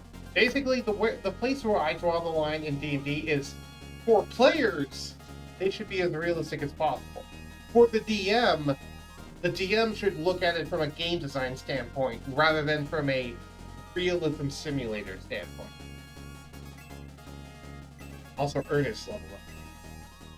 So that's where I draw the line, is that players should worry about coming up with realistic ways they could use items, and DMs are the ones who worry about balancing those realistic ways, and also making sure they work within the lore of the world that they created, and also helping guide the story. Because again, D&D is collaborative storytelling. So... To be fair, Go ahead. I feel that's also why whenever I have a scene with Thangless, I act a certain way. That's also why I like then check back with you and like say, I hope that wasn't too much. Yeah, and usually it's fine. Sometimes there was, I think, one instance where it was too much, but beyond that, it's usually fine. And that's why I personally draw the line in terms of D&D is you guys worry about what you can realistically do with your own abilities. I'm the one that has to more worry about everything in the sense of storytelling and like using storytelling and game design technique to help make sure that it's as fun of an experience as possible for everyone.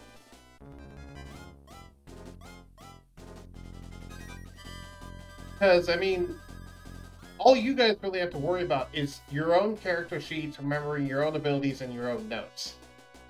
I have to do that, but for several dozen NPCs, and also for hundreds more characters that are behind the scenes and don't even have stat blocks yet.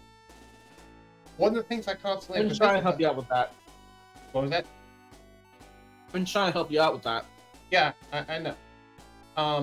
One of the things I constantly have to worry about is like, okay, they're going to encounter an NPC. What's the odds that that NPC will get into a fight with them, or will be involved in a fight that they're going to be in? If the odds are higher than 0%, okay, then I need to make them a stat block, or at least the guidelines of a stat block. You know, that's why for the faction leaders, the ones that you guys have met, I've made stat blocks for them because they're going to actually be important players. For the ones you guys have not met yet, I haven't bothered to make stat blocks for them yet.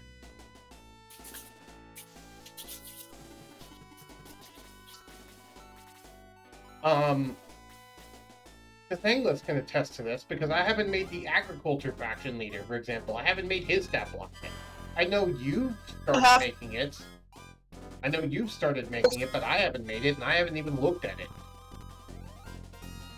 I've been trying to make it realistic to the area around him, and I've been trying to ask you for points now and then to just go, would he logically be able to do this? Right, and from my angle, I just look at it as not relevant to the current story, so I'm not going to worry about him right now. That's the angle but that's I look why at.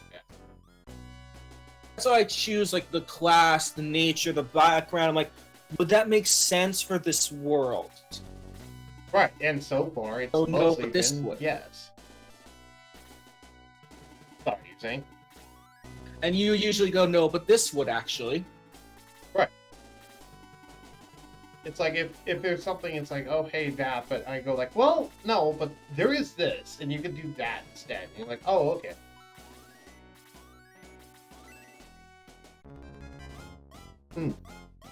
But yeah. Because, yeah, D&D is collaborative storytelling. So using storytelling techniques is a very good thing. One thing that I also have to worry about is info dumps. I don't want to do info dumps. Do you both, Kathangless and, do you both know what info dumps are? I've been trying to avoid them, and I've been trying to, as for what, Midnight has been trying to do that for, what his character would logically know, what I would logically know, what Rouge would logically know. We've all been trying to, like, go, well, would it make sense? And I think I've been asking you that too, just sense if we knew about this material. Yeah, you've been asking that to me, frankly, to a borderline obnoxious degree. But yes, you have been asking. I know. I'm sorry about that, but you know why. Yeah, I know why. That's why I'm not that worried about it, because it makes sense. No, it's just because one of the campaigns I was in, I ruined via metagaming, and I don't want to metagame a lot. Right. Also, Surtur says that he does not exactly know. So, okay. What info dumping is when you have someone sit there and explain something for 4 hours, where nothing's going on in the scene, they're just sitting there talking to the players, giving information about the world. That's info dumping. You know, it's one thing if a player is asking them questions and they're answering the questions. It's another thing if a character is just sitting there monologuing for 2 hours, just like either explaining their entire evil plan or explaining the entire legend of this one thing in history, or, you know, just explaining random stuff that the DM largely wants them to know, but as Midnight says, they're expositioning then. Yeah, it basically, you turned it from dialogue into expositioning. That's the main cutoff between info dumping and normal dialogue. It's like, you made it from, oh, it's a conversation, to, oh, now they're expositioning and you're just forced to listen. To be fair, that's why Midnight, during the whole entire casino thing with Hagrid, didn't actually do the moment of, like, having much exposition. He thought he'd do it naturally, just between the game rounds, just, like, actually just casually shooting the shit with him. Right, which, to be fair, Midnight was pretty close. He was pretty borderline to... There were times where I felt like he was doing a bit excess with the amount of stuff he was just telling this guy. I thought Midnight would be a little more reserved about it. But even then, it wasn't ultimately that big of a deal, because it didn't ever cross over. It was just borderline the entire time.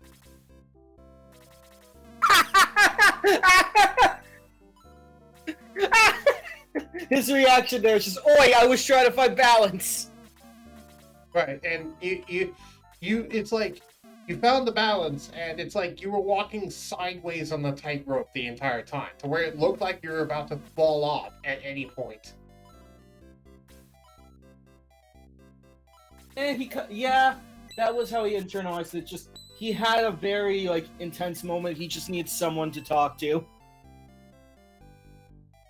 Yeah, and Zokurai's dad gave him the prep talk that he needed, I think.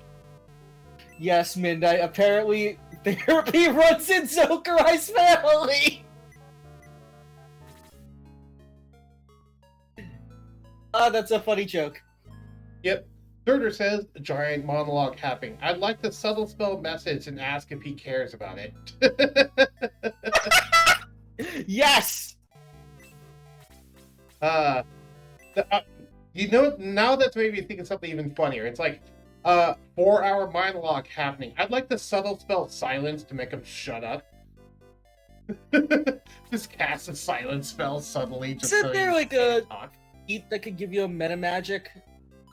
Yes. Sorry, I didn't mean to speak over you. Well, Yeah, I'm just saying. Yes, there's a feat that give you meta magic.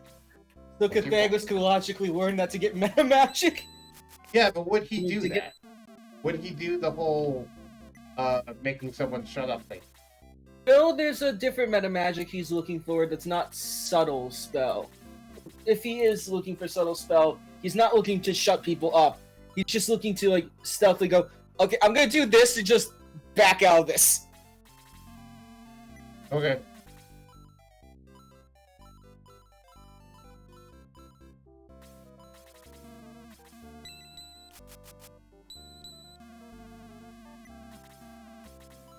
No midnight subtle spell does not give you advantage. No. It just lets you cast magic in a social situation, which otherwise you wouldn't really be able to do because everyone would be able to tell that you're doing it. Bubble spell just allows you to do it stealthily. There is the literal Harry Potter's cloak into D&D that you can use though, Midnight. There's the Cloak of Invisibility, yes, but it's a legendary item. There are tons of ways for you to get advantage without using magic, which I know you're trying to avoid using much magic.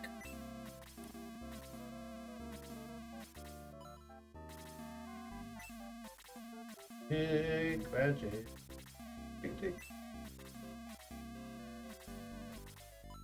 As he puts it, I'm gonna save the magic for everyone else because I really do not need it.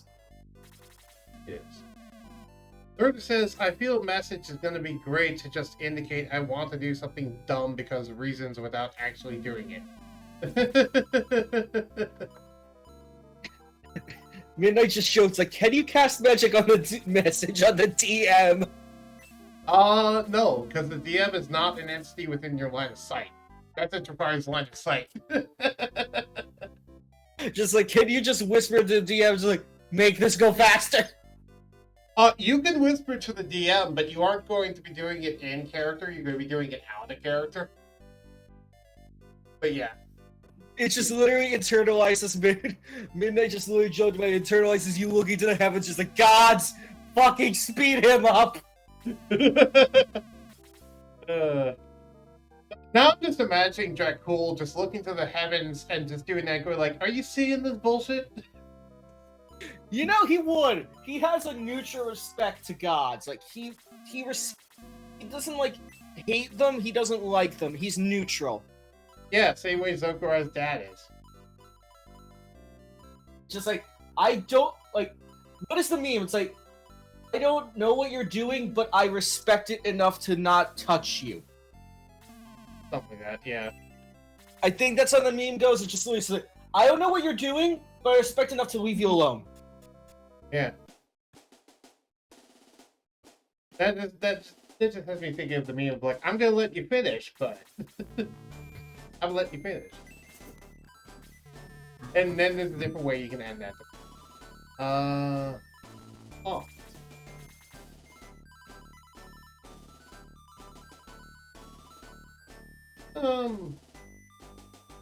We'll go with Blue. Anyone else to replace? Also, excuse if I'm crunching a lot. Midnight made me, when I was stressed out yesterday, get a specific food that always calms me down. That's a brownie cookie thing. Ah, brownie cookie thing. It's just that usually always calms you down. He's just like, just get one package, and that usually calms you down. Yep. Also, I have all the cavalry unlocked, so you want to see what it looks like to have all the cavalry inside of my force at once? Have a reward for unlocking everyone? No. I just thought because a lot of them seem like they're, not.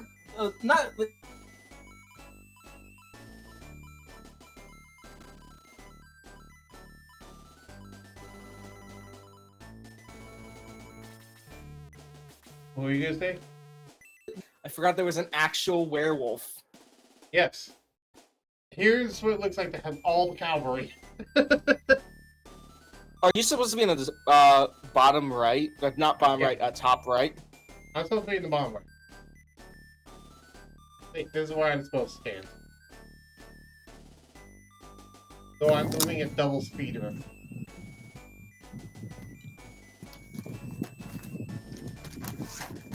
And suddenly your microphone went bad. I'm sorry, I'm eating brownie brittle. No, it's not that. It's the fan. Oh. Also, brownie brittle. That sounds delicious. I'm hungry. It's the one thing that calms me down when I'm having a panic attack, and Midnight just kind of, not forced, but like, made me go to a bakery and like buy it. For me, that's cheap. Midnight, thank you. His response is, well, we didn't have time. Alright, but just... Yeah, it was 2 in the morning. I got brownie brittle to calm myself down. Make this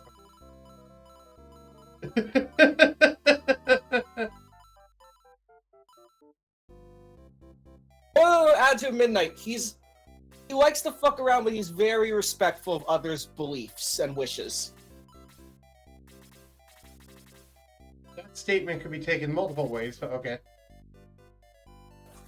He's just like, just you do you. You have fun with, like, you have fun.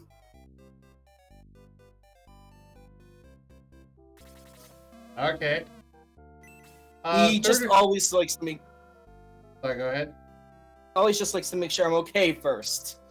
Okay, I'm gonna read out what Surtur said then. Surtur said, Jaden, you told me to stop anyone from entering with force if necessary, and now Toshio is insistent on entering. You use force on Toshio, right? The funny sample example. I'm surprised it took me this long to ask, but who's Midnight? One of my personalities, aka the person that plays Shakul. Yes.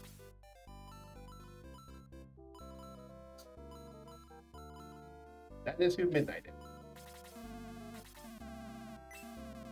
Long story short, originally he was edgier, and his character was originally based, if you know, yeah, you know Dante. His character is legit Dante. Attitude. Yeah, but he softened up as we basically realized he's not actually. And plus, he spent some time to actually find his real self, and now he's just sort of mellowed out a little bit. Yeah. Surtur said, "Oh, I was unaware you split the tasks like that, Smiley." Yeah, for example, their third character, Ace, is Raiju. Who, you mean third character Raiju is Ace? Yes. Ace is another one of his split personalities.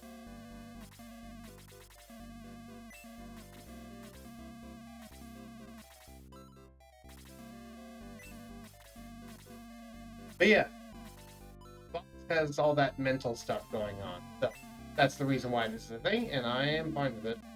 I just talk to them as if they're normal people, because they are normal.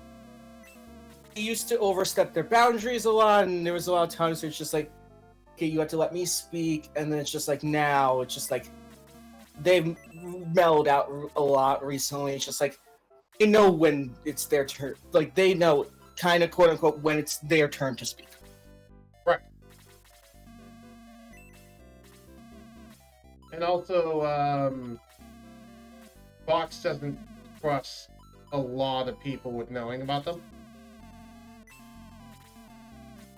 What I remember? So long story short, family drama when I showed them off, I originally had like 30 passed in that one argument with them. Ah, okay. Another reason why Ace is kind of extremely shy of points. Yeah.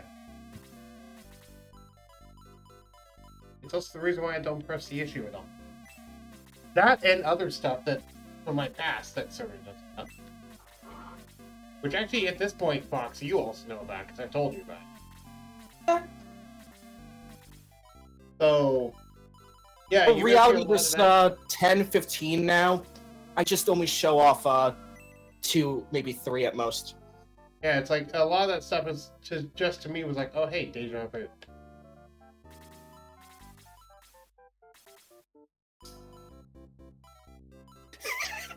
Sure, Ace. Sorry, right? No, it's just answering Ace's question. Okay.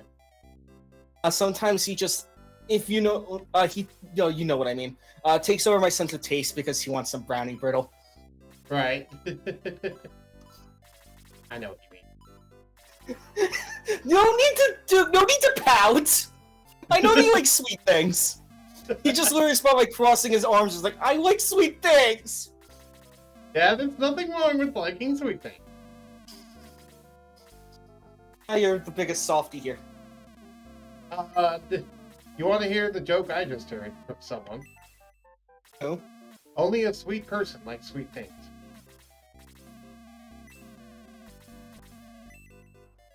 He has two modes, as Midnight jokes about. He's sweet and protective as fuck. I just heard someone say, why not both? Low column A, low column B. But yeah, for me, it more just manifests as random voices I hear in my head that I don't quite have personalities attached to them, other than Alistair. But beyond Alistair, for the most part, they're just disembodied voices. I have no idea where they're from, but they're just in my head. That just happens. One of the 15 that got recently reshown was Scorcher, and Scorcher's, yeah, you know, I already talked him to death. But he is kind of amorphous in how he shows up. Yeah, but anyway. Sorry, I wanted to finish what I was. Yeah, sure. But yeah, for me, it just manifests as random voices I hear in my head. And yeah, a lot of it's just my own thoughts, but a lot of it just sounds like stuff I wouldn't normally say, but it's like stuff I hear. So yeah, I don't have any explanation as to where I hear it from. I just hear things. And sometimes I listen to them, sometimes I don't. Ace and Midnight had like a long time before they actually A, trusted themselves to speak on your streams, and B, try to figure out a voice unique to them that didn't sound like me so it doesn't confuse everyone. Which, it worked pretty well. You weren't, I think you got last session, the mini session, that was all Midnight. Yeah. The last mini session was entirely Midnight voicing Dracul, which is nice. I think that's the first time that it's been like you weren't there at all. No. I mean, you were physically there, but not like mentally. It was more, he just took the driver's seat sort of thing. That's how I've always related to it. Like, it's just basically you like checked out and let him take over the driver's seat. Another thing is Ace is literally just trying to figure out this split to not have a Raiju overpower Kathanas in terms of stage presence, which is kind of like easily split between the two. Right, which to be fair, I figure it's just pretty similar to Hunari and Korsoka, where Raiju just chimes in on occasion with a cute quip or whatever. He chimes in with cute quips and advice, which he likes to do. Whereas with Korsoka, it's often, hi. Sorry. One of the most recent things Raiju did quip about was the fact of, remember, you do have the cookbook. What's the cookbook for? Cake? Right? He just literally just Raiju blushing, says, cake? Surtur says, yep, hearing voices in your head doesn't make you insane. I need to go find the exact quote I love from it. Okay. Yeah, I agree. Hearing voices in your head does not necessarily make you insane. It's just a thing. It's The like other reason I don't... It's like how talking to yourself does not make you insane. Usually I tend to quote-unquote talk to myself to just... So like... both mentally speak to them and physically speak to them. They prefer I mentally speak to them. For me, the reason why I talk to myself on occasion is just me thinking out loud. Because it helps me remember things better if I'm talking out loud rather than if I'm thinking about it in my head. Because when I'm thinking about my head, I only usually mentally think about things when it's stuff that I either don't want people hearing or stuff that I don't care about remembering. That's the same. That makes sense. Oh, I understand.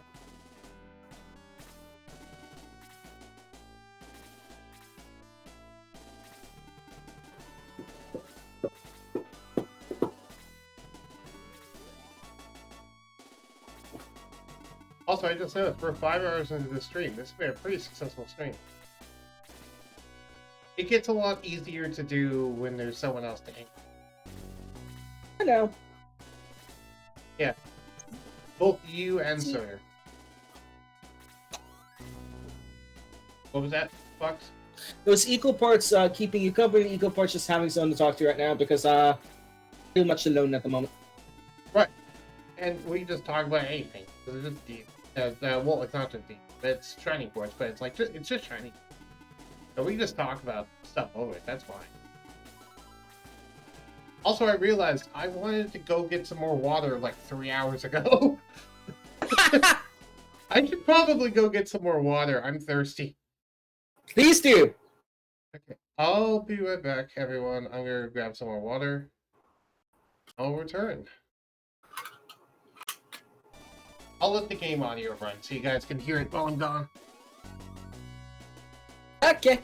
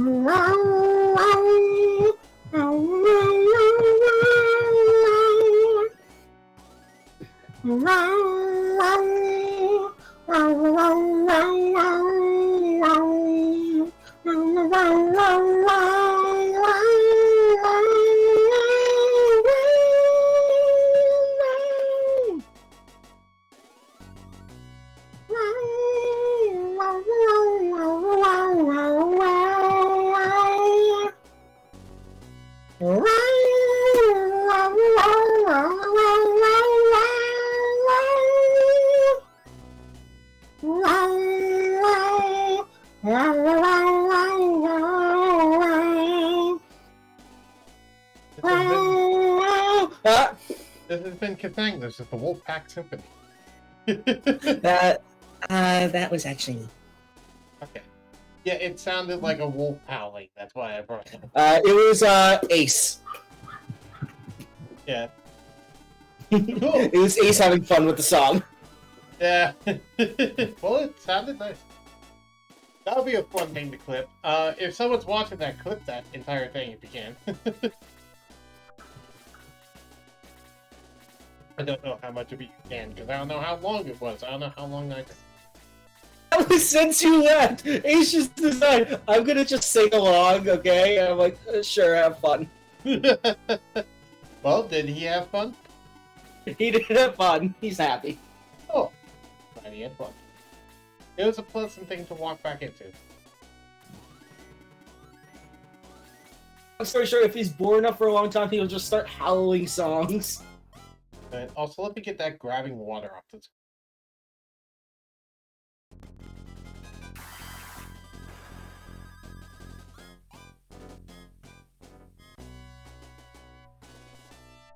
Boost spell. It literally began as him humming, and him singing, and him howling. Alright.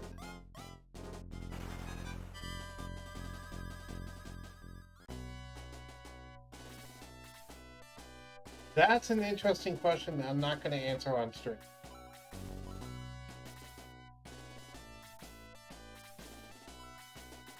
I'm not sure if you heard that. Kind of not. I'm just going to take that as a no then. Sorry. No, it's fine. I didn't know if that was from you or from me or what. I just heard a voice in my head mention the interesting question. Now it has me thinking. But I won't answer that on stream. Yeah, answer that on the stream.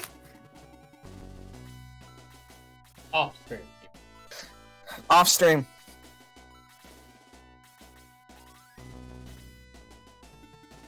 Speaking of off stream, we have about 50 minutes left in the stream, unless we wanted to end it early. At any point here, I could end the stream, because I usually make them last 4 to 6 hours. Currently, we're at about 5 hours and 8 minutes, so... That's the oddest looking jet. Yeah, it's more like just a hunk of metal that propels itself with something. I don't know how it propels itself. Also, the game is running at a smooth 60 FPS, which is awesome, in the stream. And as I say that, it just now dropped down to 59. Hey, that's better than the 30 it was at earlier. I'll take this.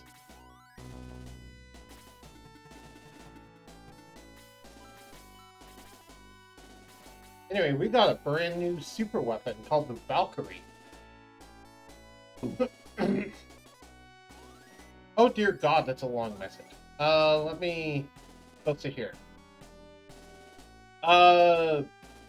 Cool, I'm gonna read this entire quote. Jordan posted this quote. If your friend tells you to shoot your next door neighbor, you know that it's wrong, sorry, if your friend tells you to shoot your next door neighbor, you know that it's wrong and you shouldn't do it, and you need some better friends.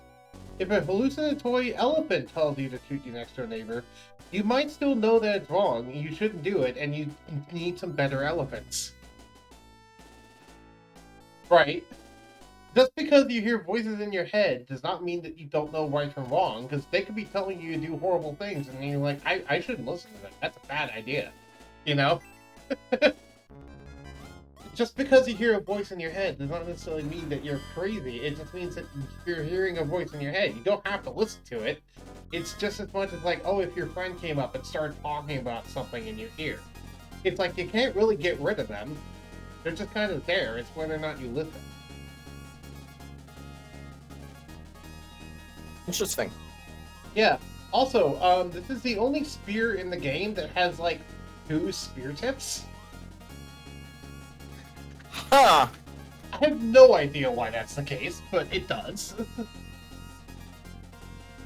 Also, Ken level increase 11. As for why Ken specifically has the Valkyrie, ever since I was a kid, I've always just given Ken the Valkyrie. Also, Okay. Blue's probably about to die. Nope, not quite yet. Well, no. Anyway, thank you for posting that, Surtur.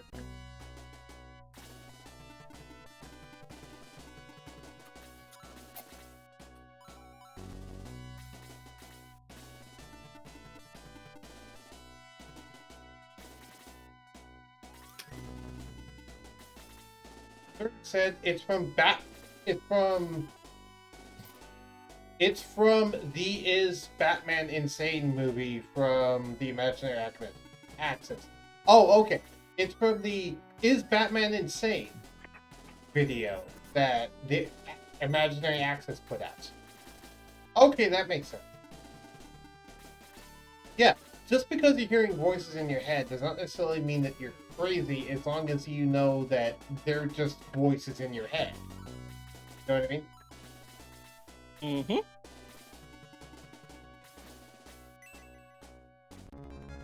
It's like, sometimes you gotta just realize that it really is just what it says on the tin. And that's not a saying I pulled from anywhere, that's just something I say sometimes, is that you gotta, sometimes it's just like, you gotta just take what it says on the tin for face value. Like in this case, hearing voices in your head. What does it say on the tin? It says that you're hearing a voice in your head. Okay, that's all it is. It doesn't have any deeper meaning. It's just that. That's basically what I mean by sometimes you just gotta take what it says on the tin.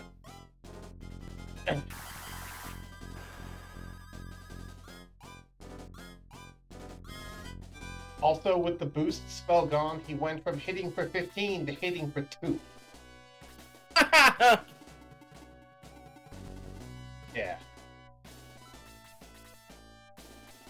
Meanwhile, Lightning Blade! Right, Kiri, go!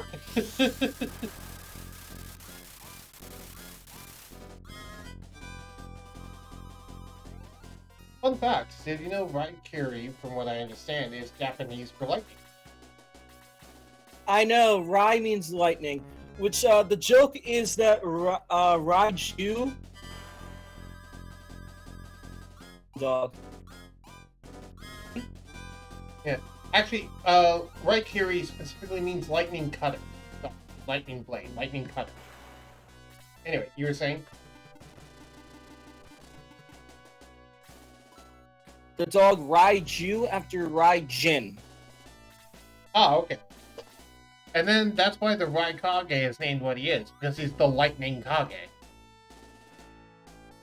Which is why Ace joked about him getting resistance to electricity. That will happen soon if you want. Not soon, but you know what I mean. Lightning Dog. If you want to become Lightning Dog, that's going to require various interesting things to happen.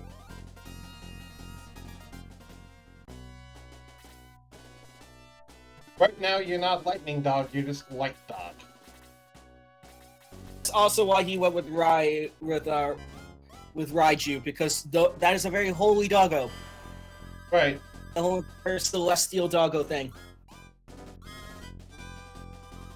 Also, right, and also when he becomes giant, it is also fitting because Raiju is similar to Kaiju. Kaiju is the name for giant monsters.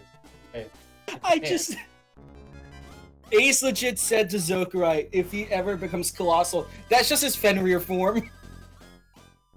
No, I'd like to think if he ever becomes colossal, he just literally will call himself Kaiju. No, he's got now I'm a true Raiju. No, now I'm a true Kaiju. Yeah. Yeah.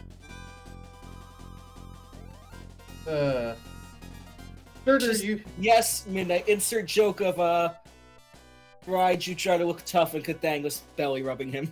Right. Also, you want to know a really funny Yu-Gi-Oh card name if you know Japanese definitions? Which one?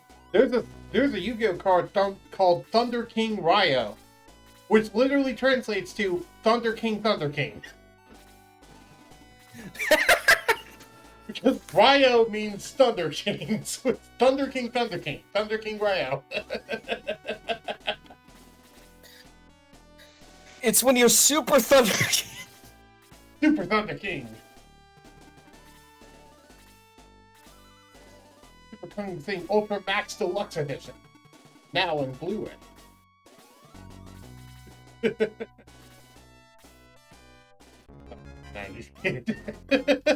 Oh, I know. I'm a 90s kid too, just late 90s. Yeah, late 90s.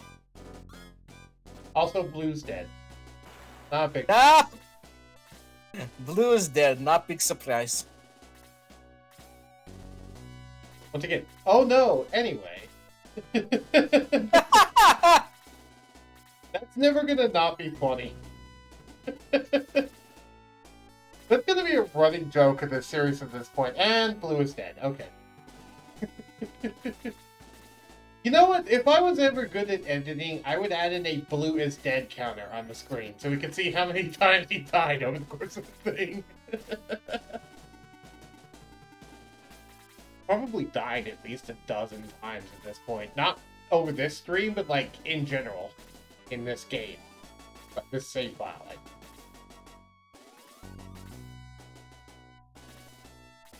Yeah, if I was any good at editing, I'd go back through my streams and just make a counter that just counts how many times specific people have died. What was that? Ace just said something in a streaming chat. I have not seen it yet. Let me go ahead and see it real quick.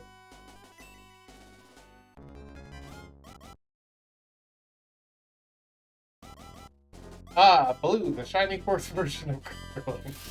Okay. Let's be honest here. This is more Yamcha than Krill. True. Although I don't want to use up the evil one.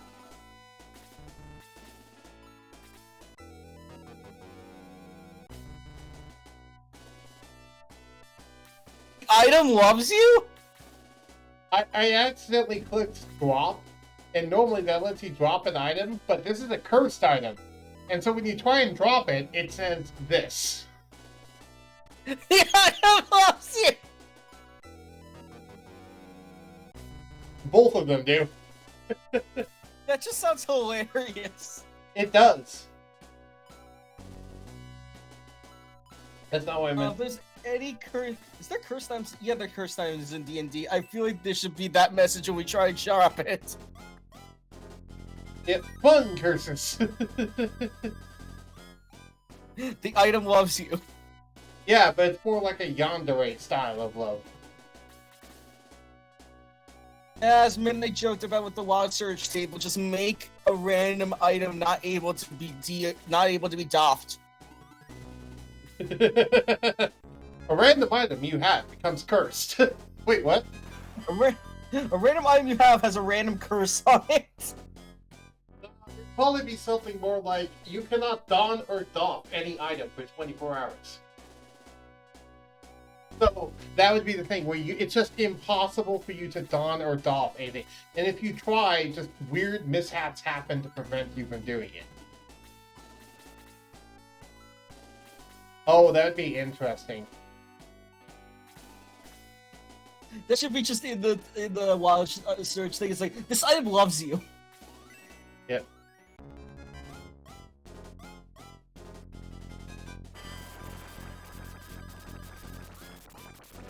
Oh god, I just heard a random voice in my head say, Wild Magic Search, everyone becomes infatuated with you for 1 minute. That was Ace, and that was me confident. Like, but what if you're immune to charm? You're immune to charm, you're immune to the effect.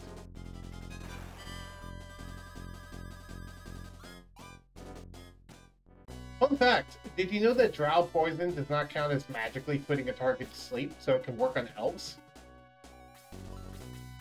Huh. Yeah, because elves just have immunity to being magically put to sleep. They could be put to sleep with poisons. I'm glad me and Dracul are immune to poison and poisoning. Yeah. So I'm like, oh no, we're resistant to it. And then I check back on the reborn thing, and it's like, no, you're not. You're immune. It's like, oh fuck. Right, so you didn't even need to do the concentration check.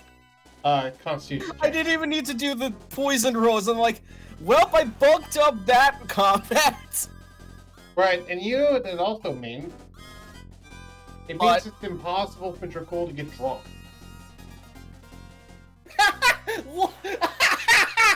Remember how I joked about at midnight just having the funniest voice and he goes, aw? It was legit his aw moment there! Right, I figured it would be because I'm like, oh, but getting drunk is fun. But no. Wait, can Raiju get Cathangless drunk? How does that work with Soulbinder? No. Raiju can get drunk, but Cathangless is immune to it because he's immune to poisons. Is Raiju immune to poisons? I don't think he is, so... No, there's only, I think, like 2 soul-binded companion versions that is immune to poison, and I think that's, Puppet and Construct. Also, fun fact, if Cathangless is drinking a lot of alcohol, Raiju will have to make constitution checks to see if he gets drunk.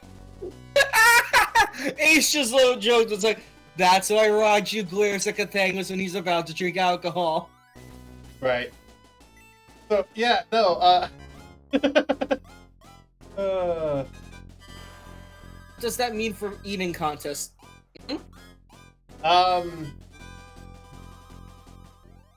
it just, well, survival food thing hasn't really come in, to be fair.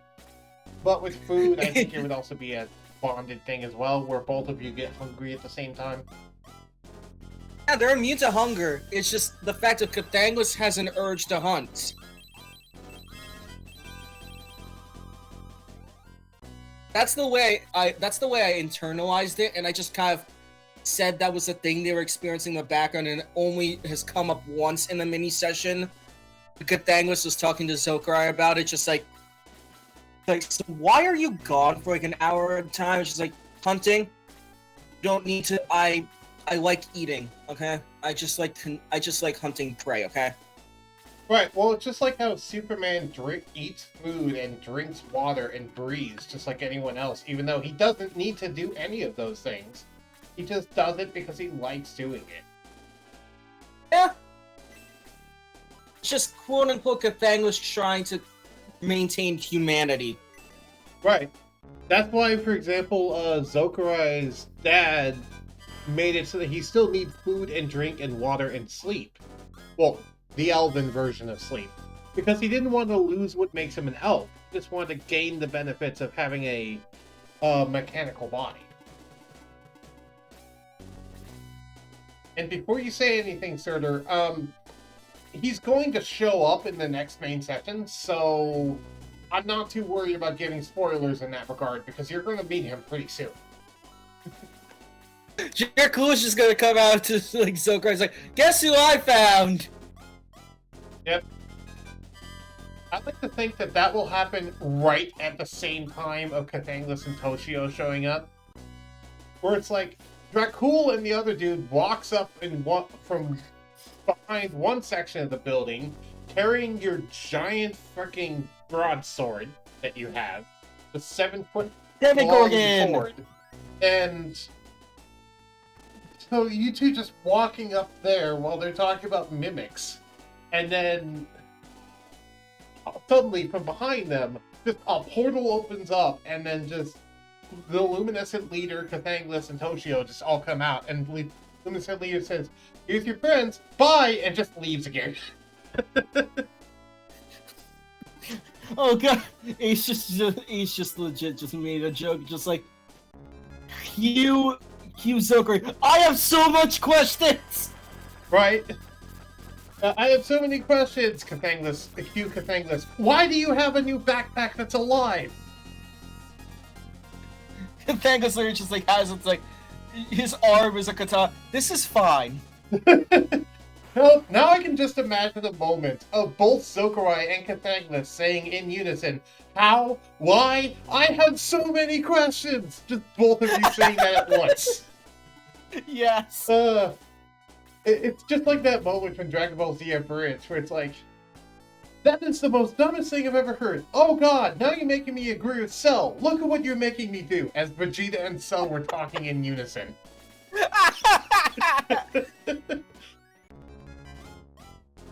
There's also the joke Ace made of, yes, Katang was getting the mimic arm, and it's just like, instead of, you know the meme of Nano Machine Son? It's just Mimic Son.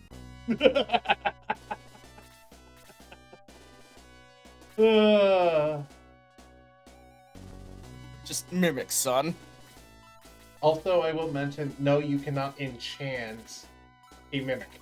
Though you can achieve a Soulbinder-like thing with mimics, depending. Also, yes, you can Soulbind with a mimic. I don't think Kathangus has another soul. Oh god, will Kathangus get another soul-binding companion with this? You would require an epic boon to do it. Remember, it requires an epic boon to get a second soul-binding companion.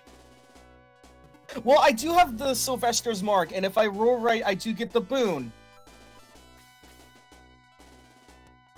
True, it's but two things. One, they require a level up, and two, it's whether or not you get to keep it. Let's talk about that. Yeah, we could talk about that after stream if you want. We can talk about it right now if you want to. I don't care. It's just like, it's whether or not you get to keep it, because in theory, when that mark gets removed, so does the epic boon. Did I even get the spell thing from it? Surtur just said, "Oh my god, why does it work? Why does Mimic Son work?" That's just gonna be what Kathangus says when he turns his arm into a scythe. Right?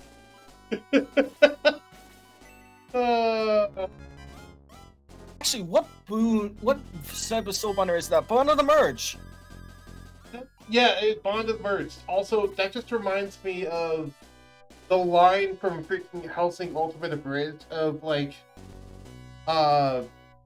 Alexander saying, "How in the thing I won't say on stream did you do that?" And then, Alucard just says, "Fuck you, that's how." Like, you know what? This hell with all you dirty heathens. It just believes. But that's the equivalent of the fuck this shit mouth. If you want Alucard to say something, that's gonna be Midnight Slide then. Right? How did you do that? Fuck you! Like, no, it's not just fuck you. It has to be fuck you. That's how. It's like, fuck you, that's how. Because that's literally answering the question, just without the proper answer. Also, don't say that to Clocksworth, because that will have some story ramifications if you say that to Clocksworth. Because he takes everything literally.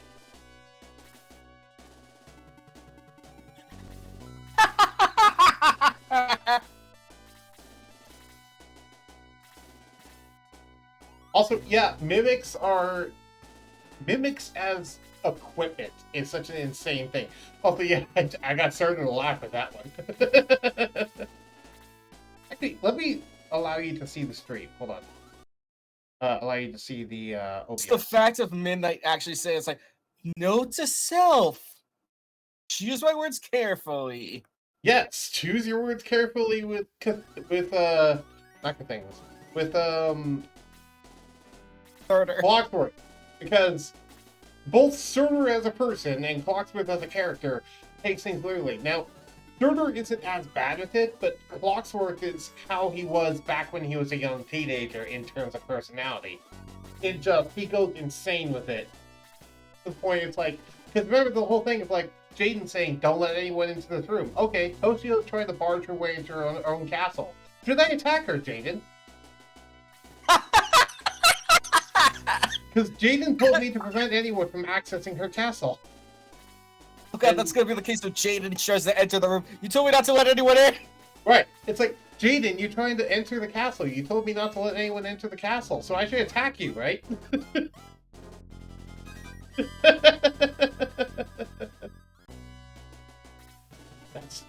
That's why I invited him to play D&D with us, because I knew he would bring that kind of energy, and that is hilarious. We need that kind of energy. He is the straight man in all this. Yes.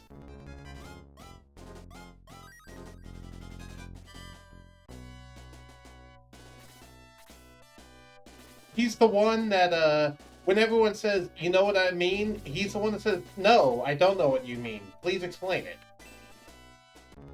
To be fair, I like a good straight man in anything. Right, and the thing I like is that it's genuine. He's not doing that as an act. He's just genuine. That's how he is as a person. This is who he is. And no, Surtur, we do not mean straight as in the LGBT stuff. We mean straight as in, like, comedy bit straight man. It's a different definition. The straight man in the comedy bit is basically the person that doesn't get the joke and requires them to explain the joke, or just falls for the joke because he doesn't understand that it's going to be a joke. Terms of LGBTQ, of Katana, which is just pan. Raiju is Raiju. Yes. You're cool, that's Ace. I just heard a voice say Raiju is an attack helicopter. Yes.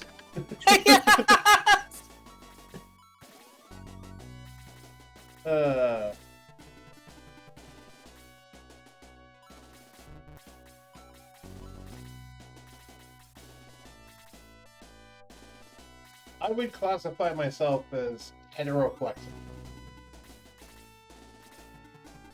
Arguably pan, but more heteroflexible.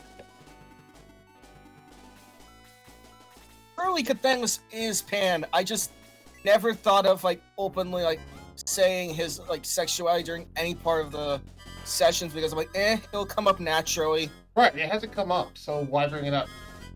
No, there's That's no why need I'm to shove stuff like that in people's faces. That's what I don't want to do. I just want to have it. He hinted at that once as Cadmus by flirting with Zokurai, and then just going away. Right. To be fair, in the server, even as players, we haven't openly talked about that. Not because it's not a thing, but because it hasn't happened. You know, it's something that'll come up naturally. It's part of his personality. It's not part of his whole entire character arc. Yeah. And also, romantic relationships haven't really come up in the actual campaign, other than with that one girl, and that kind of didn't pan out. It was more just her having a crush, rather than actually... That was the time where Katanga showed that he was pan! He also flirted with her! Right. Anyway, Surtur says, "Yeah, I remember last session arguing with Jaden. You told us to tell the guards if someone did that. Why does it matter that he is the person, is the merchant faction leader?" Yeah. Hey, and then Jaden was just talking about the fact of well, it would be different ramifications if it's a certain person, blah, blah, blah. But with Clockwork, it's well, what's the difference? Someone doing this act. Oh, can I tell you about how that actually made me almost pull my hair? I'm like, Like I was like actually like suddenly agreeing with Zucker. It's like it's not the mercantile faction. It's not the mercantile faction. That's not what Surtur's talking about, Kurt. He's not talking about whether or not it's the mercantile faction. He's talking about the fact that even if it isn't, let's say, even if they did identify it as a luminescent leader, what does it matter if it's the luminescent leader that did it? They did something wrong, so they shouldn't do this. It should be reported to the guards, right? Because when someone does that, they need to be reported to the guards. That's what Jaden said.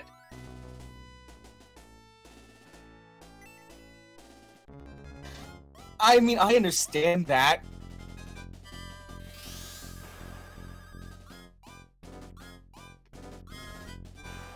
Right. The other reason why I say merchant faction leader is because of the fact that Jaden kept saying that, but no, it's not. I mean, Kathang was so kind of like, it's like if Jada actually asked, like, what do you do with the merchant faction leader? Kathang was like, don't know him. Just because it has to do with money does not mean it's a mercantile faction leader. And I directly told Jaden, by the way, he knows of 2 leaders that are big into money. And he went, oh, it has to be this guy, even though I told him there are 2 people. Ironically, I remember the mini session with Zokai and Burrit. I don't think he was as money crazy as not money crazy. Luminescent leader is not money crazy, but it was less of like, oh yeah, I have the money. I know how and when to spend it. That was the attitude of the mercantile leader that I got from that. Yeah. To the luminescent leader, he's a lot more just like flashing what he can do. Like, here's a superior healing potion, because why not? You know? Giving it away like candy. The way Midnight describes basically Alistair from Hasbin Hotel, how he acts. Oh, I am totally running the luminescent leader basically like Alistair. As I said, Alistair is one of the personalities in my head, and I am just fully letting him take over on that character. Whenever you hear me talk as the luminescent leader, that's actually Alistair talking. I don't know if you've noticed. So, Oh, I noticed. I go full hog for it. I noticed. Yeah. Heard it. Stop punching yourself in the face with a curse lance. He keeps taking 4 damage every time he uses it, which is annoying, but it makes sense because it's a very powerful lance.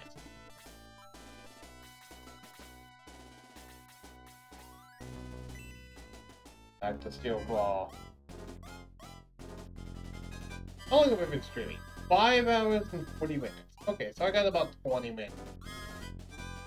Yeah, that goes along with Midnight's just like, so what did you do when we were going? I got in jail. Alright. It's like, I got in jail, I almost killed someone with playing cards. Hey, Katanglis, you feel like working on Roll20 stuff today? Sure.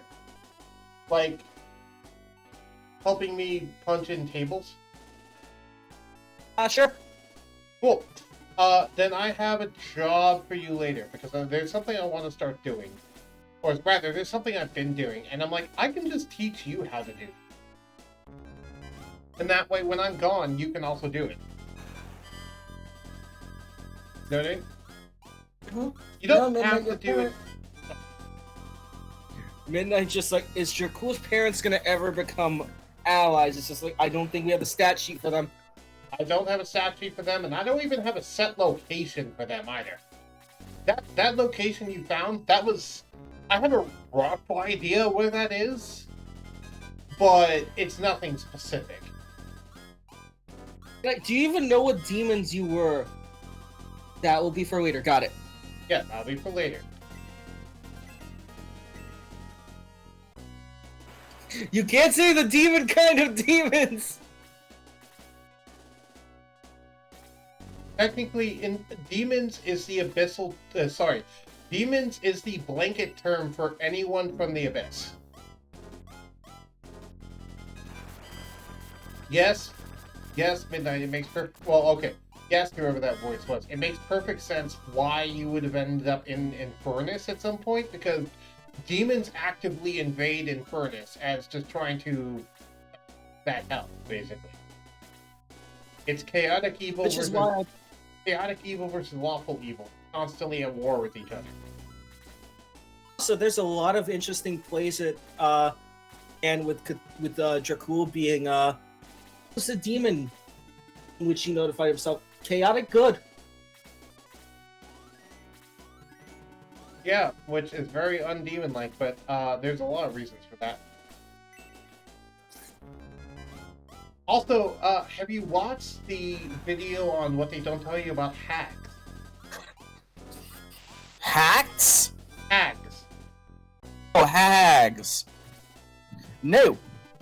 That one is actually extremely interesting because it talks a lot about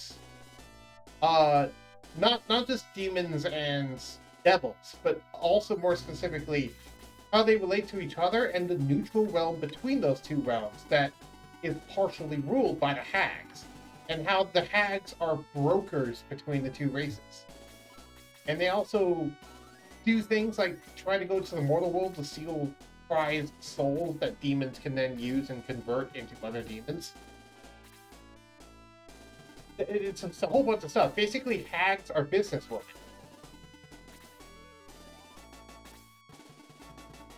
Oh. Imagine if there was a black market trade for souls. Hags would be some of the biggest merchants in that black market trade.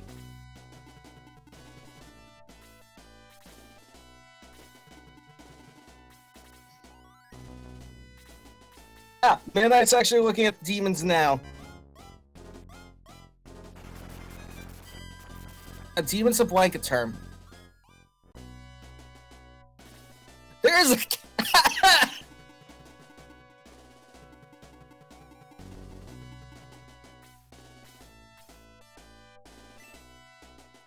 It's about cackle demons, D&D. There's an actual demon called a cackler in D&D, apparently. Yep. Look up the demons from Ravnica. I recently had to look at every demon in the game because of Sakurai having the summon lesser demon spell. Sure, Midnight, you can use this to figure out what your parents were. I already know what his parents were. Also, yeah, there's the thing of Midnight's blade being called the Demogorgon. Yeah. You want me to tell you something real quick that will actually give Zokurai a hint, not Zokurai, but it'll give Dracul a hint as to who his parents were? Oh? He was stronger than his parents when they got taken.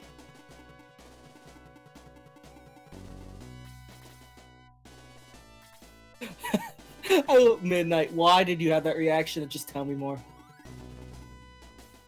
That's all I'm telling you. You were stronger than your parents.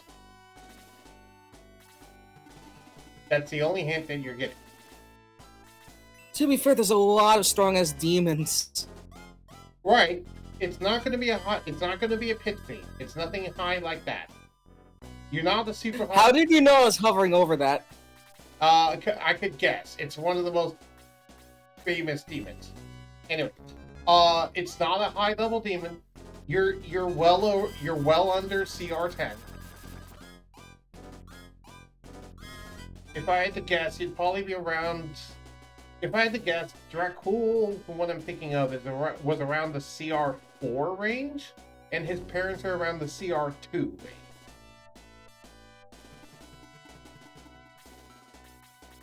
That can give you an idea of what demons those likely are. Huh. Also, yes, I'm not sure who said that, but I just heard someone say, does that mean that present Dracul could one-shot past Dracul? Yes. If present Dracul met his old demon self, he could one-shot his old demon self with his new sword. Because his old demon self had less than 60 hit points, and he can do up to 60 hit points with that blade that he now has. By the way, I told that to Zokurai. Zokurai's just reactions. How? Why? Crit and extra damage against elves and giants. It's exactly like, there goes my fucking way of attacking Dracul. I'm like, why the hell would you want to? That was my reaction when you said that. It's like, I need to figure out a way to attack a Dracul. I'm like, why? Also, it's important to remember, by the way, that sword can also work that way when he throws it. He can throw it.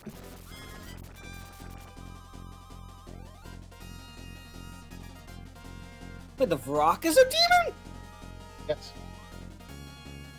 It's important to remember, by the way, the range of 20 to 60, that means that you can throw it up to 20 feet normally, and you can throw it up to 60 feet with disadvantage. That's what that means. Does that make sense? Mm-hmm. Alright. I'm gonna say this is a good stopping point. Let's go revive Blue. And then I think I'm gonna call the stream here. Thank you everyone for watching, if indeed you still are. And I'll see y'all later. We're gonna go raid somebody. Goodbye, YouTube. Bye. Now, since I'm not recording this, YouTube's actually going to get to see the process of me rating something. That's fun. Because normally I cut this out of the video, but since I'm not recording it, I'm just grabbing the Twitch VOD, they're going to see it. Because it's going to be on the Twitch VOD. Alright, let me find someone to raid. Is anyone streaming? Is Lemur still streaming? No, he wasn't streaming. Forgot he wasn't streaming at all. Also, I still need to figure out the properties and how if it even exists in my campaign.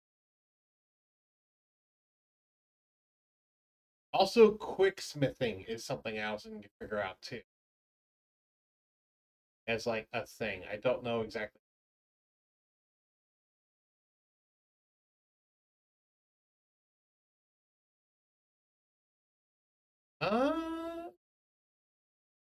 Clothing is nice. One of my perfect personal faves. True. I mean, everyone keeps complimenting the shirt. Hi, King Bay. To raid your pantry.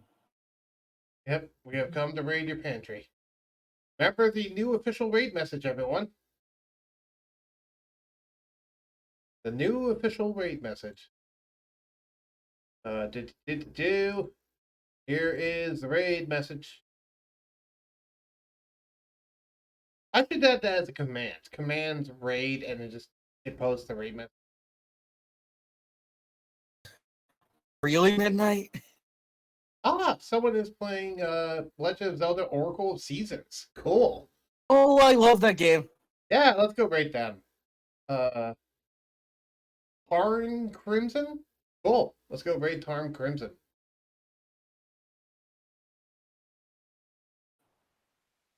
No, Midnight, I forgot that you named it the Demogorgon, aka the demon that swims.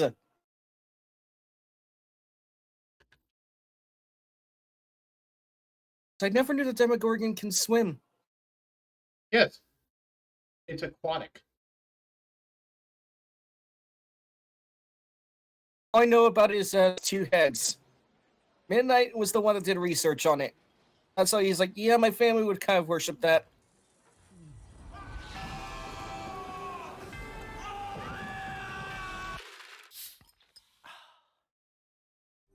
There's nothing. I'm going to wait to raid until after the commercial is done. That way I can hear their reaction. I usually do. Waiting for the advertisement to end. Here we go. Raid. There's stuff we can. Oh god. Is this a pro to dance hall? Good dancers get a prize. We're about to practice. Would you like to dance with us?